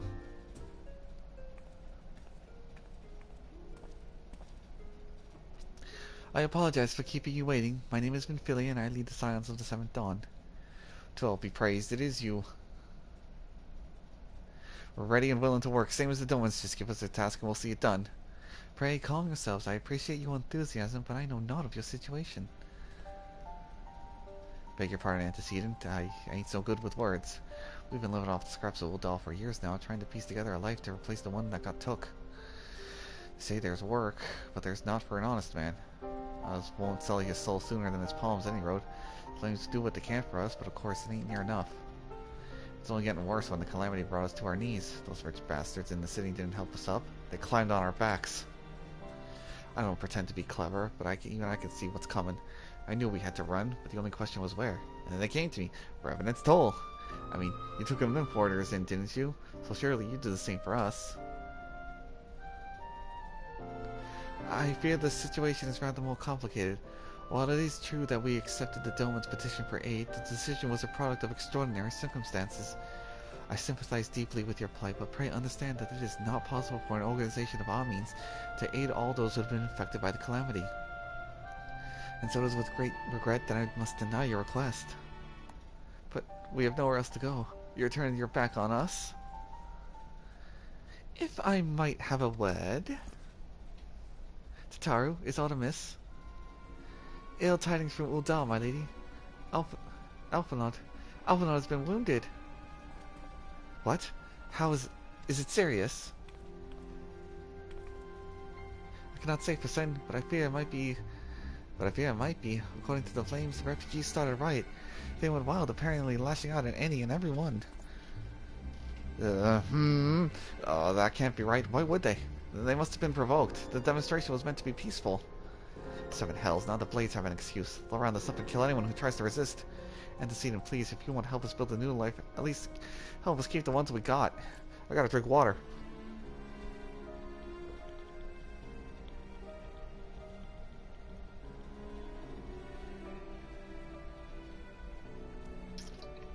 Milady, you're not one to stand idly by and watch innocents suffer.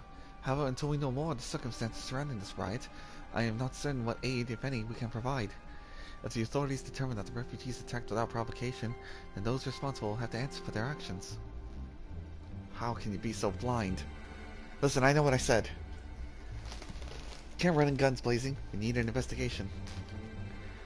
Find Alphinaud, and quickly. If he's in danger or worse, I would have you and none other by his side.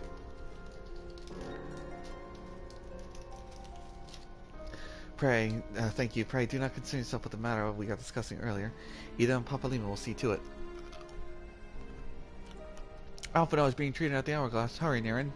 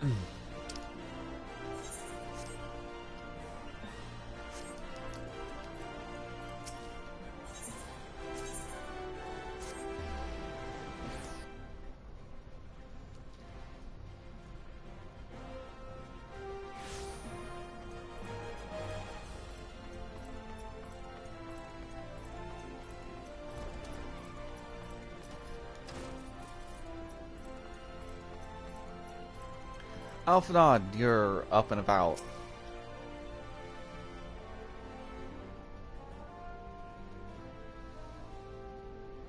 You're okay? Come, you must have gathered by now that Tataru is given to exaggeration. As you can see, I am quite well. Ul'dah, on the other hand, is not. This riot was anything but an isolated incident. There is a restlessness in the air. Tensions long simmering are at last threatening to boil over.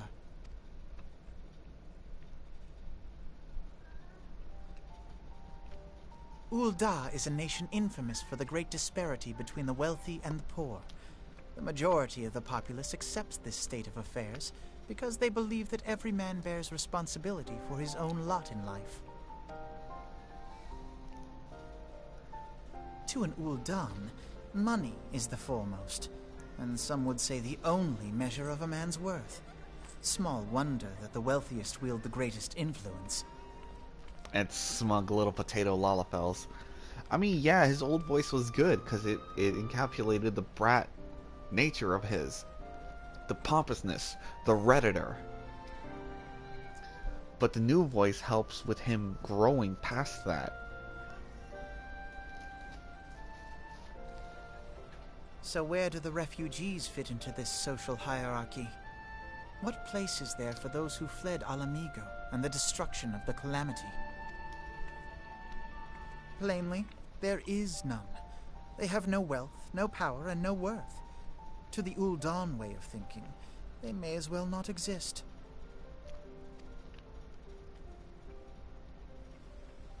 Choosing to ignore their existence, however, is patently not an option. General Rauban and the Sultana understand this, which is why they ordered the Immortal Flames to provide the refugees aid and succor. Yet none would dispute that the expenses incurred by this policy grow by the day. with no end in sight. This has prompted more and more Uldans to question their obligation to aid these worthless wanderers, while more and more refugees have come to resent their treatment at the hands of the sneering citizenry.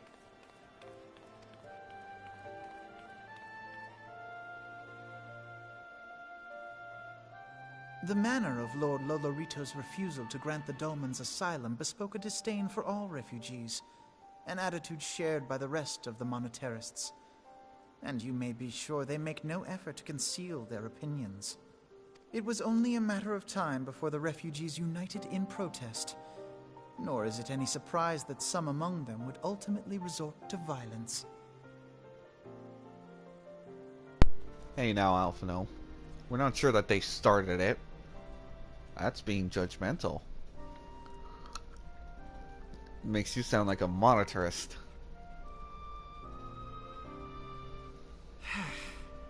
That the immortal flames should choose this of all occasions to engage in joint training exercises with the other Grand Companies. By the time they return, the situation may well have deteriorated beyond mending. And that doesn't sound like the least bit suspicious to you. Riots are starting to happen, and the only actual force that can help them is currently away.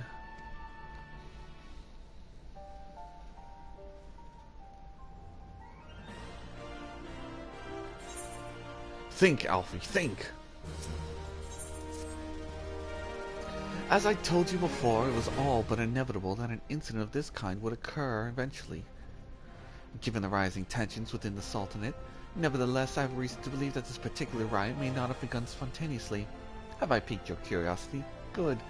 Then you will accompany me to the Hall of Flames. I would hear what General Raubon has to say upon the matter.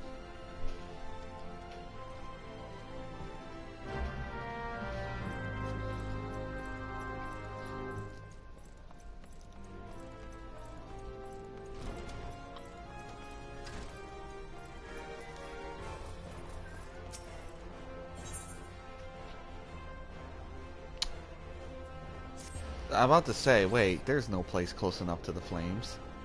And I remembered, duh.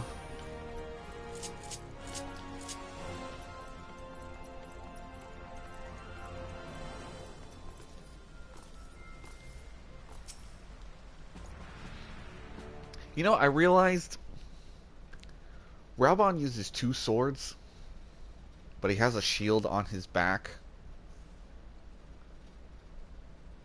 So, like, that doesn't work. Ha! Ha! Raubon was the first Viper. Now is not the time, Niran. My hands are full dealing with refugees. Precisely the matters we wish to discuss, General. Alphinaud, back on your feet already. You may credit my swift recovery to your chirurgeons. My memories of the riot are still somewhat muddled. I trust you managed to regain control of the situation? Not entirely. We secured the city soon enough, but not before the unrest had spread to the surrounding territories. Pockets of resistance remain throughout Thanalan. We have sent what forces we can spare to root out the last of the belligerents, but progress is slow. They are damnably elusive. I can well imagine, given the majority of refugees live outside the walls, it stands to reason they would know the lay of the land. What I do not understand is how they came to be so well prepared. Before my little accident, I observed that several of the refugees were armed, and not with butcher knives or pitchforks, but with martial weaponry. I need hardly add such equipment is costly. None can deny the tensions between Ul'dan citizenry and the refugee population have increased since the Domans were turned away. But would that not motivate a starving man to purchase arms in lieu of food? I think not. And what of those who have not even a single guild to spend? Who could not survive without the aid provided by the immortal flames? Surely they would sooner sell a weapon than bring it to bear against their benefactors. Come to the point. Very well, General. My point is that the powder keg of discontent was not set alight by chance. These events were deliberately set in motion, and now order must be restored. That is my first duty. Until it is done, any investigation can wait. I do not have time to discuss this. My scouts will be returning anon.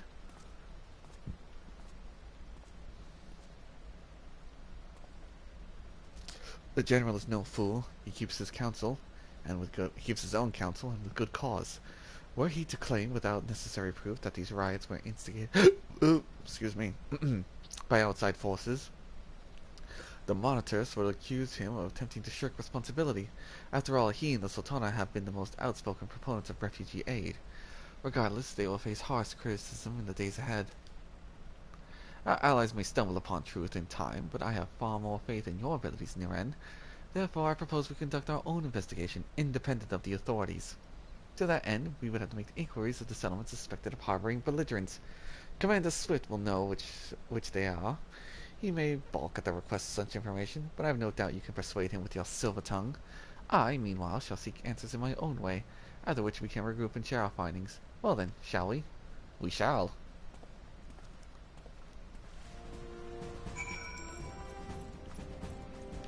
Commander Swift is over here. Look as though you have something to say, Niren, do you? What you ask is no simple favor. Were such information to fall into the wrong hands, the lives of countless soldiers would be at risk. Even so, there is wisdom in your words. Yo, can I see those things? An individual may better suit the task than the regiment. Very well. Brass Blades have reported suspicious activity in the vicinity of Lost Hope. It may be unrelated to recent events, but we doubt it. Just to begin by speaking to the Blades posted there.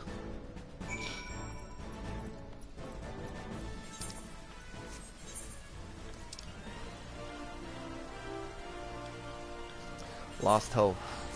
Where hope goes to die.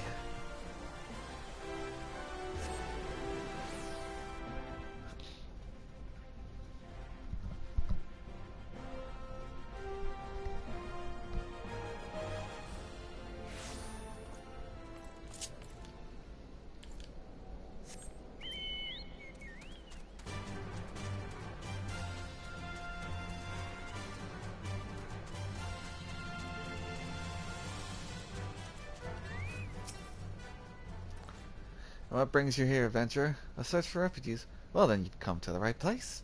And you mean those refugees? Oh, no, you won't find them here. Most of the people of Lost Hope come to accept this situation and content to pass their days in peace and quiet. Outsiders have trouble understanding that, like the merchant who passed through recently. Gregarious fellow, but awfully opinionated. Can't say I was sad to see him go. Hey, Leofric, you got anything for me? I didn't expect them to send you, Niren. I take this means someone has read my report. Refugees who left with the merchant have yet to return, and I am increasingly concerned that Zazawaka's suspicions were correct. You haven't the foggiest of what I'm talking about, do you? Never mind. Speak with Zazawaka. He will explain everything.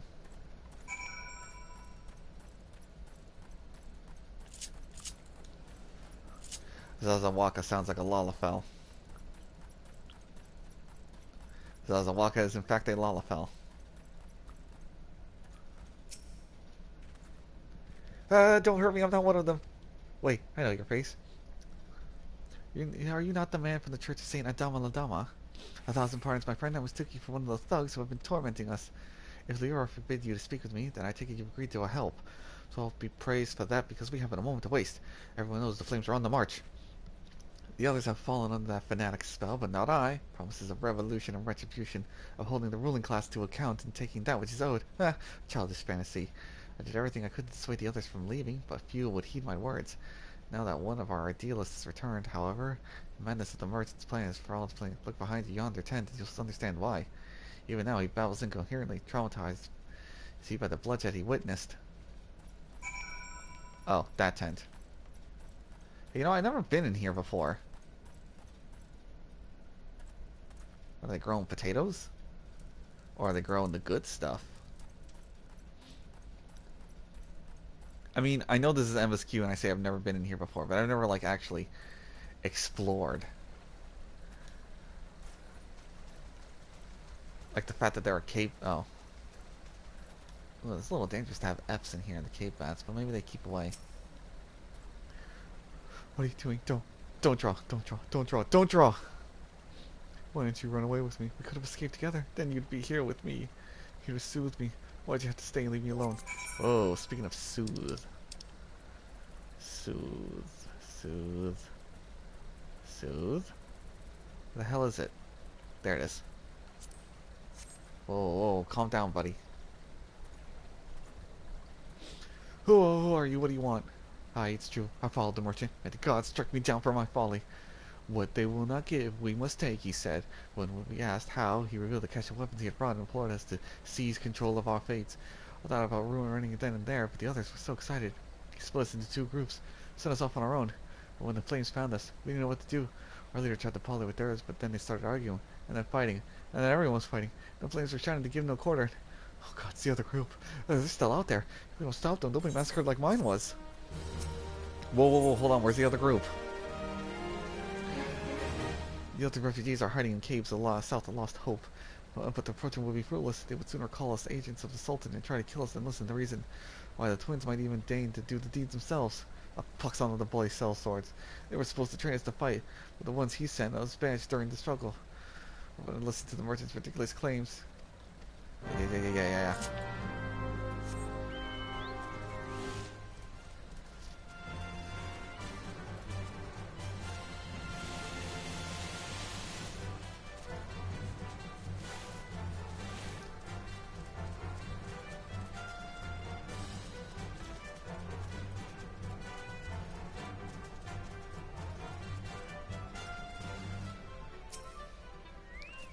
Whoa there, sir. 7 hells, they found us. Everyone grab your gear and make for the rendezvous point. So that's your game, is it? Sorry to disappoint you, lad, but we're more than willing to kill you ourselves. Wait, what? Whoa, guys. Whoa, I'm actually here to stop the killing. Don't make me do this. I mean, you can try, but... Alright, that's it.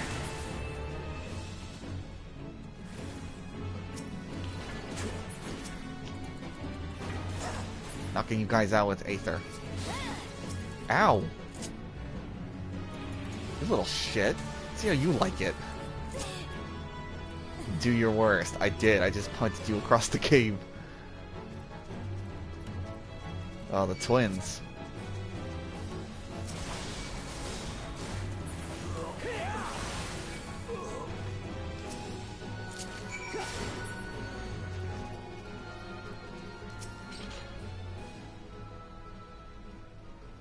You beat him like it was nothing. Thal almighty, what are we gonna do?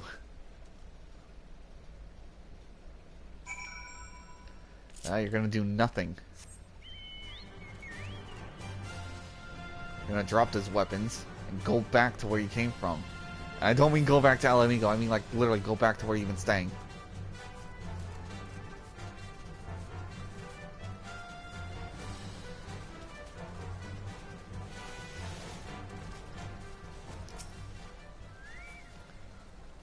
You returned. Did you find my brethren? What are the twins? What happened? I see.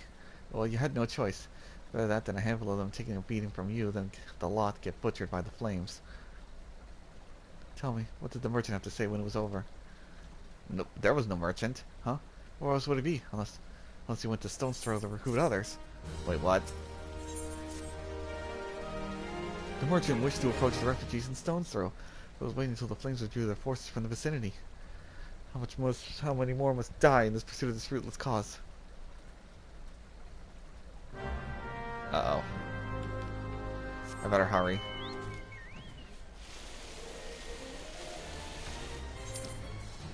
Stone's Throw. Oh, that's not far away.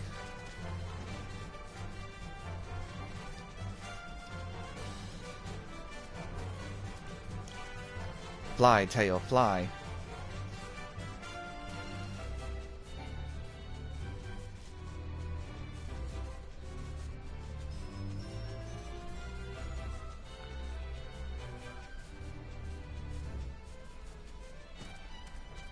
Oh, kid.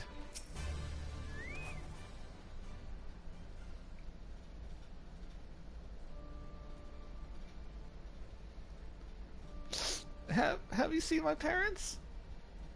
I haven't seen your parents. Could you tell me about them? They told me to stay here with the others. They said they'd be back soon, but it's been days. Days? That was when the man from Ul'dah. The man said that they were going to change everything. Make it so we could live inside the walls with everyone else. I liked it when he said that. I didn't like it when he talked about making the rich people pay. Everyone looked so angry. I got scared. Say, mister, are you looking for someone? Yeah, I'm actually looking for that merchant. Have you seen him? You mean the man who left with my parents? But I don't know where he...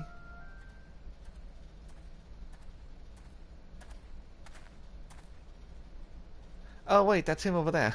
Wait, look, over there. I think that's him.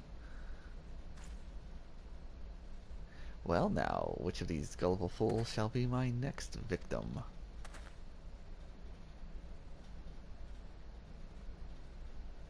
Oh, you're dead on sight. Yeah. He's getting away. Go get him, mister. You stay here, kid. Me and that guy are gonna have some words. Come on, Teo. He can run, but he can't fly.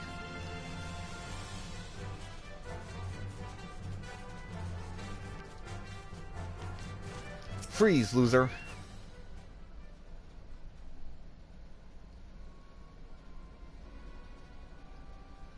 Boo. You again? Why are you pursuing me? Oh, I think you know why. Sedition, treason, revolution. That's preposterous. Who has filled your head with these lies? Refugees? The self-fighting refugees who terrorize the streets of Ul'dah? Ha! You have no evidence to prove your accusations. None. Oh, I have ways of making you talk. No, I will not accompany you to the Hall of Flames. You have no right to detain me. Want to bet? For the sake of argument, let's say I did do the things you claim. Surely you don't think I give a Kirkin's ass about politics. It was business. Only business.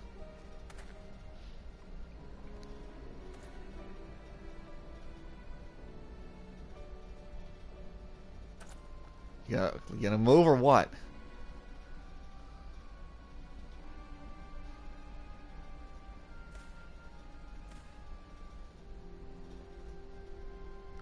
We both know I'm not the one you want. However, if you agree to protect me, I swear I shall tell you everything. Alright, fine. Huh? Man, I suck at this.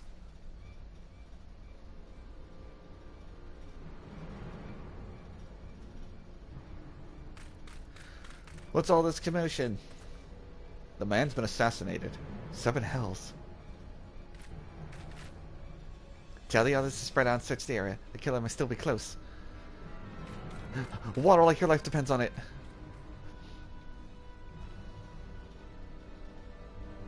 You didn't do this, did you? Do I look like I have a bow and arrow on me?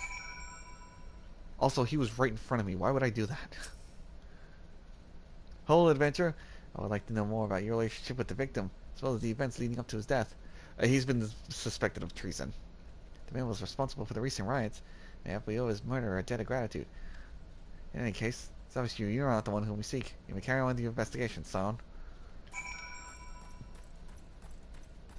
Aw, oh, man, Swift is gonna be mad at me.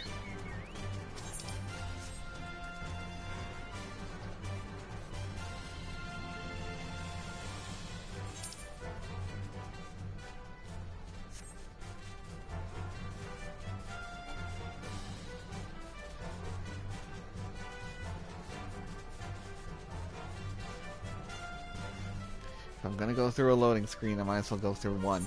I should probably just teleport inside.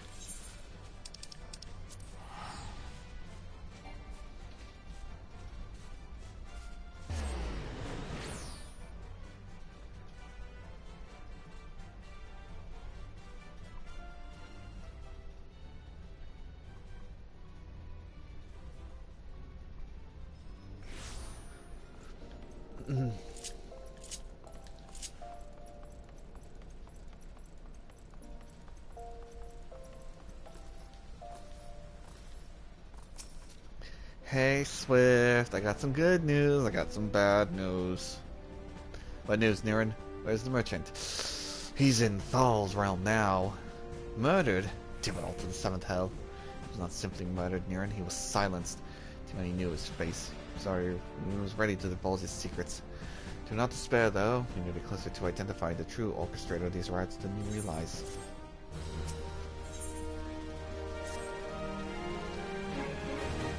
The Flame General left you Left word that you will proceed to the fragrant chamber as soon as you return. We wish to discuss your recent discoveries as well as the results of our own investigation. Master Alphinaud has already been informed. Go talk with the Sultana. Spion. Spion. Spion. Sneeze.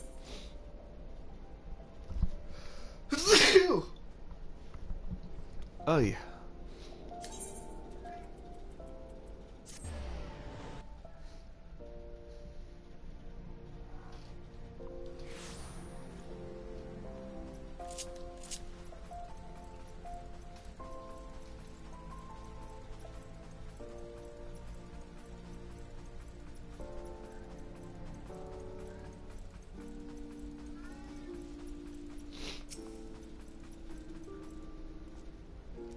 We've been expecting you, sir. Please proceed inside. Oh, please be a voice cutscene. Commander Swift has kept us apprised of your recent activities. You've made great strides towards quelling the violence. Despite our best efforts to determine what provoked this uprising, the truth continues to elude us. Have you uncovered aught which might shed some light on the mystery?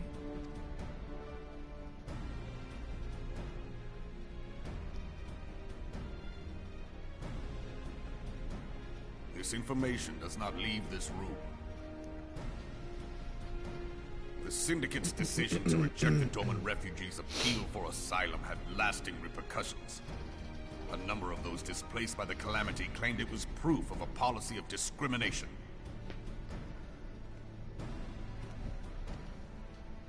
Together with a group of Alamegan refugees, they organized a series of demonstrations to protest against the Sultanate. Demonstrations which became heated, but did not descend into violence. Until a certain incident served as a call to arms. A unit of brass blades sent to supervise a demonstration loosed arrows upon unarmed protesters. It was this atrocity which prompted the refugees to take up arms. I need not tell you what followed. We assumed at first that the attack was born of a miscommunication. When emotions run high, they happen. But suspicions were raised regarding the unit's commanding officer, whom I ordered interrogated. Sure enough, our fears were soon confirmed. The dog confessed that a merchant had offered him coin to give the order. A merchant in the employ of Teleji Adeleji. Teleji Adeleji?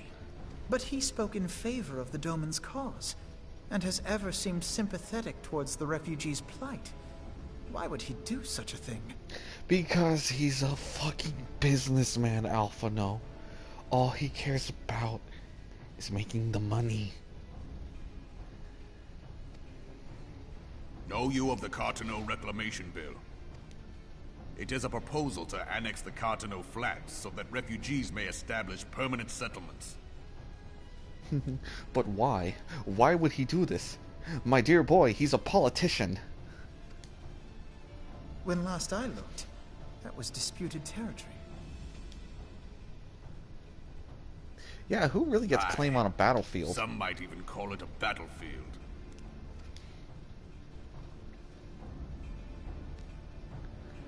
Like, who originally held the grounds for the Carteneau Flats? You know, before Bahamut fucking nuked it. The destruction wrought by Bahamut was greatest at the Carteneau Flats. That much is common knowledge.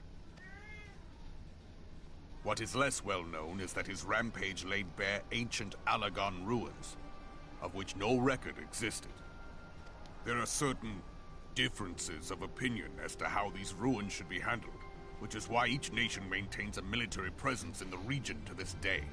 Let me guess. Leave it alone, utilize it for military purposes, or put it in a museum. Yet differ though we may, we are still allies. Therefore, in the interest of preserving the Eorzean alliance, we have reached an agreement. Any conflict which may arise during the course of military exercises in the region shall have no bearing on relations between our nations.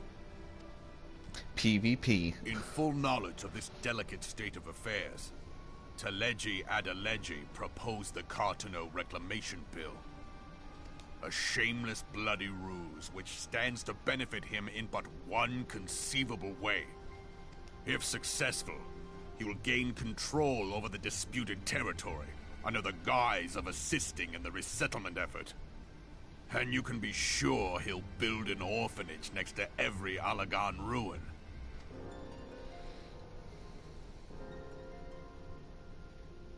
The man would threaten the unity of the Eorzean alliance and risk countless lives for personal gain. He walks a path all his own, independent of any faction and beholden to none of his fellows on the Syndicate. By inciting the less fortunate to violence, he hopes to convince others that the Cartano Reclamation Bill is the only viable solution. I know this is to show that, you know, the riots got really intense, but you gotta give it to the Alamegans. They are literally going in fist with whatever weapons they have and barely any armor at all, if they have anything but the clothes on their backs, going up against armed soldiers. Never say the Alamegans are not badasses. You don't have a sword, I got these fists. Fucking dents a shield. His sympathy for the plight of the Domans was not but posturing to gain credibility with the refugees. Of that there can be no doubt.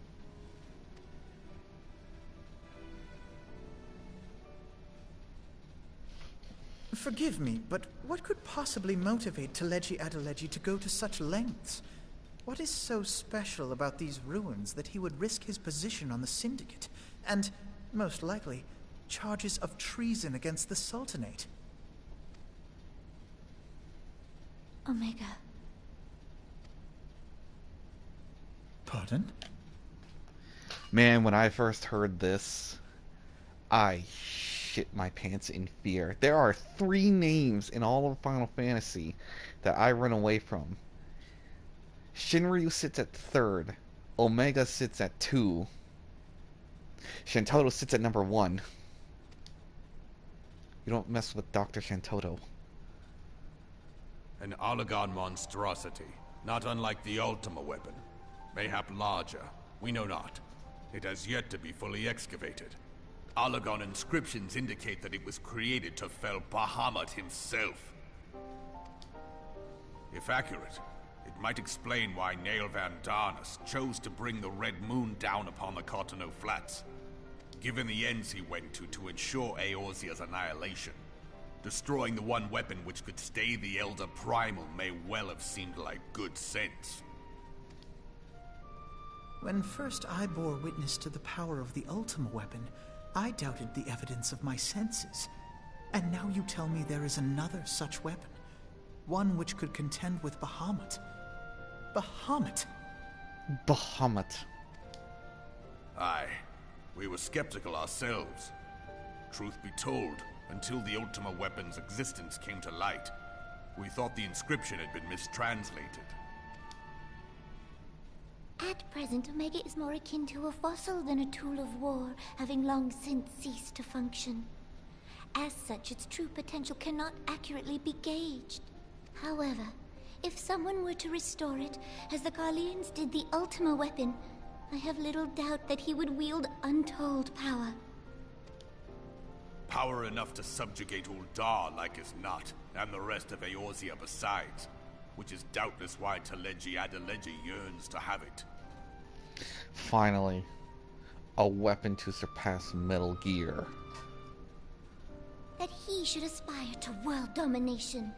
He who has ever walked 2 paces behind Lord Lolorito in matters of commerce. 'Tis in acknowledgement of his own limitations that he seeks this power. Woe betide us all should we allow him to have it. Oh shit. Pray waste no time chasing rats. Only a fool would believe that secrets can be kept in Uldar. It would seem the implications of the Sultanate's refugee problem are rather more far-reaching than we assumed.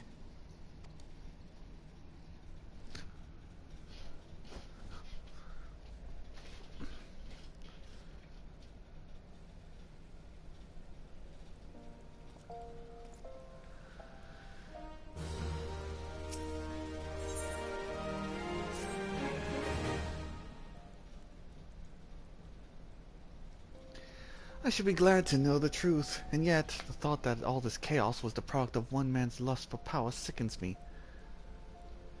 How long do you think they intend to hide the existence of Omega from the scions? That they even felt the need to do so is most troubling. It would be in our best interest to learn more of the military activities in the disputed territories. Fortunately, you are well positioned to do so, Captain Lucifarius. Pray keep us informed of any developments in Contino. Will do, when I get back to doing PvP. Begone, whelp. This is no place for children. Beat it, kid, or I'll beat you. I'm sorry.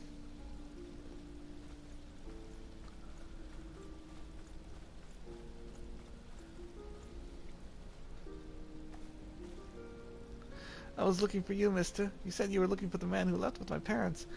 You know this girl? Yeah, but can we talk privately about this? Her parents are kind of missing. I'm pretty sure they're dead. So he visited Stone's Throw as well, I see. Did you find the man? Were my parents with him? They were not, I'm afraid. However, I can think of several places where they might be. If you like, we can go and look for them together. Really? You'll help me look, mister? Of course, but first I must finish speaking with my friend. He's telling me a secret, you see, so no one else must be allowed to listen.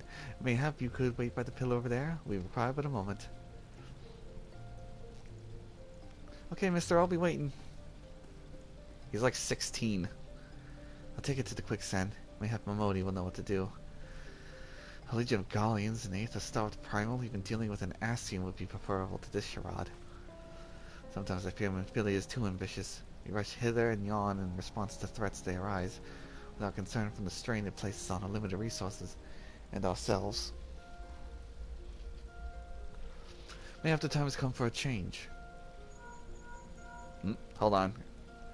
Niran, this is Minfilia. I know this is sudden, but I'm asking you to return to Reverend's Toll with all due haste. The situation in 12's has taken a turn for the worse. I'll explain in detail once you arrive. I gotta go. There's problems in the 12's Wood, and Minfilia is calling me in. The 12's Wood, and the primal threat she spoke of, has been confirmed. I received no reports of Ixal activity, which leaves the Sylphs. Go, Niran. You know as well as I that the appearance of a primal takes precedence over all else. And when you do arrive, do inform the Antizena that I am grateful for her concern. Should you interfere for my safety, I am more than capable of protecting myself.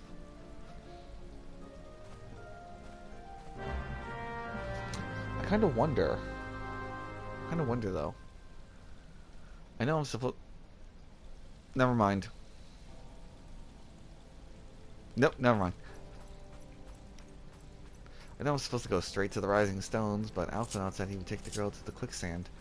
I wonder if they're there.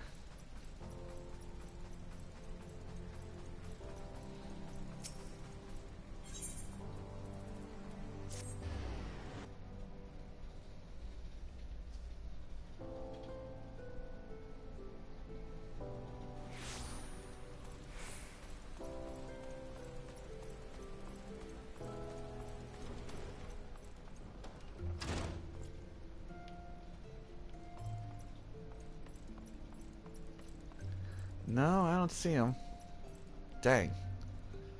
Hoping for a little bit more lore.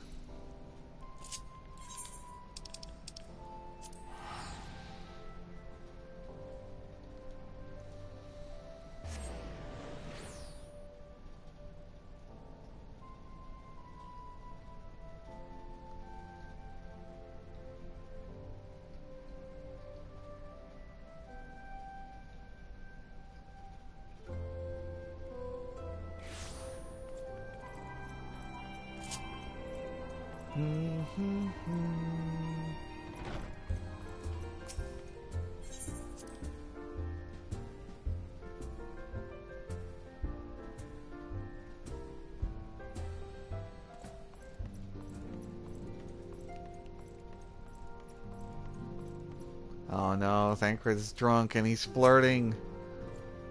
Yeah, he's drunk.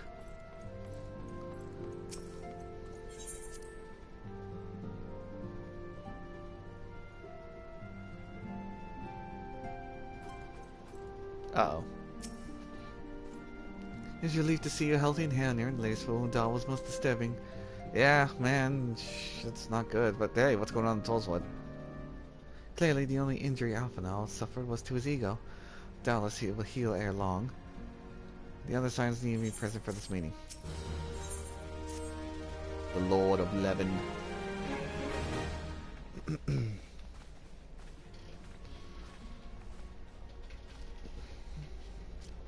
Thank you for responding to my call with such haste. Rest assured, I should not have summoned you if it were not urgent to business. Then, I've received reports disturbing news from the Order of Twin Adders. I have a reason to believe that the Sylphs have called forth their reverend guardian, the primal Ramu. I'm sorry, may have, then it is not certain.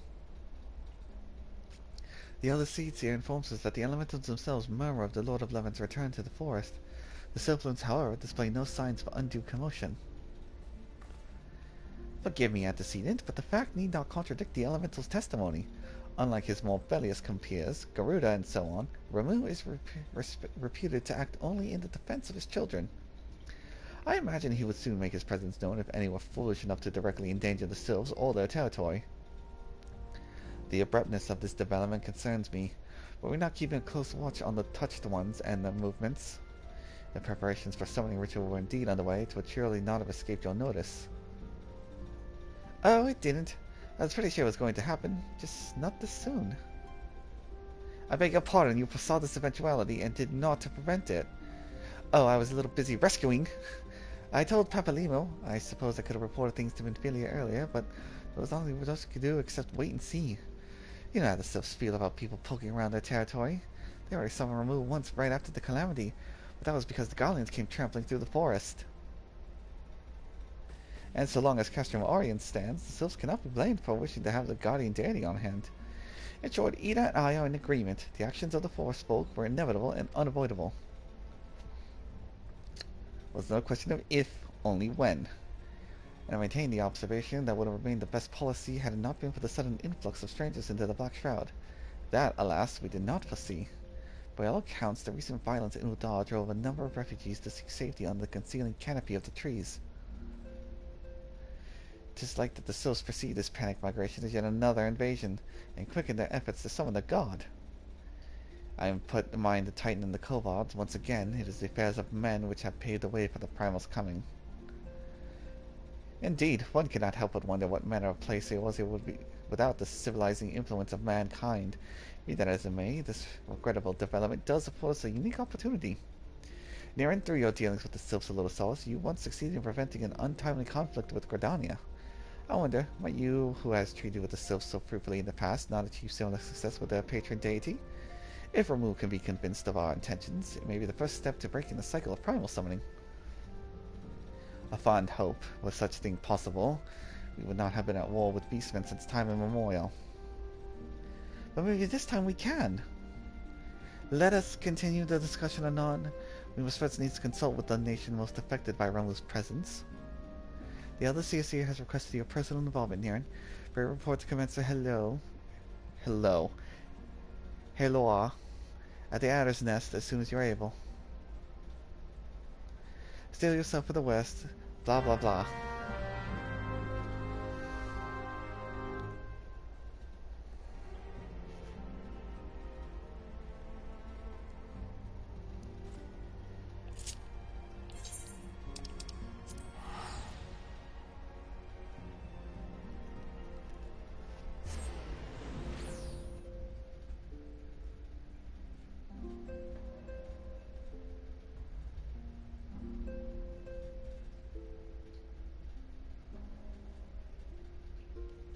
Man, fighting 3 primals in one stream.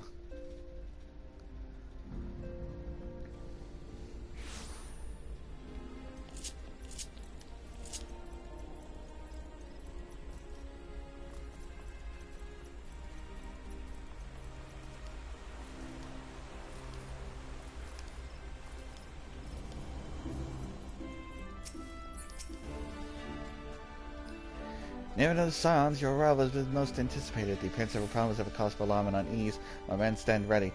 Talk to the seats here.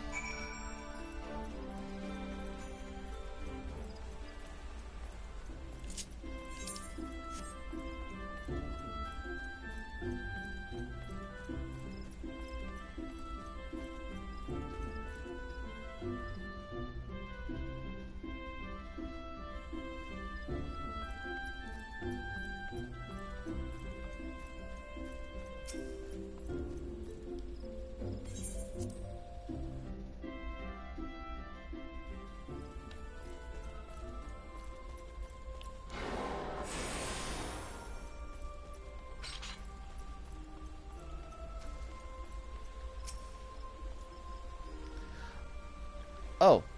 Oh, hello, Walking One. It is good to see a friend of Elder One. Sorry, thought I was talking to Kane Senna. I didn't even see you there. You were hidden. Sorry, I didn't see the stealth, it just blended in. Scions of the Seventh Dawn, on behalf of the people of Gridania, I bid you welcome. Your presence is of great comfort to us all in these days of uncertainty. I summoned you here to share tidings of a most urgent nature. But a short while ago, the great elemental spoke, and his voice was clarion in its intensity. Ramuh is returned unto the forest. Scarce had his words ceased to echo in mine ears when we were visited by an emissary from Little Solace.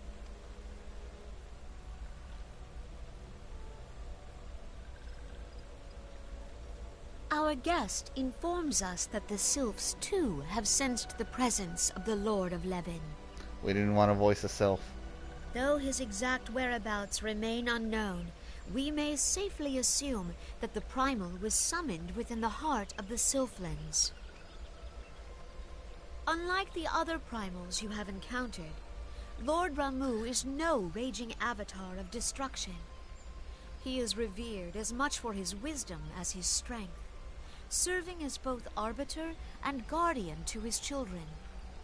Given that we and the Sylphs found a way to share the Twelveswood, it is my hope that this sagely immortal will be amenable to reason, and that conflict may be avoided. Yeah, Connie's cool, but they do, like, almost nothing with her. Blessed as you are with the power of the Echo, you are one of the few among us who may commune with a primal without fear of influence. I would ask, therefore, that you represent us in this most delicate of negotiations. The Twelveswood has suffered enough. Upon this, we and the Sylphs, and I would venture Lord Ramuh himself, are in perfect accord. Let us not endanger our shared home by engaging in unnecessary hostilities. Dear friend, I beseech you, safeguard the peace which exists between our peoples. You got it. You have my thanks.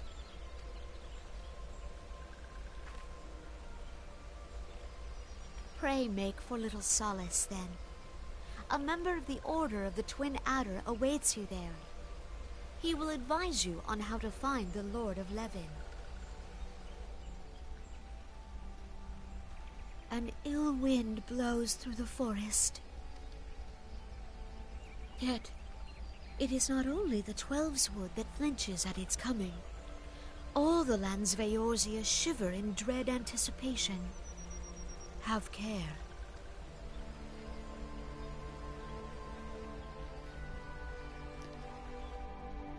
Alright, now get out of my lotus.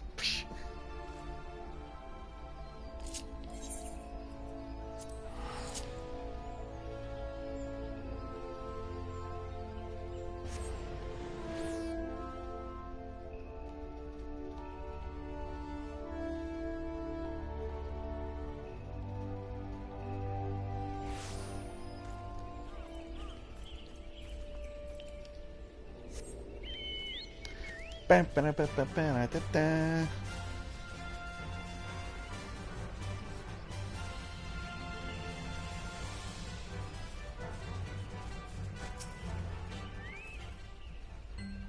Nearer to the scions, I was told to expect you. I understand that you go to treat with the primal Ramuh himself, an unenviable task, but one no doubt you're well suited. Tell the fellow scions are conducting investigations.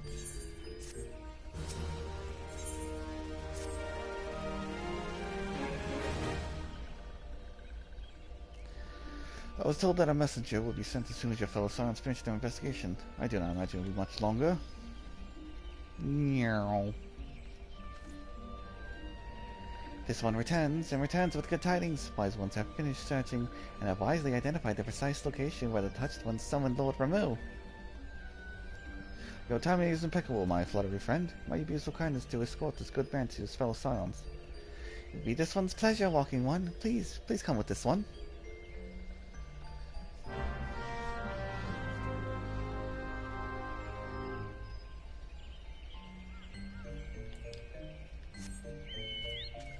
Speak with Maxio.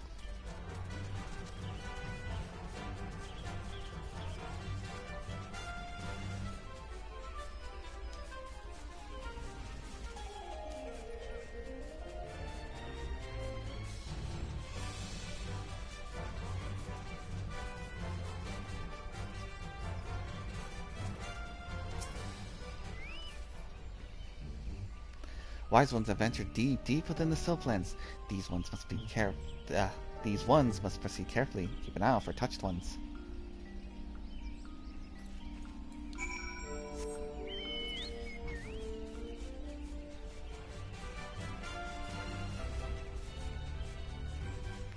Why don't I just fly through it all and not have to deal with any of them?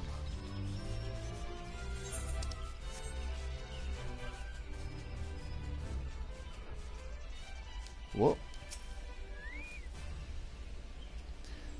This one is most sorry, but this one can go no further. Draw too close to Lord Ramu, and this one may turn in mean and nasty like touched ones. So this one must stay for now. Walkie One will find wise ones not far from here, to the south. Go in safety, Walkie One. Meow.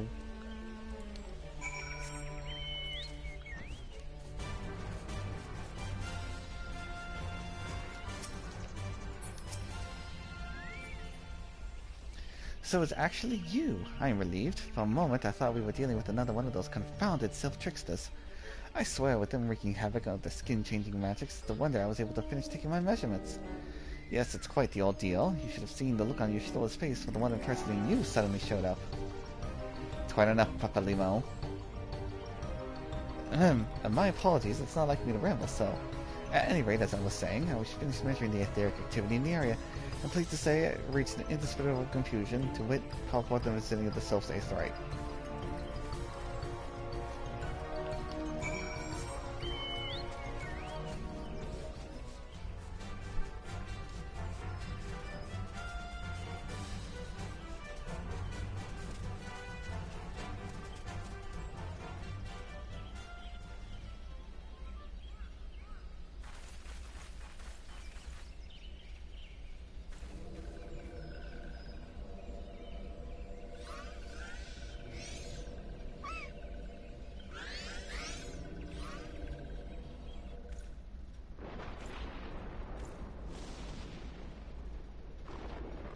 Thine order betrays thee, servant of Heidelin.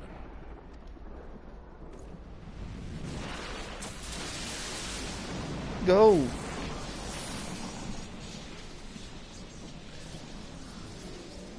Tingly.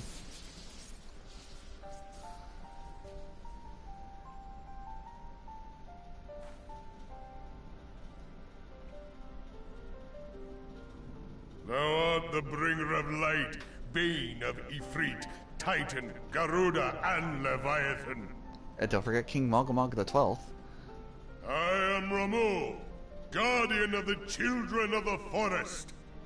Thou tramplest upon sacred soil, bringer of light. By what right doth man intrude in this sanctuary of the sylphs? We came to talk with you. The Gridanians proffer peace? Their words are born of delusion, thine offer an insult. Thou speakest of harmony, yet carest naught for my children's desires. They did but wish to dwell beneath these boughs in solitude. Yet even that was too much to ask of man. Thus did they turn to me for succor. The sentence I pronounce upon thy kind is just. Gridanian or Garlean, it matters not. The good intent of one excuseth not the misdeeds of the other. Thy conflicts have brought naught but anguish and misery unto the forest. All blame doth lie with the darkness that resideth in the breast of man. Whence sprung this calamitous seed?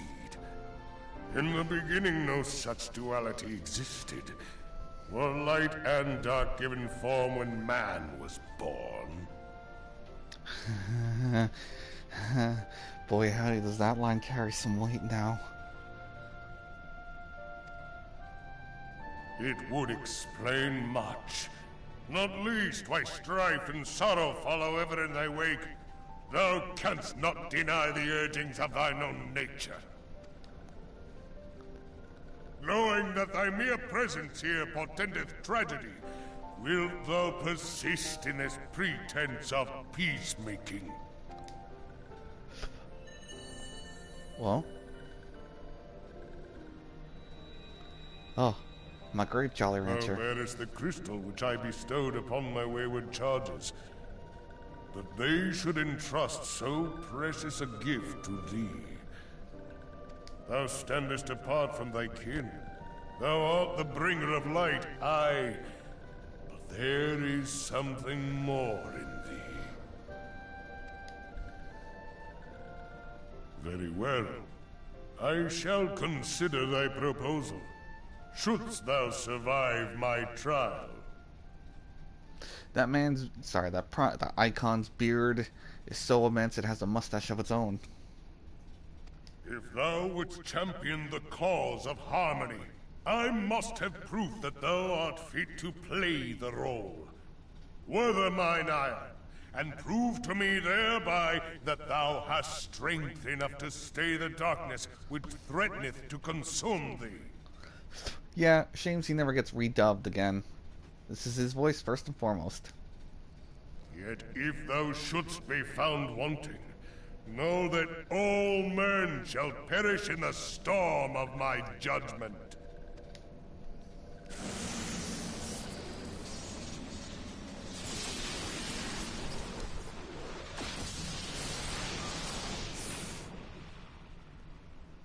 Come to me, bringer of light.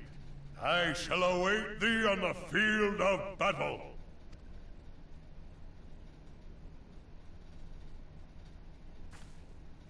Urianger, it is rare indeed to find you so far from a tome.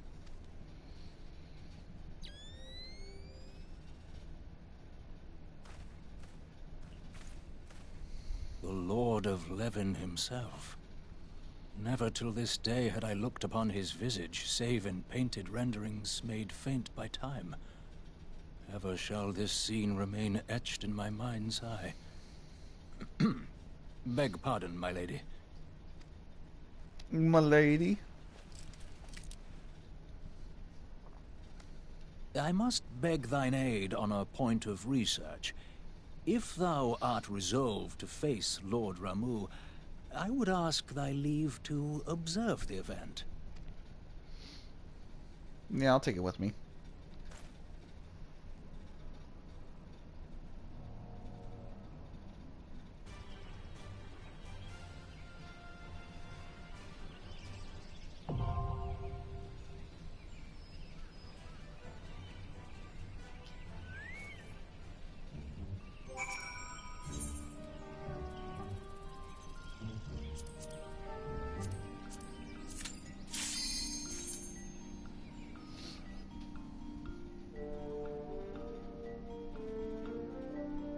Dang it, I forgot again.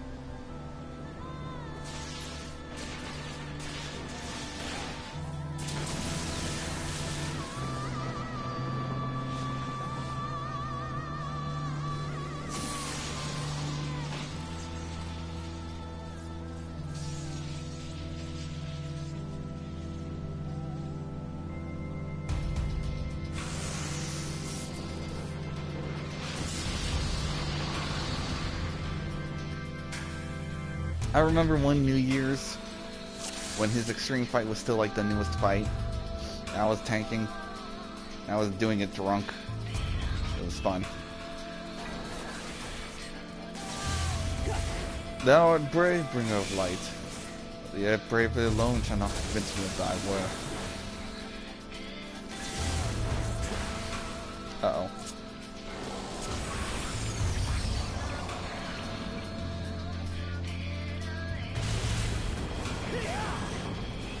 Prove my words are more than empty banter.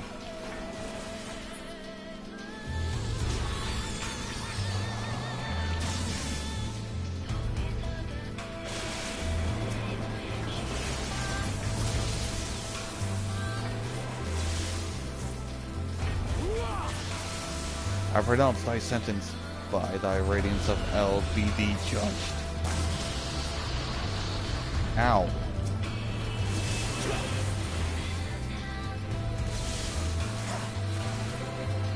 This battle shall decide thy fate. Oh god, speak too fast. Dealing too much damage.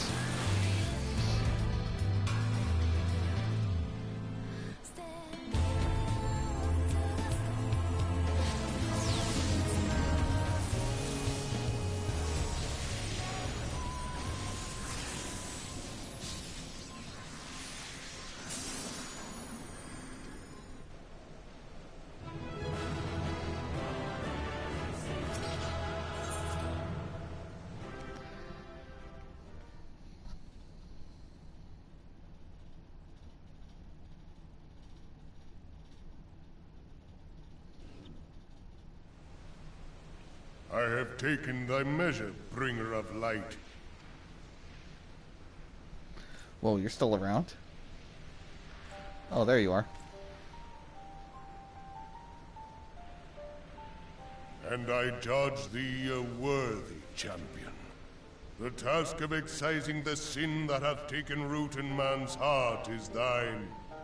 Shrink not from employing thy strength in service to the forest and the wider realm beyond. Like hungering shadows do the enemies of harmony gather, and meekness will but feed them. If man is to be delivered from the dark, it shall be by thy guiding light alone. Stray not from the path, for if thou dost, thy people shall be truly lost.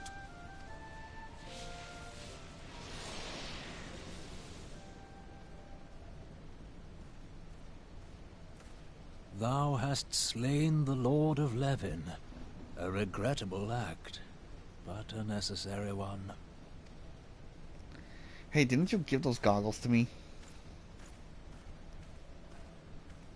In witnessing thy struggle, a truth hath been revealed unto me. If I mistake not, it may yet prove a chink in the eternal armor of the Ascians. But let us conclude our present business. I shall expound upon my findings at the Rising Stones anon. Yeah, let's get out of here. My ears are buzzing.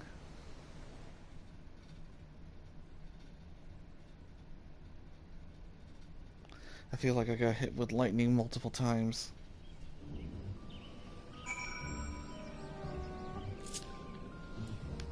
Whoops.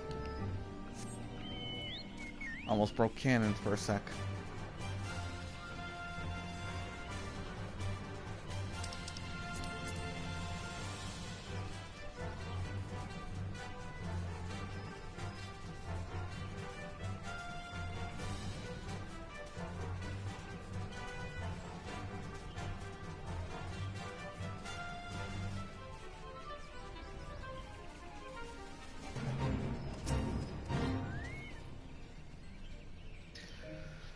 Nearing you have returned. Dare I ask how Remove received your visit? Yeah, he was a little mad, but then we fought and now he's cool. He challenged you to a test of arms. It's well then that you have some experience in such matters. Both Gridania and Little Solace are relieved to hear that the Lord of Levin has accepted you as the Force Champion of Peace. Yep. Let me guess, go report to Kane Senna. Oh man, how did I know?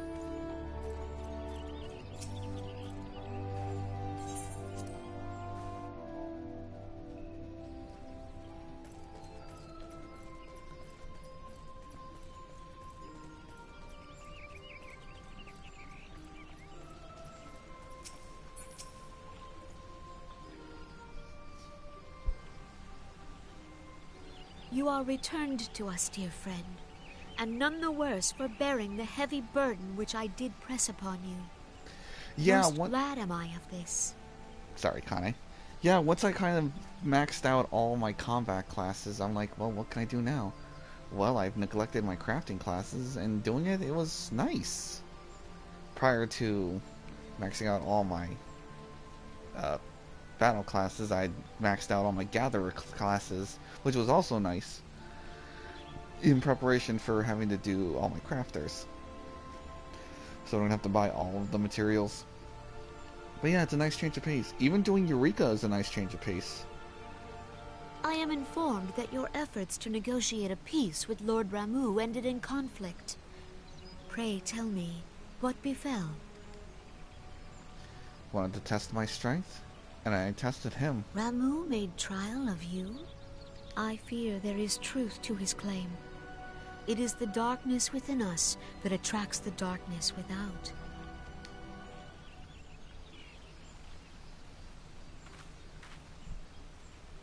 It cannot be denied that misfortune follows man. For evidence, one need only look to the conflict brewing in Carteneau, or to the rising flood of refugees. The Alchemist storyline has a sweet one to level 50. And then the other ones are kind of okay. You do kind of help with the murder mystery, but it's not that big. It's not like Hildebrand level's murder mystery. Our shared struggle against the Empire should have served to seal our union. Yet the ties which bind the Alliance strain under the weight of gross self-interest. Funny enough, Alchemy was the first crafting class that I ever got to 50 back in 2.0. I just picked it randomly and did it. And then I never touched crafting again for years. As the scars of the calamity begin to fade, so too does our sense of common purpose.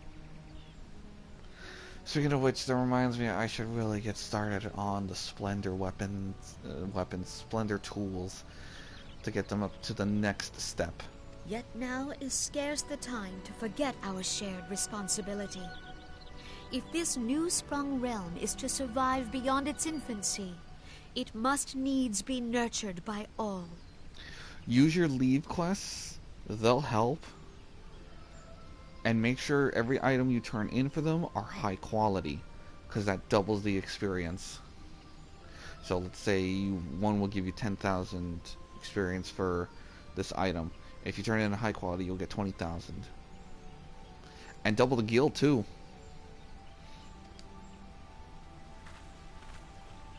Eorzea must be as one. Yet I fear that dream is still far off.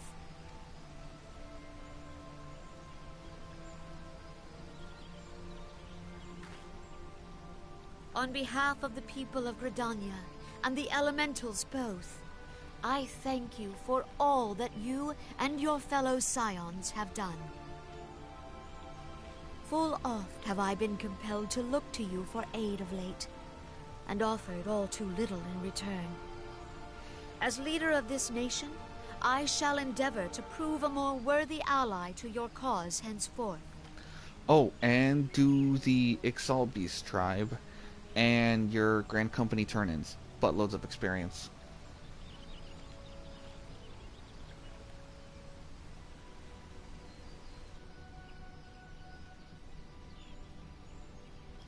And then as you get higher levels, you know, the Lord Mughals. Ramuh has departed, yet the keening of this ill wind grows no less insistent.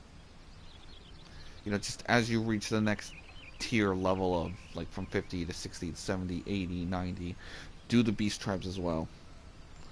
I mean, you get 3 daily, but it's good experience. Voices of the forest, pray speak and I shall listen.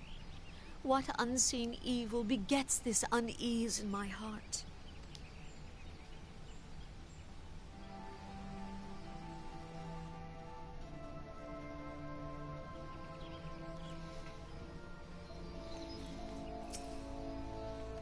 Thus ends another daunting mission, eh, Naren?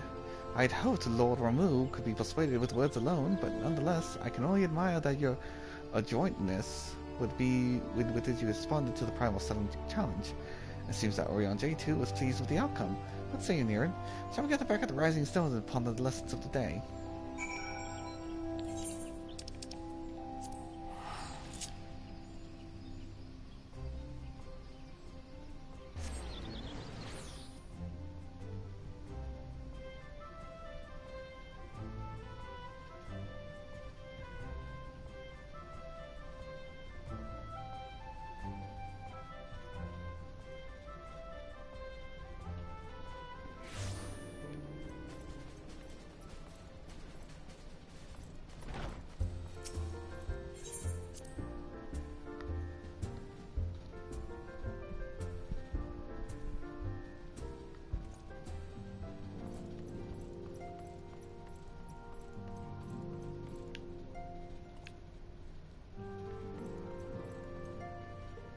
Kids, is Falaman teaching you how to mix drinks? Oh. Sorry, that's a woman.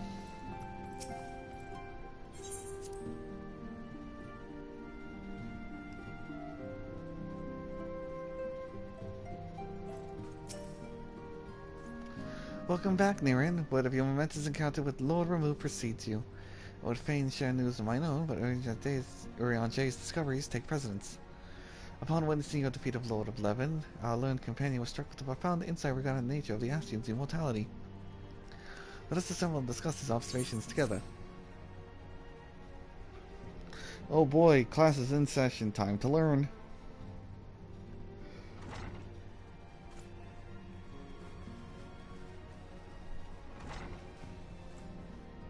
If everyone is ready, let us begin.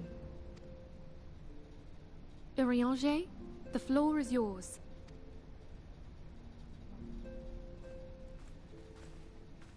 As all here assembled now know, in its final hours as our Order's headquarters, the waking sands did play host to a most unexpected visitor. I speak of the Ascian clad in white, Elidibus.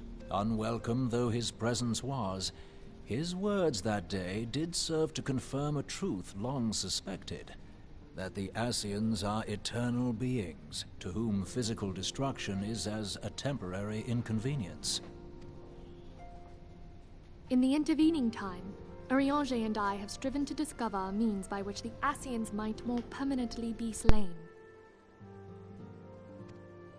And 'tis my belief that we have found the thread that will allow us to unravel the twisted skein of their existence.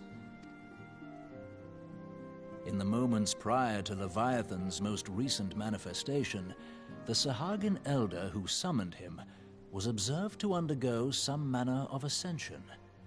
The etheric readings taken by Y'shtola at the time of this transfiguration have proven most enlightening. The disruption to the flow of ether was sudden and dramatic. So tangible was the agitation, I scarce had need of my goggles. The significance of Y'shtola's readings might better be understood in the context of mine own, taken at the instant of the Lord of Levin's demise. Unlike the primal, the Sahagin was not subject to etheric dissipation. Before discussing our new discoveries, it may benefit us all to recall what we know of etheric behavior.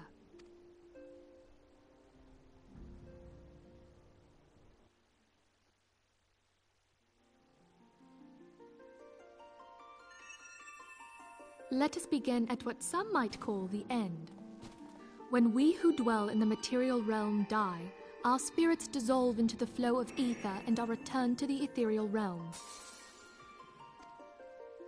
In turn, the restless energy which suffuses that plane streams back into our world, giving rise to new life.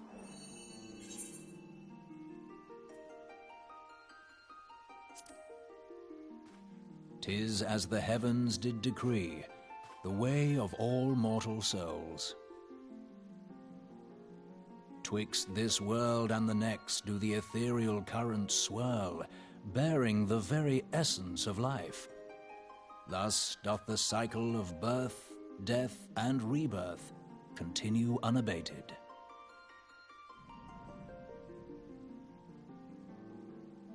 Primals behave somewhat differently. In order to manifest and then maintain a physical presence in this realm, they must consume vast quantities of ether, most often in the form of crystals. Though they may seem to live, their flesh is but ether given shape.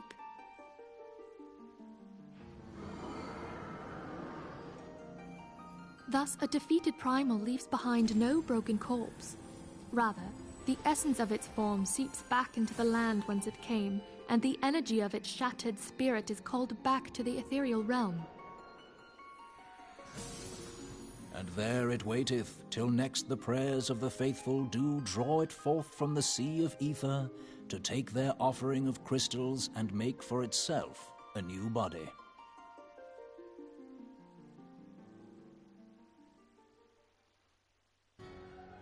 Which brings us on to the third group, the so-called immortals. They exist in a manner all their own.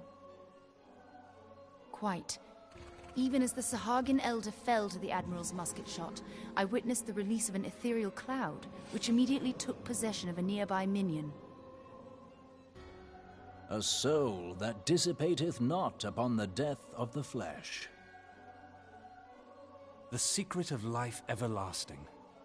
And in the claws of a Sahagin, no less. But I wonder, what would happen to one of these obstinate spirits should there be no suitable host for it to claim? If mortal death entails a return to the ethereal realm, it seems doubtful that the soul of an immortal would venture there. Nay, it merely withdraweth a distance, unto the shore of the ethereal sea, perchance, but no further. Yes, it exists in neither this realm nor the next, abiding instead in the space that lies between them. The Ascians took control of Thancred by means of a crystal of darkness, an artifact which, if our theories are correct, serves as a gateway to the place I have just described. I was hoping people had forgotten about that. I am sorry, my friend. For a mercy, the weary road of our research hath brought us unto an answer. The Sahagin ascended to an immortal state, but he did not possess a crystal of darkness through which to flee this realm. Thus was he consumed by Leviathan. If we could entrap the spirits of defeated ascians in like manner, and thereby deny them resurrection...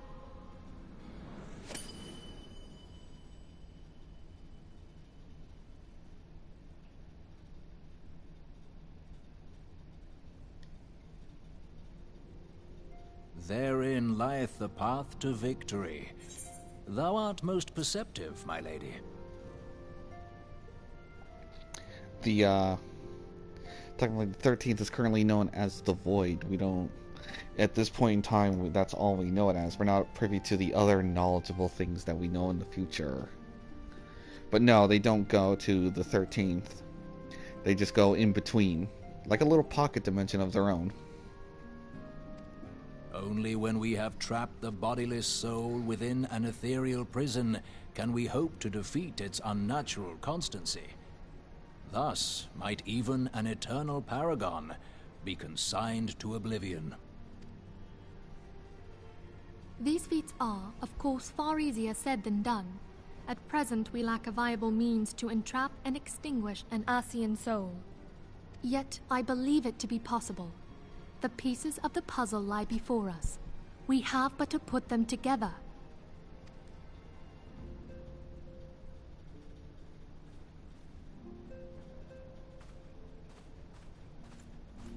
I will depart at once to convene with the sages of Garlean.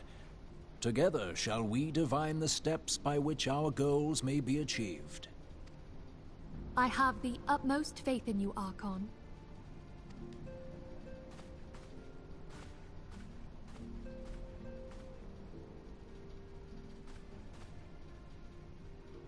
Beg pardon, antecedent, but I would raise one final matter.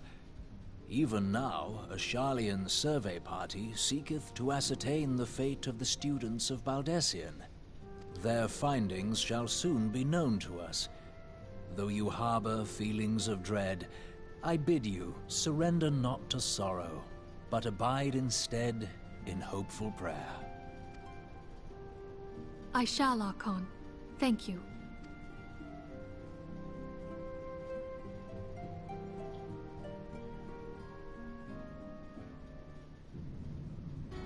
See, like this place. It's like its own little pocket dimension. It's in between it all.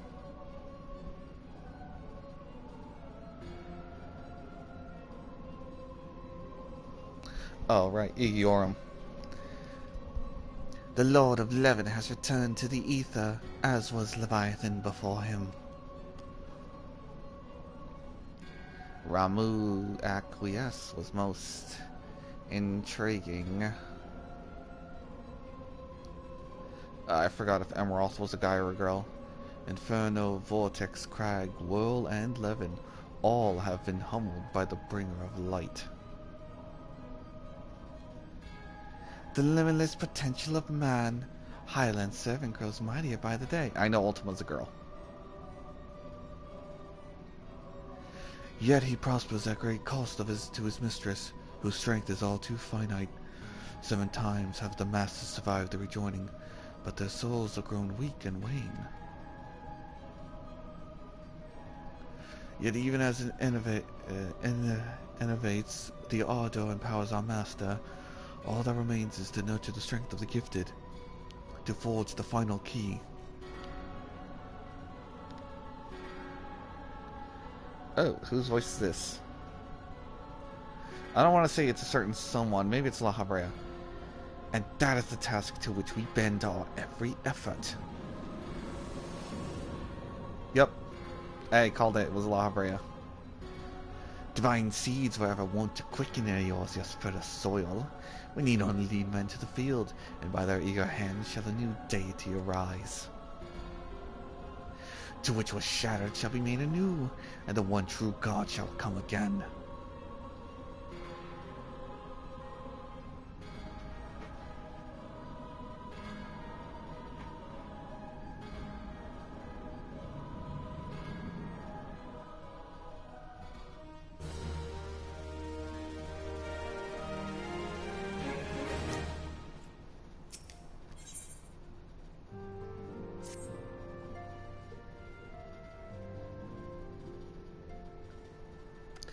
Now the matter of Ramuh has for the present been put to rest. There is something I would show you, Naren. Whoa! It's a piece of paper. It's a letter of thanks signed by the leaders of the Eorzean Alliance, acknowledging the scions' tireless service to the realm. It mentions in particular the names of all the defeated primals: Ifrit, Titan, Garuda, Good King Malgamok XII, Leviathan, and now Ramuh. Needless to say, there is only one among our number who to face them all. And those words of gratitude are addressed to our order as whole. I feel as though they were meant for you above all others. I too must offer my heartfelt thanks for all you've done. In the course of your duties, you never once failed to answer my call to arms. You are a true hero, Naren, and Eorzea is that much safer for your presence. Pray do not misunderstand me. I said safer, not safe. I know only too well that we can ill afford to lower our guard. The Ascians may be relied upon to sow chaos in this realm until such time as they are forced to stop. Why, even without their encouragement, you may be rest assured that man would foment strife on his own, and that is to say nothing of the beast tribes. Unless we learn to live in harmony, the primals too will return to plague us again and again and again. And yet despite all this, your deeds serve to inspire the people, to give them hope for a better tomorrow, and there is no greater gift. That we have the courage to strive for what others seem as an impossible peace, we owe in no small part to the dangers you have faced on behalf, and the people you have won over to our cause in doing so. Our list of enemies has ever been long, but think of the allies of whom we are now blessed.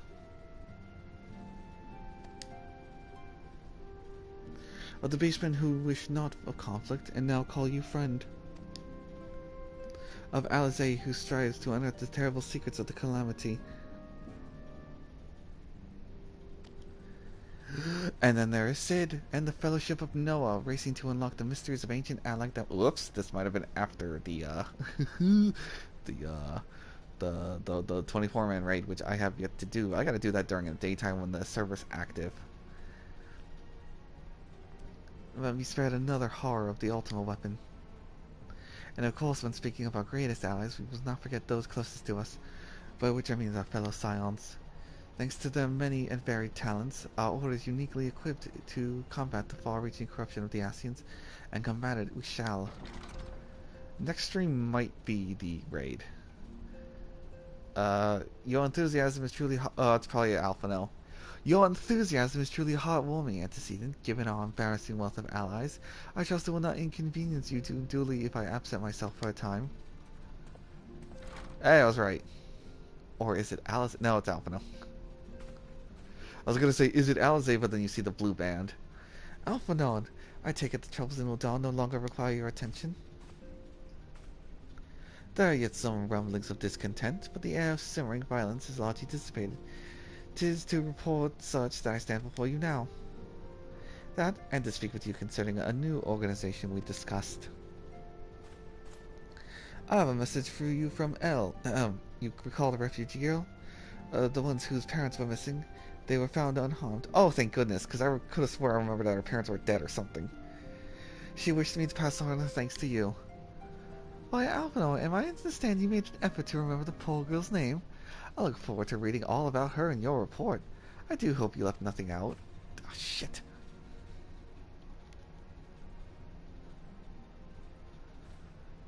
Niren, you have always been away from Retold for some time now.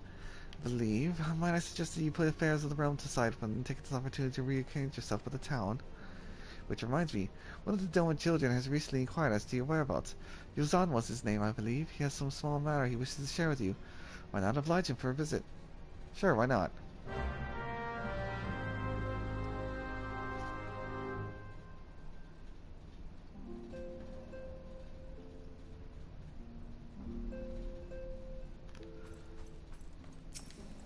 Oh, hold on. There it is. How have I never noticed it before that if you just stand at the right angle, you can just eke out the words that are not supposed to be there. Like entrance. You guys seeing this? There are words poking through the door.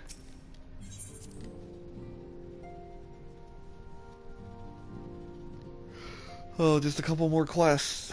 Just a few more. I can do this. Yozan is over here.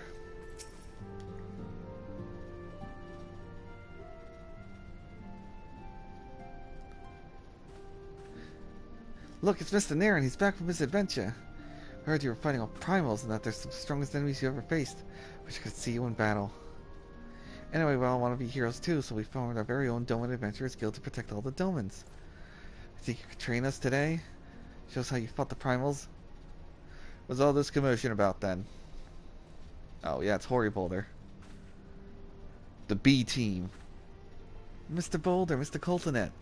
Did you know that Mr. Niren is back? So it would seem. Welcome home, Niren. My companion and I but recently became full members of the Scions. I believe proper inductions have yet to be made. I am known as Hoary Boulder, and this bookish fellow here is Coltonet. Though we remain largely unproven as adventurers, we have taken it upon ourselves to instruct the Doman younglings in the arts of combat. Ugh, I told you, Mr. Boulder, we are not youngs anymore. We're adventurers. We were just asking Mr. Niren if he could give us some special training. I think we're ready to hunt monsters alongside him, don't you? Pfft, no. Well, you've certainly been diligent in your drills, but I'm afraid the fiends of Mordona are still slightly too dangerous for you. I have a counter-proposal. What if I were to cross swords with Niren? A demonstration of skills at arms, if you will.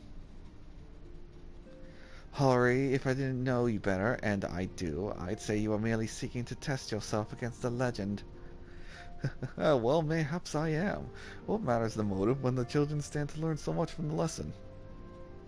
What say you, Niren? Would you consent to spar with me? Bring it on. Hooray, we're gonna have a tournament. Come everyone, we must prepare our gear for an outing. What gear? You're gonna show up in the same outfits.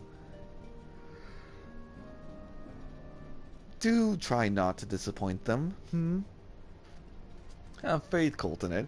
I shall summon every last ounce of strength to make this a worthy contest. The fields to the east of town should prove suitable for our purpose. I very much look forward to our bout.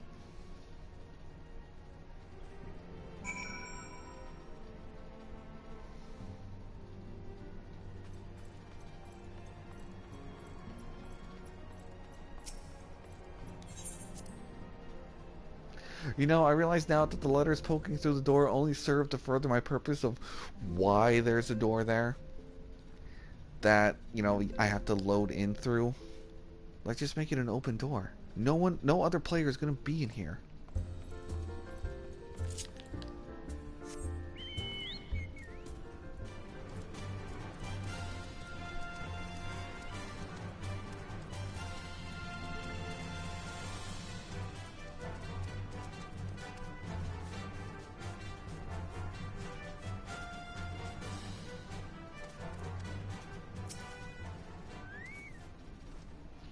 It was good of you to agree to this, Niren. I trust you are ready to begin?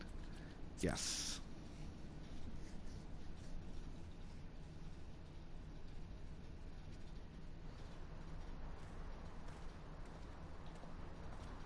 Very well, let us not keep the younglings waiting any longer.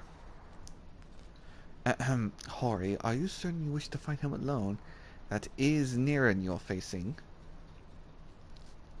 What better way to test my mettle? Pray allow me to attempt the first round, unaided. After all, 'twas this hero's legend that led me to join the Scions to begin with. Without Niren to inspire my efforts, I would not be half the warrior I am today. Your point is well made, but remember, this is for the children's sake as your own. Should it appear the contest will end too swiftly, I shall add my spells to your blade work. Hello, you haven't begun yet, have you?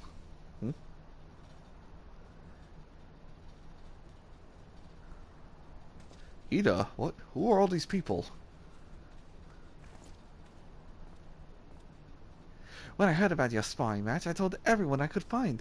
Thought you could use a crowd to cheer you on. Yes, and there are still more to come. When I mentioned Niren's name, the reaction was quite enthusiastic. While my own popularity seemed to be a sickly shade in comparison. You'd best claim victory, bringer of light. Your burgeoning reputation is at stake. Well, our teacher won't be beaten so easily. He's a master swordsman. You can win, Mr. Boulder. We shall soon see. On your guard. Alright, I'm going to do you the pleasure of not holding back. Day and night I've honed my skills. Now comes the time to test them. Just auto-attacking for victory.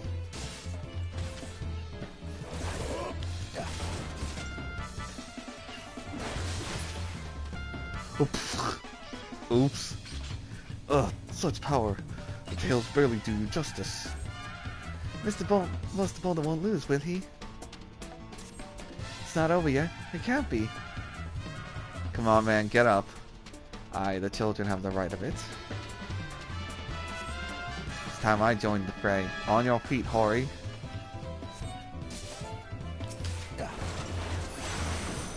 Uh-oh.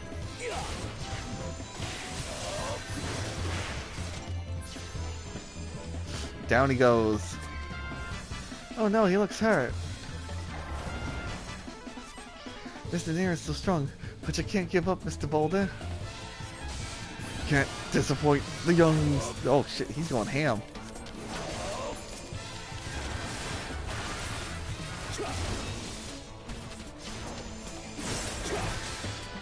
Never face the strength, but the lesson must continue. It is your example I follow.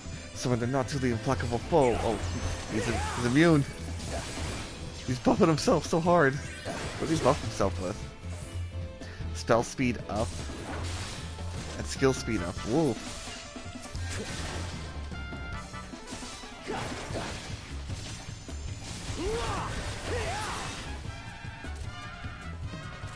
And Hori goes down. You're next, Coltone.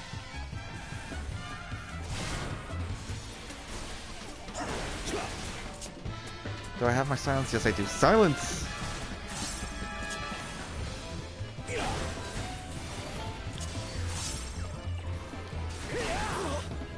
I must admit defeat. It was an honor and a privilege. Blah.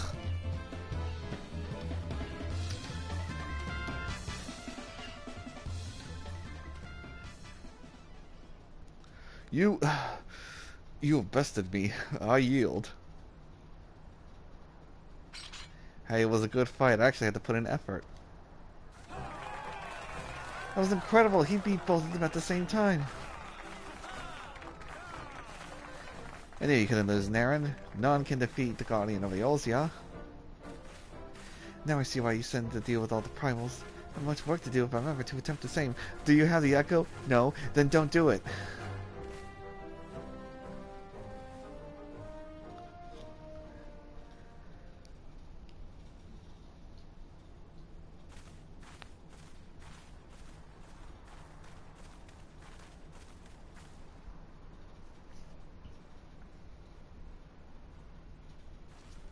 Impressive as always, Naren. Tis ever a pleasure to witness the spectacle of your martial prowess. And judging by the smiles on these many faces, they too appreciate the hard-won strength that keeps the perils of the realm at bay. Guardian of Eorzea. Yes, that is the most fitting title. Do you recall when we first met? Oh, it was at the memorial service for the Battle of Alphinaud. Which one? Yes! At the time, I was yet attempting to understand the land of Eorzea. I sought to grasp the reason why grandfather willingly sacrificed himself to protect it. I shall speak plainly. My initial impressions were less than favorable. Dire problems abound, and yet the effort I saw expended towards the solution was haphazard and half-hearted. I thought Eorzeans a foolish, childish people. Considering the shambles their home was in, would not have been surprised if I had some had chosen to swear allegiance to Gaius and the order he promised to enforce. The legate's single-handed military invasion precluded any such switching of loyalties, of course. Were it not for the desire to continue grandfather's legacy, I would have abandoned this realm to its fate long ago. The threats were too many, and the nations too self-involved and unstable. Alphinaud. 'Twas you who convinced me the salvation of Eorzea was possible. 'Twas you who taught me, through countless acts of bravery, that what my grandfather sought to preserve was not the land, nor its history, nor any single nation. It was the people. These wonderful, oft infuriating, stubborn people that suffer blow after terrible blow only to drag themselves back to their feet to face another day. Though he never put such feelings into words, I believe grandfather's admiration for this inextinguishable courage grew to fervent wish to aid Eorzea and its inhabitants in charting a course for the future. A wish that has now become my own. I too will endeavor to take up the mantle of Guardian of Eorzea and champion these people who toil towards a better world. Our cause, however, is not a simple one. The troubles that plague us are of a scale that cannot be solved by the scions of the Seventh Dawn alone.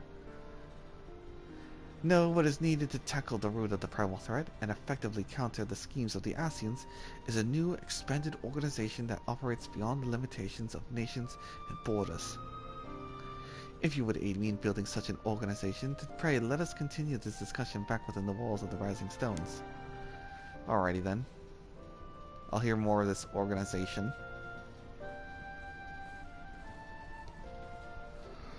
Oh man.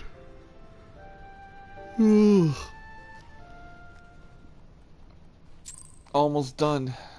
Almost done. How many more quests? 1, 2, 3, 4. And that depends on how long those take.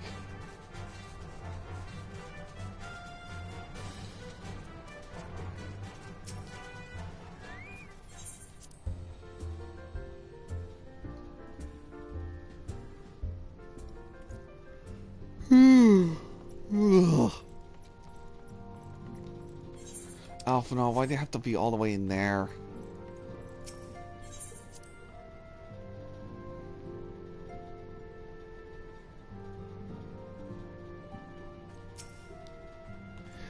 Thank you for coming. The world ships we alter may have a step closer to chaos. Propose the formation of a new organization.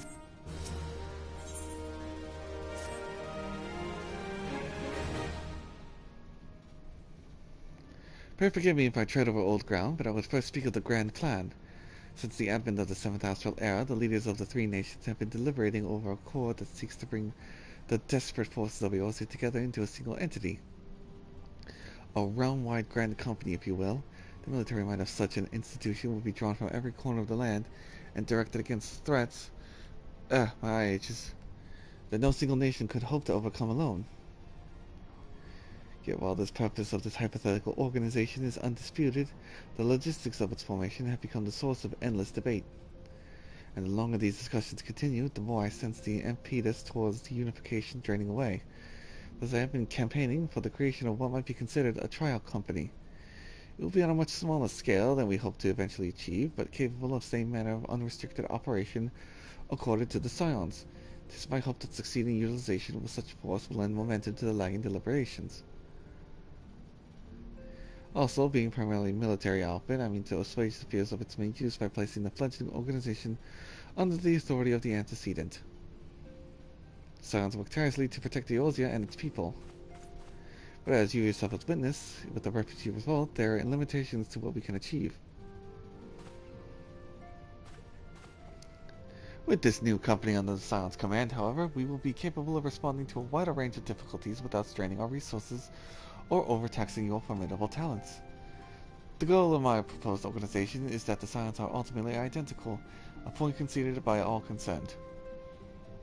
But before we can move forward with establishing the precursor to the true border-spanning Grand Company, I visit the three leaders gained their official approval. Times for consuming tasks, so I ask that you accompany me on the journey. Cool.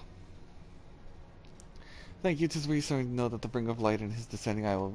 Yes, cool. Limsa Lomensa.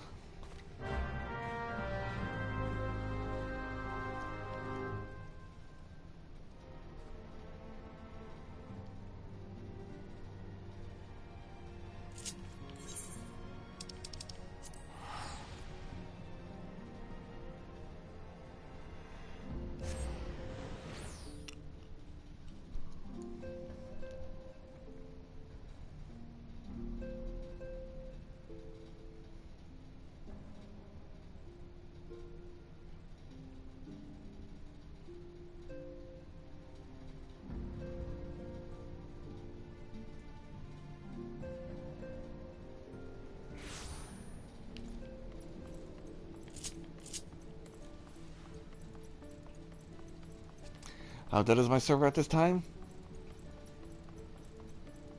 Look at how uncrowded Limsa is.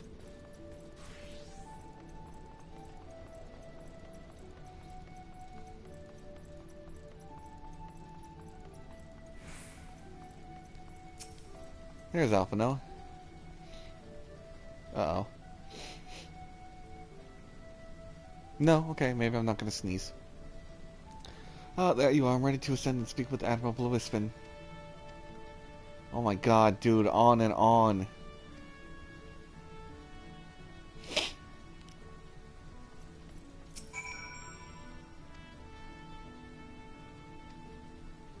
What? Oh, I'm supposed to look for potential recruits. Whoops.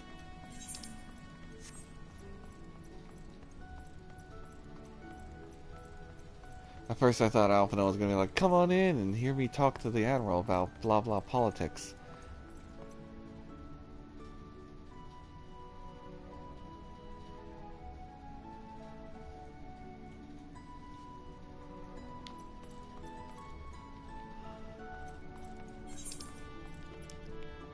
Oh man. Alright, I'm going to start down here and then teleport my way up.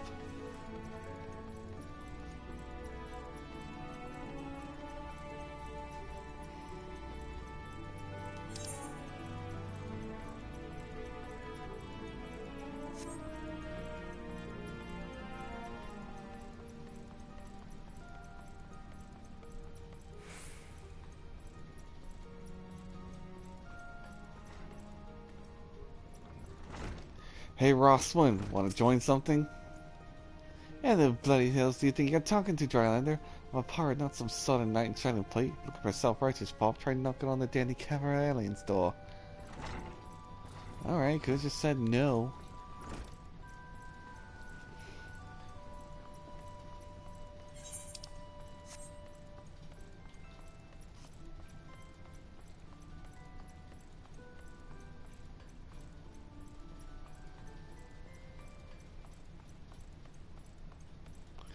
No, Dick and Mellies? Wait, why would I try and recruit the guildmaster? That's dumb. Unless you can point me at people. And while I do in mind the Scorpio man, my responsibilities here at Nautic Mellies keep me close to the forge. There's a train hidden yonder across the realm. Should require skills in hour, however, I'm willing to accept special commissions. Okay, cool, neat.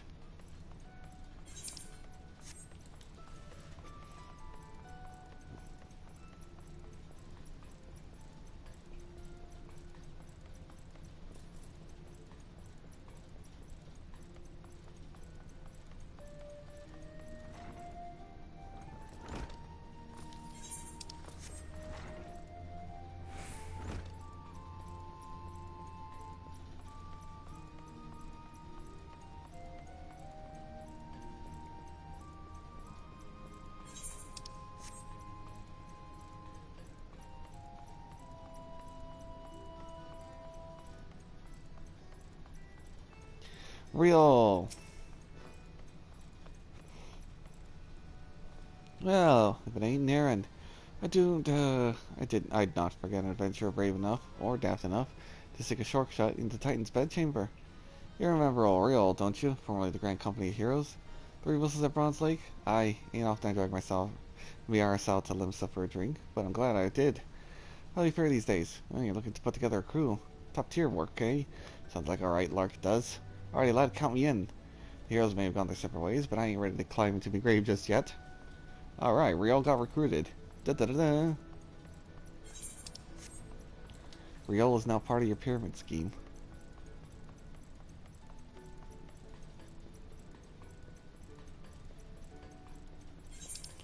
Why on all that is good and holy is there not at least like one aetheryte down here? There's one here, and there's one here, and there's one here, but they couldn't shove one down here? Oh, there'd be too many.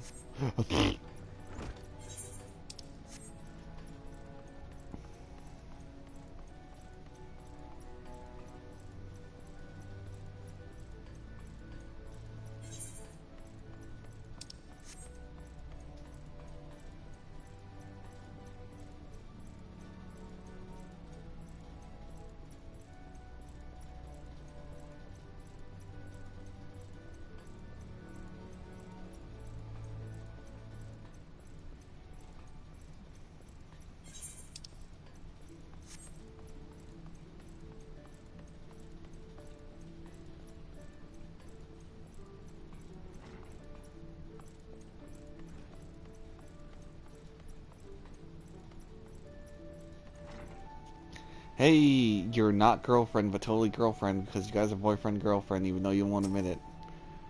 An organization with the freedom to operate with their territory. I'll say a proposal intrigues me. The Krakens will know the time to act and time to watch. Afraid this is trial company of yours. Falls into the latter category. Okay.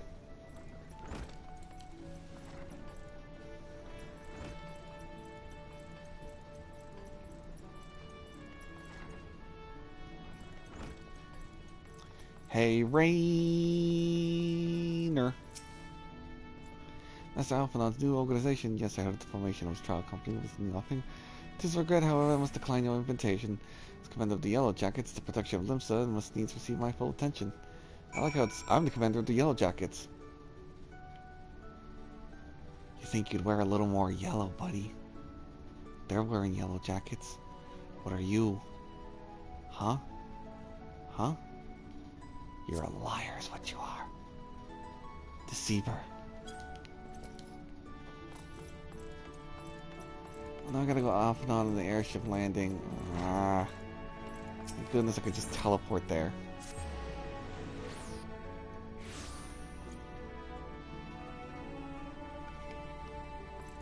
Where is he? Alphinaud? There you are.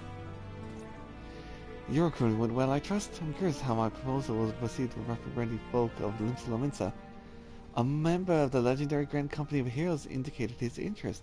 Astonishing, I knew enlisting your aid was the right choice. She signed all the documents requiring her approval. Alright, on to Gridania.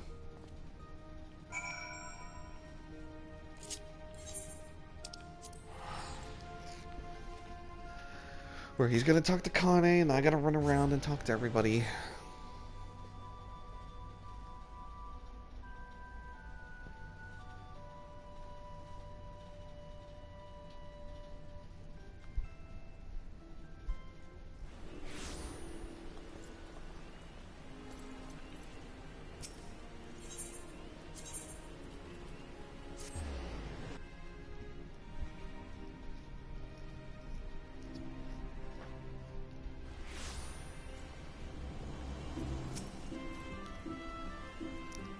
My audience with the eldest seeds here is due to commence. Task with the recruitment here. Good, he was less forthcoming about all that.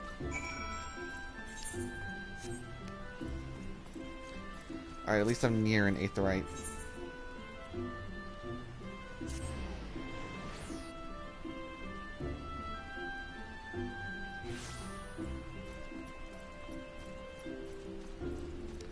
Hey, Synagold. It is not often the guild officer such as myself gets recruited, and this company of yours sounds to have some promise, but its duties appear less focused. Must refuse your invitation, till things are more organized.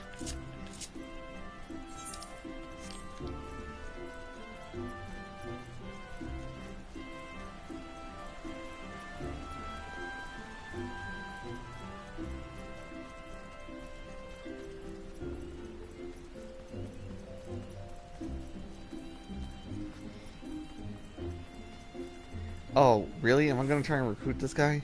Hey, old man, wanna do some good? You would offer this old man a place in your company of champions. I am both puzzled and honored by your invitation. You forgive me, young master, but I could not accept. So to abide here for whatever scant years remain to me, bear responsibility for the evils my lady has wrought upon this land. Yeah, you probably croak at the first sign of battle.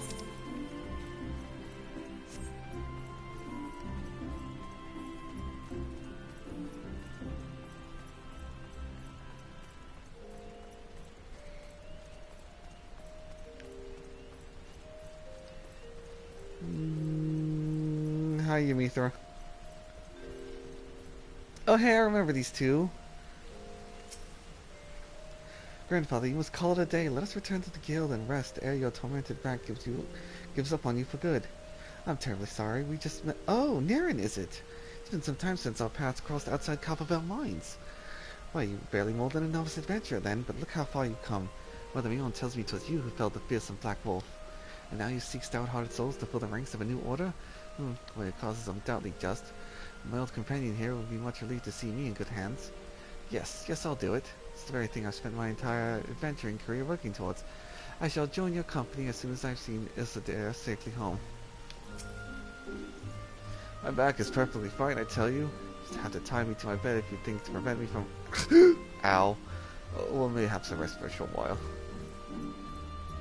His age is finally catching up with him. Hey, did they ever give him anything new? Can't even access it yet.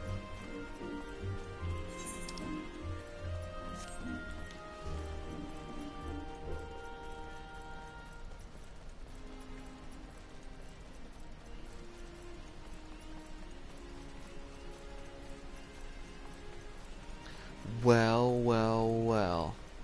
Laurentius. Hey, bud, how you been? I see you're now locked up in prison. Oh god, can it truly be you? But what fickle fortune must this first face I see upon my... Oh, he did get out of prison. Oh, I take it back. Alright, buddy, you served the time. Could it be that you don't remember me? It was I, Laurentius, the man whose crimes you exposed, was a whaler and a regular petter in Buscaroons. Who? Huh? Yeah, now I remember. Well, of course you do. I was beginning to wonder if the jail had changed me more than I realized. Not that I have any particular wish to be recognized after my shameful conduct. The less said about my past, the better, I suppose. What of you, adventurer? What business brings you this part of Gridania? Recruiting, eh? What's your policy on reformed convicts? As matter stands, the wood whalers will have not more to do with me. This may just about my second chance I'm looking for. Remnant still, you say? Shall leave at once. Shall not regret this, I promise you.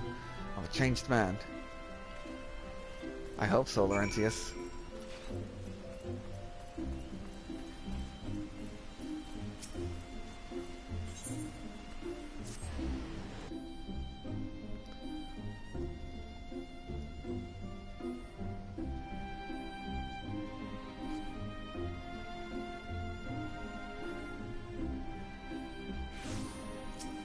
Hey, Alphinaud. What news, Niren? For my part, the Elder Seas here is most amenable to our requirements. A former wood whaler and a seasoned adventurer.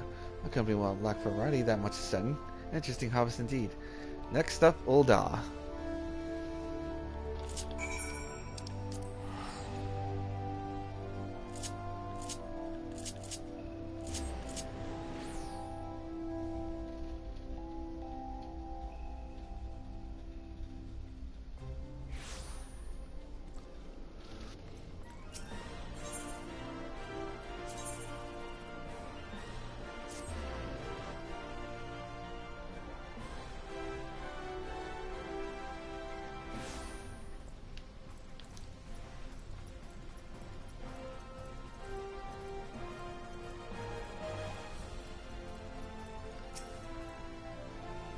Ul'dah, the gilded city was one's fortune defines one's worth.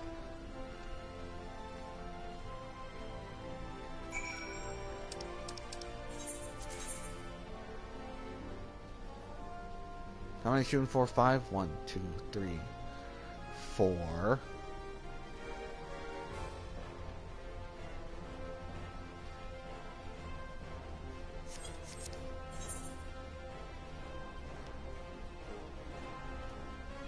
One, 2, 3, 4. I must run into number 5 at a different place.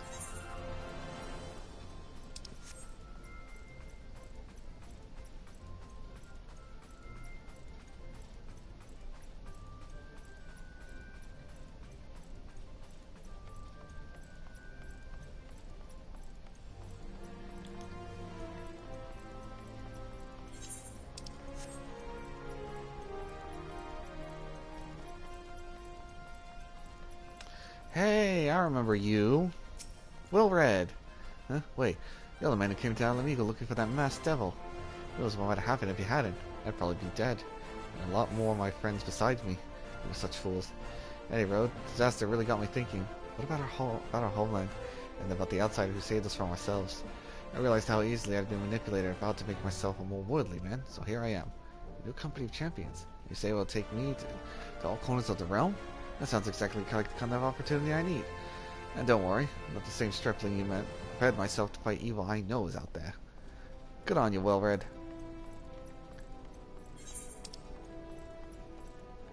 Alright, I'm gonna start using these Aetherites to get around a little faster.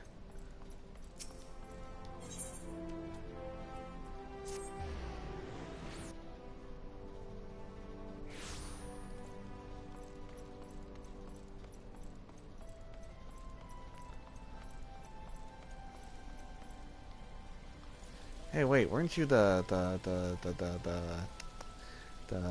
nun? Oh, what a happy coincidence. Do you remember me, perchance? I'm Arsene of the Church of Saint Amana Lamana. Thank you again for your timely rescue. I must thank you for preventing the fraudulent priest from preying on dry bones less fortunate. And, are you here with your companion Dankred, was it? Ah, 'tis new companions. Your organization is powerful. Nevertheless, my place with the church. Good. Okay. You stay there. You're a good person. Stay at the church.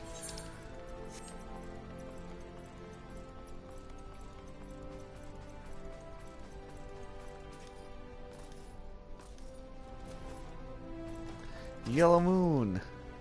Sorry, you wish to recruit me? This is some new fashioned manner of proposition, lady. Well, I'm afraid you're wasting your time. This lady's already spoken for. Good day, sir. What? No, I mean... Well, I'm flattered, but...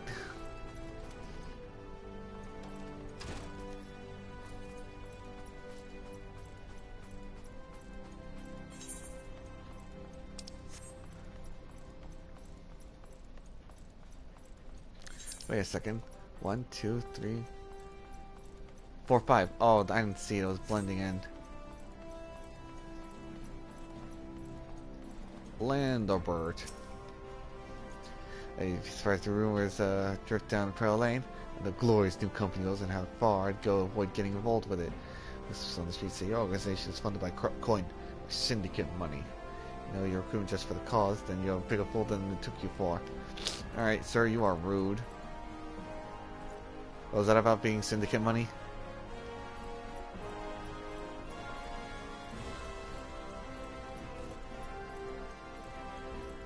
Syndicate. Nobody looks to cure the ills of the realms entirely. So friend, I can scarce bear the complaints of the next stall over, let alone the conundrums of a neighboring nation. Fair enough.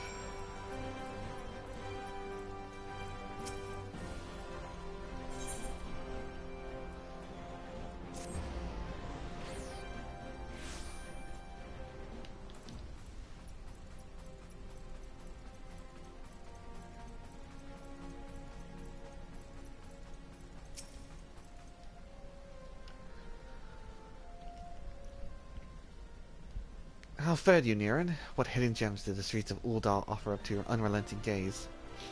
One dude. A single Alamegan youth. Well, you certainly give us an admirable start, even if our ranks are yet somewhat thin. In these troubled years following the calamity, talk of Eorzea's salvation seems akin to grasping at clouds. But there are those who have risen to the challenge nonetheless, and the hope that inspires the people born is no small part from the victories you yourself have won. Thank you, Niran. I will not squander the precious gift you have placed into my keeping. These recruits will become the foundation of a new beginning. And yes, we are free to begin. As you doubtless surmise, the Sultana also graced my trial company with a blessing. The first wave of recruitment is over, the documents signed, and the finances secure. Yeah, I heard something about the finances. You want to tell me about that? No, we're taking it to the next step.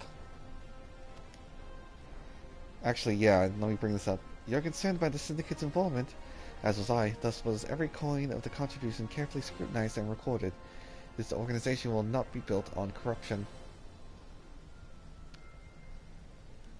Naturally, I would prefer not to rely upon outside sources at all, but even my family's substantial coffers could not sustain a venture of this magnitude. I highly doubt that, Alphinaud. And as for the rumors surrounding the rumors and doubts surrounding this enterprise, well, such things shall plague us until the company has had a chance to prove its worth. It will not be an easy process, but we will earn the people's trust one success at a time. Speaking of time, we should waste no more of that. Let's return to the Rising Stones and lay the first stone of a united Eorzea.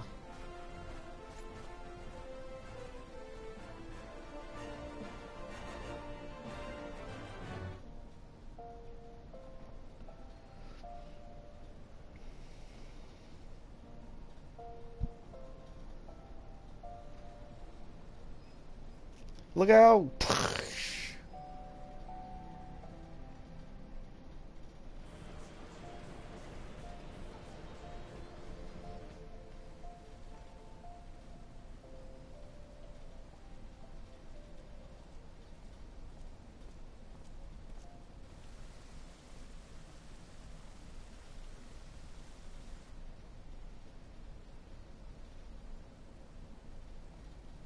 Tell me, General, what think you of Alphinaud's bold endeavor?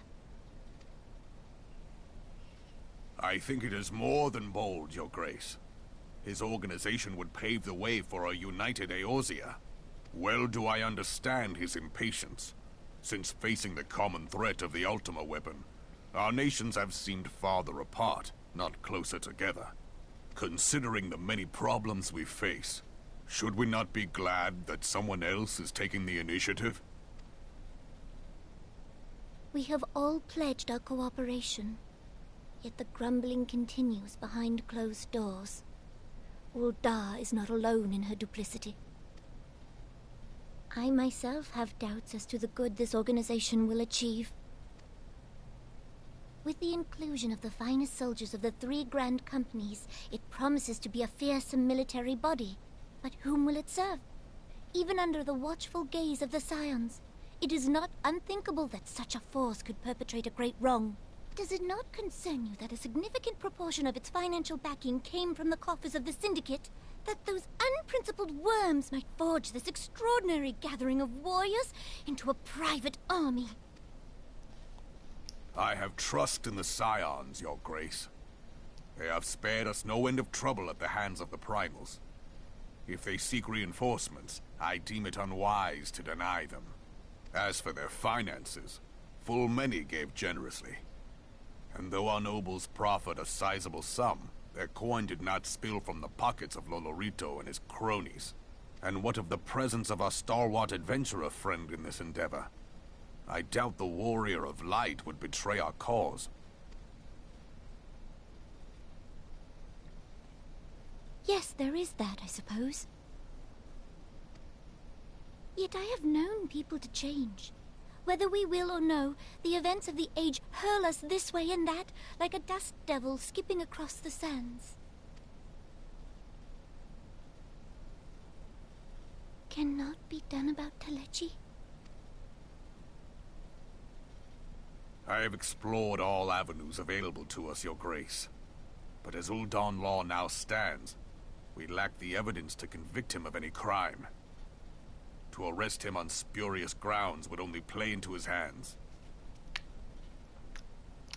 You could just assassinate him.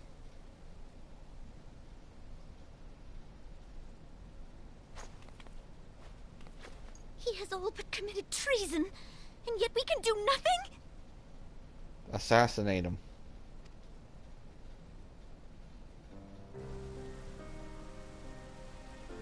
Then what good our government? What worth the royal house? How deplorable this mockery of justice!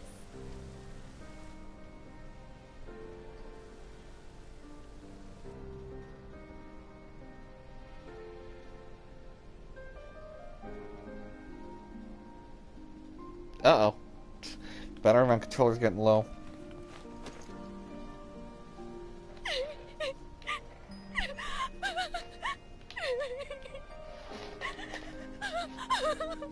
Have faith, Your Grace. It is not over.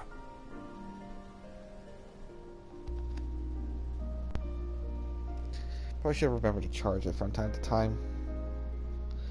Or keep it charging while I'm doing my stream.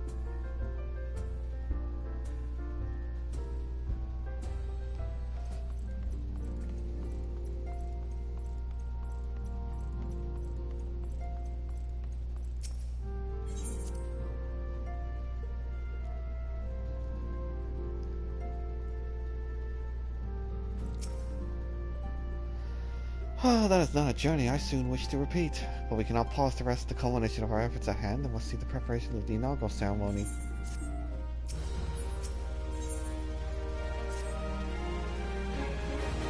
Greetings, Naren. Alphinaud tells me all is in place to begin his trial company.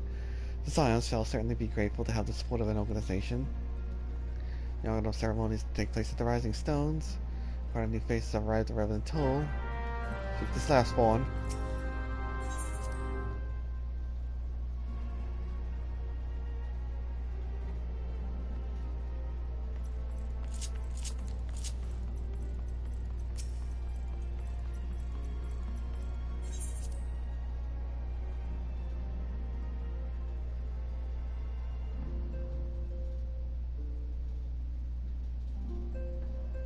Three parties are recruiting, huh?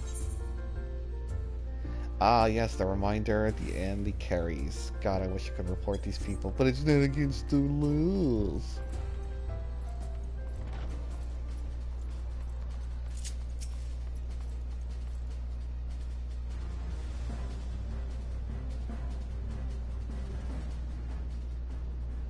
What can I do for you, Naren? Thought you had your hands full helping out with this new arm of the scions. Ah, barely noticed your recruits arrived. It was barely a trickle compared to the flood of treasure hunters that pass through here every day. Well, I appreciate your offer, aid. It's more your burden that concerns me. Till this trial company wants to directly to the antecedent, so I trust that means less work for you in the long run. So that point, the ship, we couldn't. God's woman, what befell? We were bringing a shipment to Retold, provisions earmarked for the frontier effort. Just as we crossed over into Modoni, we were set upon brigands. I believe they may have been heretics. There were too many. There were many, too many. We only escaped our lives by abandoning the supplies. Pray forgive us. There's not to forgive. Provisions can be replaced, but smart soldiers are hard to find. Take a rest and I'll have someone along. Ow! Someone along to tend to those wounds. What to do? Heretics are involved. It's likely to be more a case of simple thievery. Ishgard will need to be informed.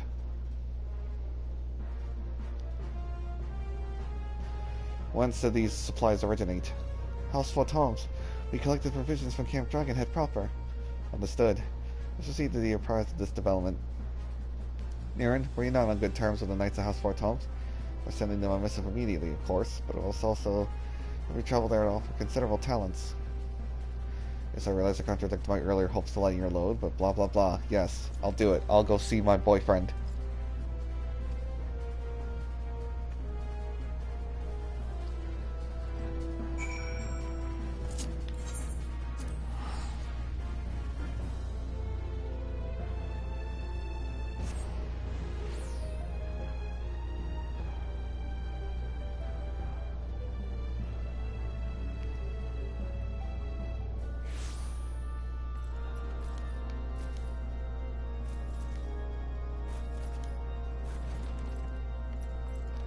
Hoshafon. Well, if it isn't my fine friend Niren the Safarius. Would you care for a plate of roast caracul? Some mulled wine? No? I see you've now come to my hall merely to escape the biting cold. I was, in fact, on the verge of opening an urgent missive from Revenant's Toll, and I suspect the timing of your arrival is no coincidence.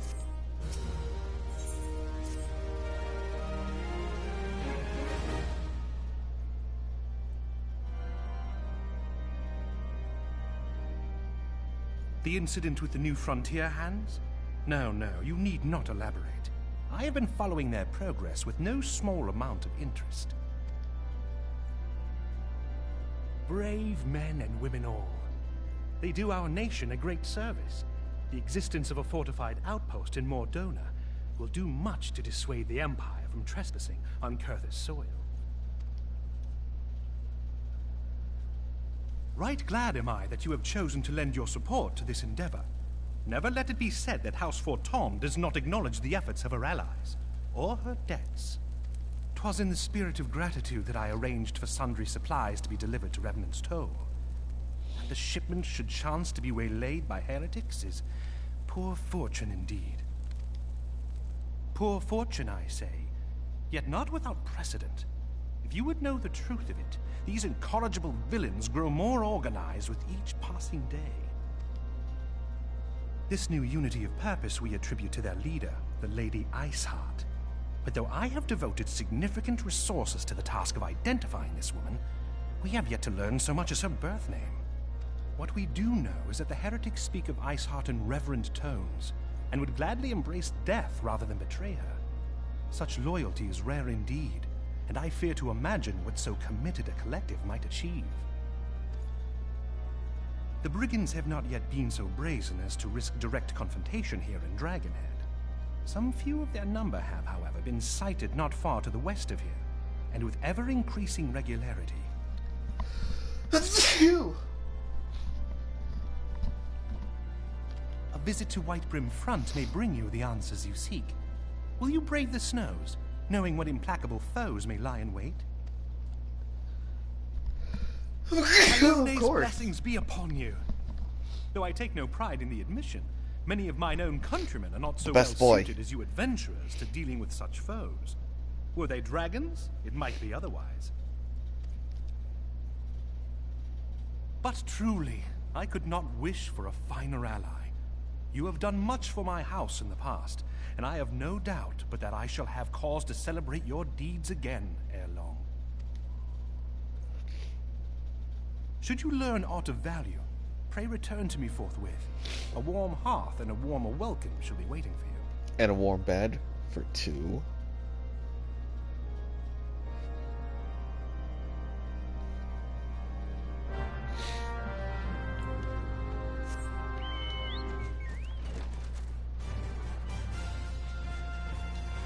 Boy, if that doesn't sound like a bot's name, if there ever was one.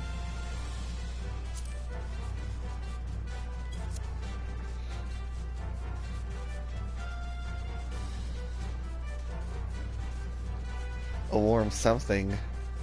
Maybe something warm, creamy. Like soup. Like clam chowder.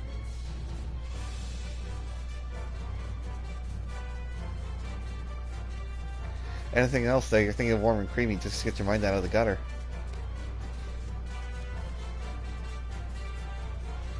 Ah.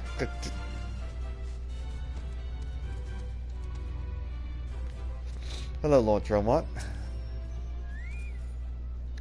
Naren, welcome, welcome. You'll be pleased to know that the repairs to the stone vigil will proceed apace.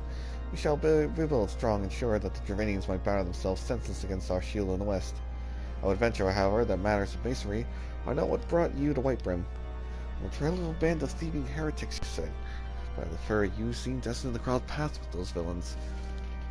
I must confess it is a sad truth that the wild hereabouts have indeed grown thick with their number.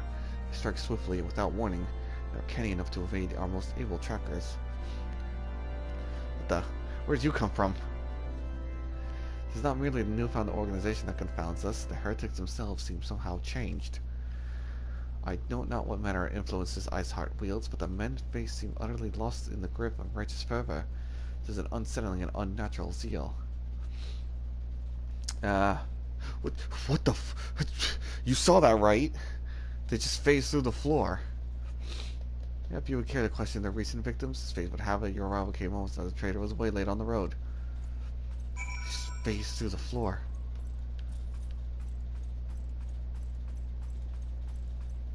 Okay, it's not through... What the hell? I gotta find this Lullafell.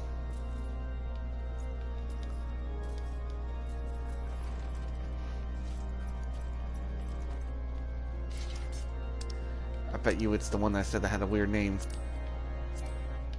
Unable to find player character. He's too far.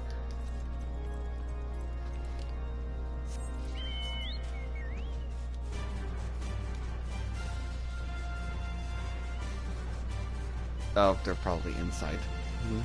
Whoops.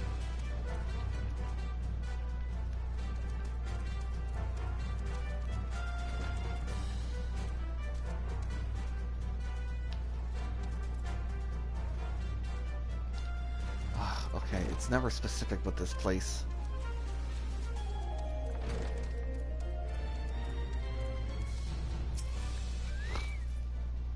Tell you what happened? Why, yes, of course, I'm quite recovered enough for that. And they helped catch those cowardly Blackhearts. Traveling my usual route to Whitebrym front when the sun blows, sent me reeling. Next thing I know, I was on the ground, and several heretics were rifling through my cargo. Arms, armor, crystals, they were taking everything. Crystals? I distinctly heard the words, "Return to Snowcloak." I say that is why they were hauling my goods. They'll all catch me rushing off in pursuit. Tell me it was a miracle I survived at all. I'll not trust my thick skull and save me a second time. Such the wiles of Snowcloak and defeating the heretics you encounter.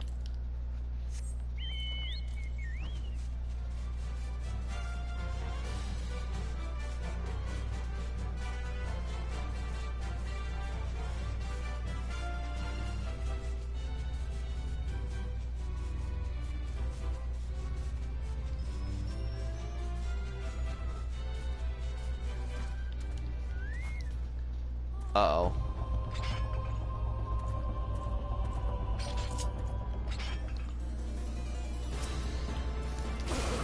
Yeah.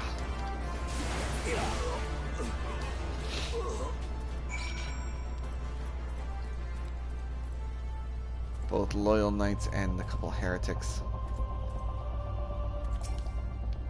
Speak of the house during their night.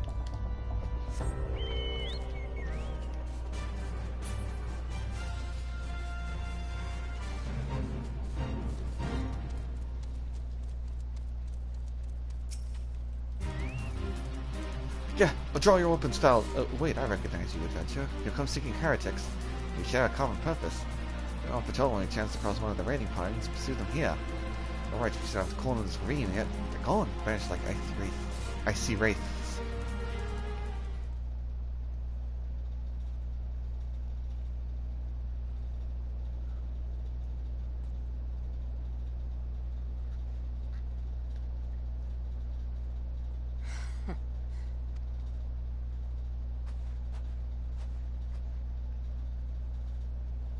Huh? Could've swore I heard something. You glimpsed a woman atop the cliff. Could it be Asylum herself come to sneer at our folly? Where did she disappear to? Heretics must discover some passage to the frozen wall, some hidden tunnel that escaped our notice. We have not the men to risk further information, lest we return to Whiterun and display suspicions to Lord Drillmont.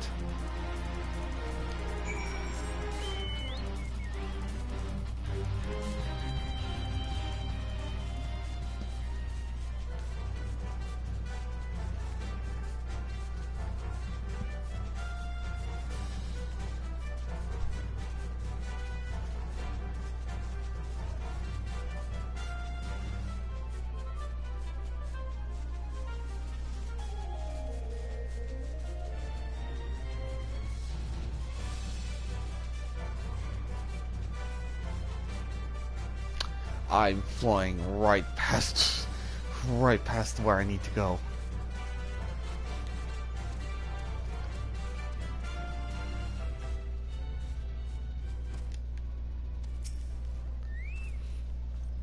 Near it appears I owe you thanks once again. The surviving knights spared no detail in the report. The men you found in your stone cloak were some of my finest. That's just you bested so handily. Fair, I whole woefully underestimated the threat these heretics pose. I understand you might balk the notion. I ask that you put aside the mission and consider the stolen provisions lost to us for now. Be advised to blunder unprepared of what may very be the lair of an enemy. Pray return the Dragonhead and inform Lord Horsefont.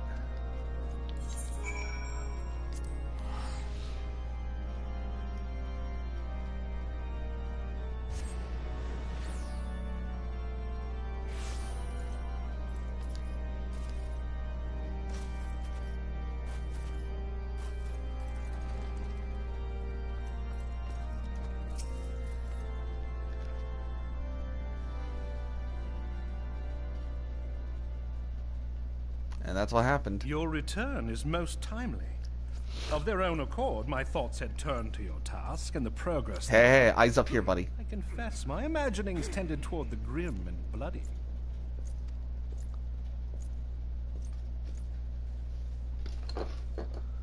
But you are here now, and I suspect such frivolous wonderings do little justice to the reality of your travails. Tell me, what did you learn of Iceheart? Seems to be using Snowcloak with some unforeseen caverns. Indeed. And this transpired at Snowcloak?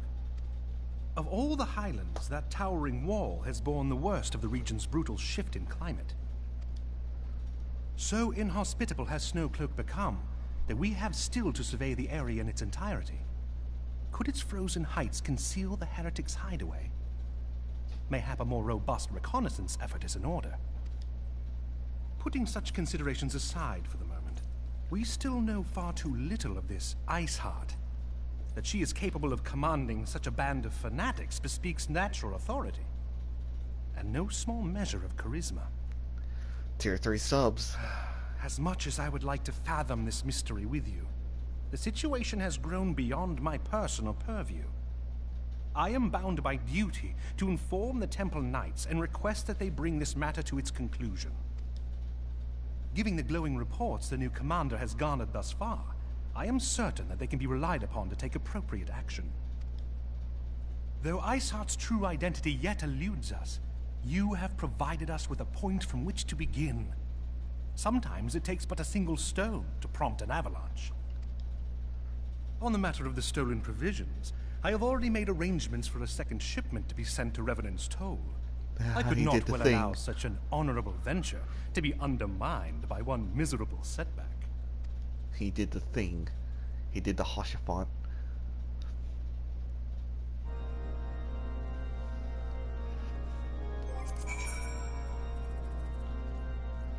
He did the thing.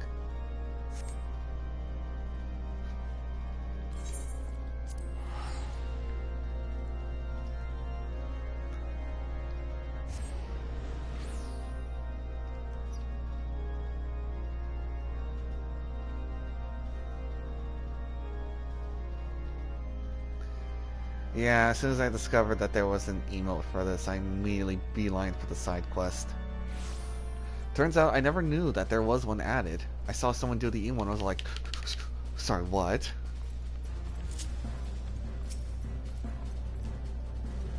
Aaron, it is good to see you return to the toll. How fared you in the frozen wastes of Kurthus? Must for Thomas to send us a second shipment. Must send thanks to Lord Hoshapon for his continued generosity. Even as our town grows in prosperity, I feel it will attract ever greater number of those who wish to do us harm in the name of greed or power. All of us, Alphinaud's new recruits included, must remain vigilant against these threats. Oh, last one.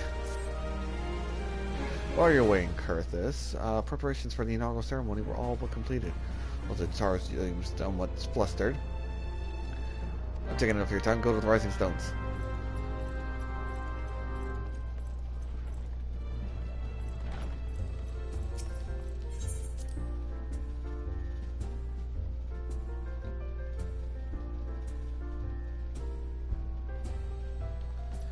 Tataru! These parchments need to be sorted, and these documents, why are they even here? Oh, I'm sorely tempted to file the lot in the waste paper basket. Ah, Naren, you startled me. You wish to lend a hand? Splendid! Would it be dear and hand these uniforms to the new recruits? Let's scatter about to Revan's Toll and have time to track them all down. Cool. 8! Oh my god.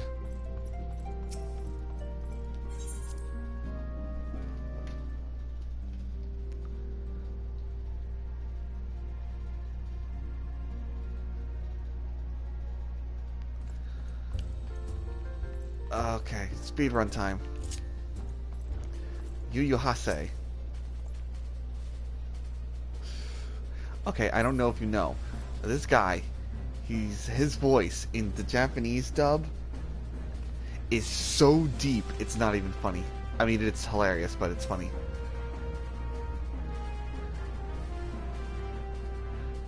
Those who believe the company will see no riches or short-sighted fools. Giving us oneself is an investment in the future. Thus did I sign my name to the cause. Here's your uniform.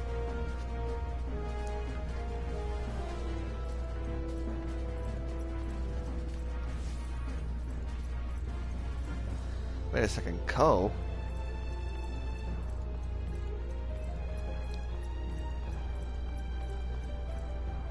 Oh my god, yeah, like his voice is so deep in Japanese. I would show it, but that's a little bit spoiler territory at the moment. But when the cutscene comes, I'm gonna play it again, just to show you just how deep his voice is. It's fucking hilarious. Hey, Laurentius. Well, best to make my fellas here, but I might have no idea what we're supposed to be doing. Here's your uniform. Put it on. Oh, you find the right text to the wood whalers.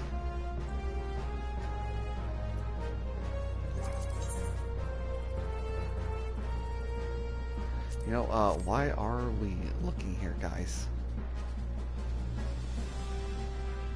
See, clearly now the rain is gone. You're fired.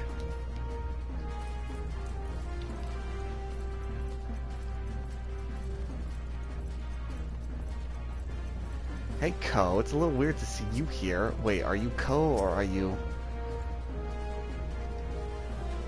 Okay, I think that's Noah.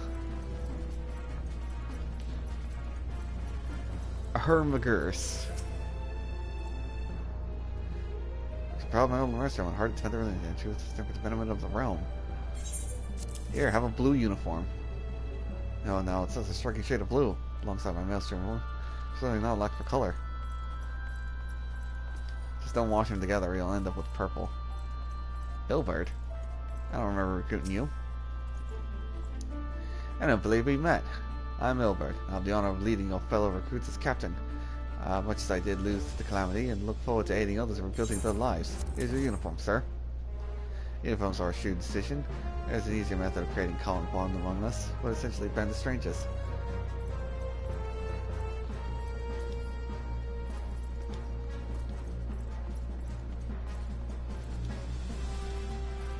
Something about that, that Ilbert guy. Makes me not want to be, what is it, messy? Yeah, I'm sure there's a word for it. Near this far as gods didn't expect to be strolling around town. Tells the primal about, yep, here's your uniform on the time crunch here. Well read. There's so much for our own soul. How you so much life in the midst of such desolation. Yeah, too bad you all suck.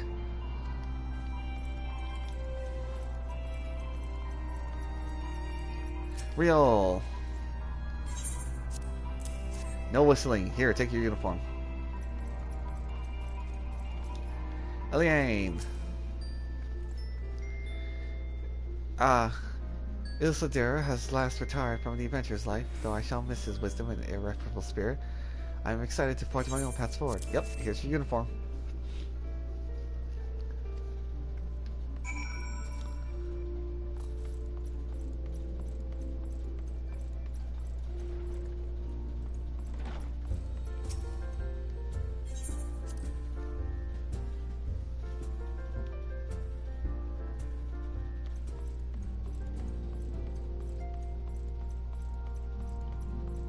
Oh, you know what? I don't have to wait for the cutscene to show up. You can just check it up on YouTube. It's so funny. Cause I'm pretty sure everyone else, I haven't listened to the you know, the French or the German versions, but the English version, of course, he's being a Lalafell, he's given a higher pitched voice. But for Japan, they were like, nah, make that thing as deep as you can go. At the time I mentioned you were handing out new uniforms. I'm certain now you met the rest of the recruits. You answer the call to arms, put forth to establish great companies and such. You're not an army, as much small cause as what the warriors achieved. Yup. And once recruits gather, she'll make the official announcements.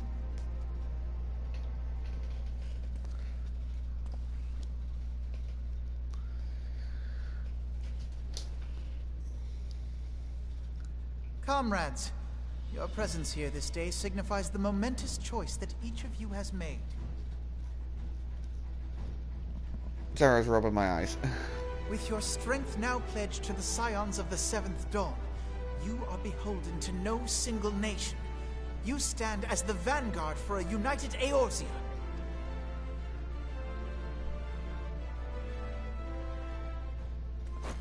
From this moment forth, I declare you Crystal Braves.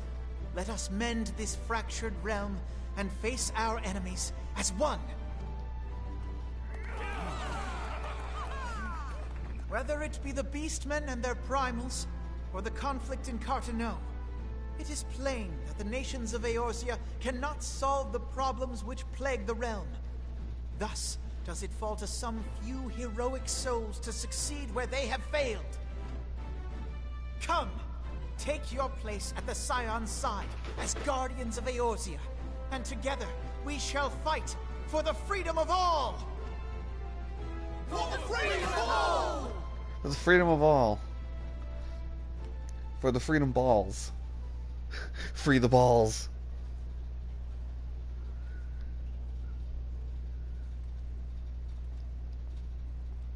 You know, I don't think we ever got a salute for that.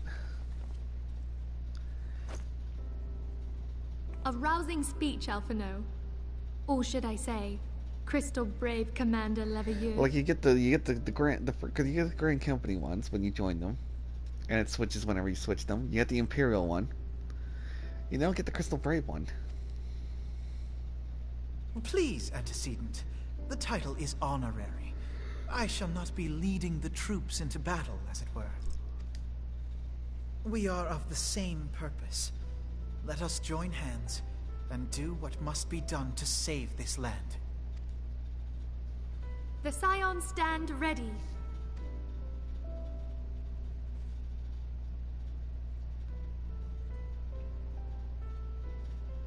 For home. Oh man, am I gonna have to talk to people? Nope. Oh, thank God.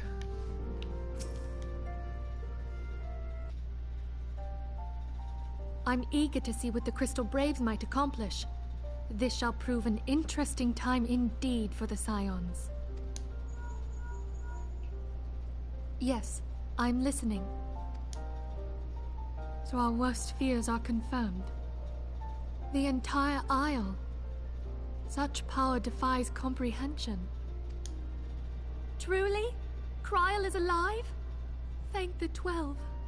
Infilia, your hand is clipping through your hair. I see. Pray, inform me if her condition changes. Yes, I shall pass on your words to Eorzea. My thanks. I shall contact you anon. Is everything when okay? I learned of the loss of the Isle of Val, I dared not hope that my friend had survived. Yet, by some miracle, it would seem she has. She's still to regain consciousness, it is true, but better that than death.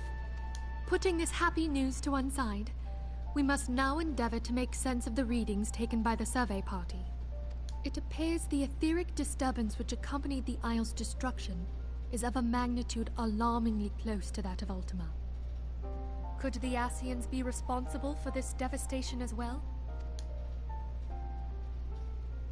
I wonder. Have you heard aught from the Mother Crystal since the battle with the Garleans? Now that you mention it, no. Then she speaks to neither one of us. Heidel's silence portends naught but ill, I fear. Louisoix, I pray you yet watch over us.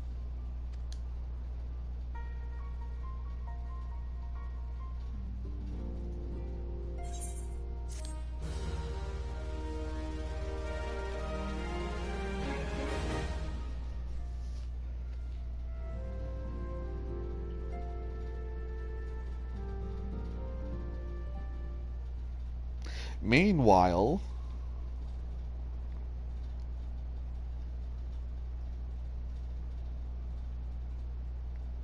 Hoshfon's band of cool kids.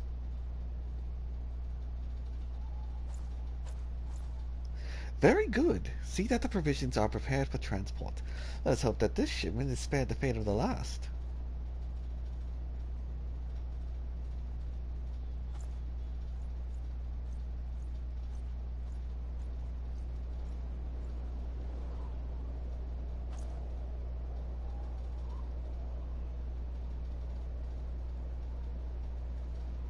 The winds are uncommon fierce this day.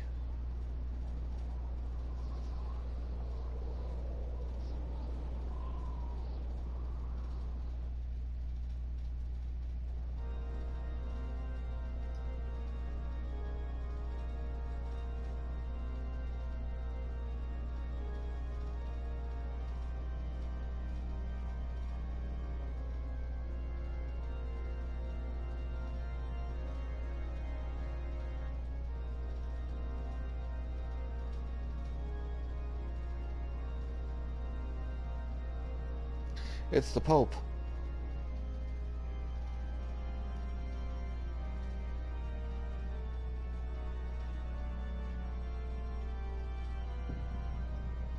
And Laha bread. And Elidibus.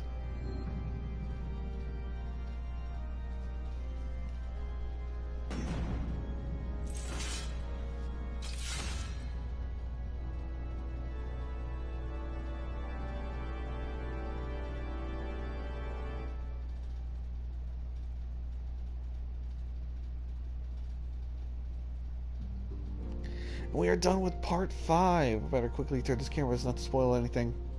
Bleh. Oh, good. Alrighty.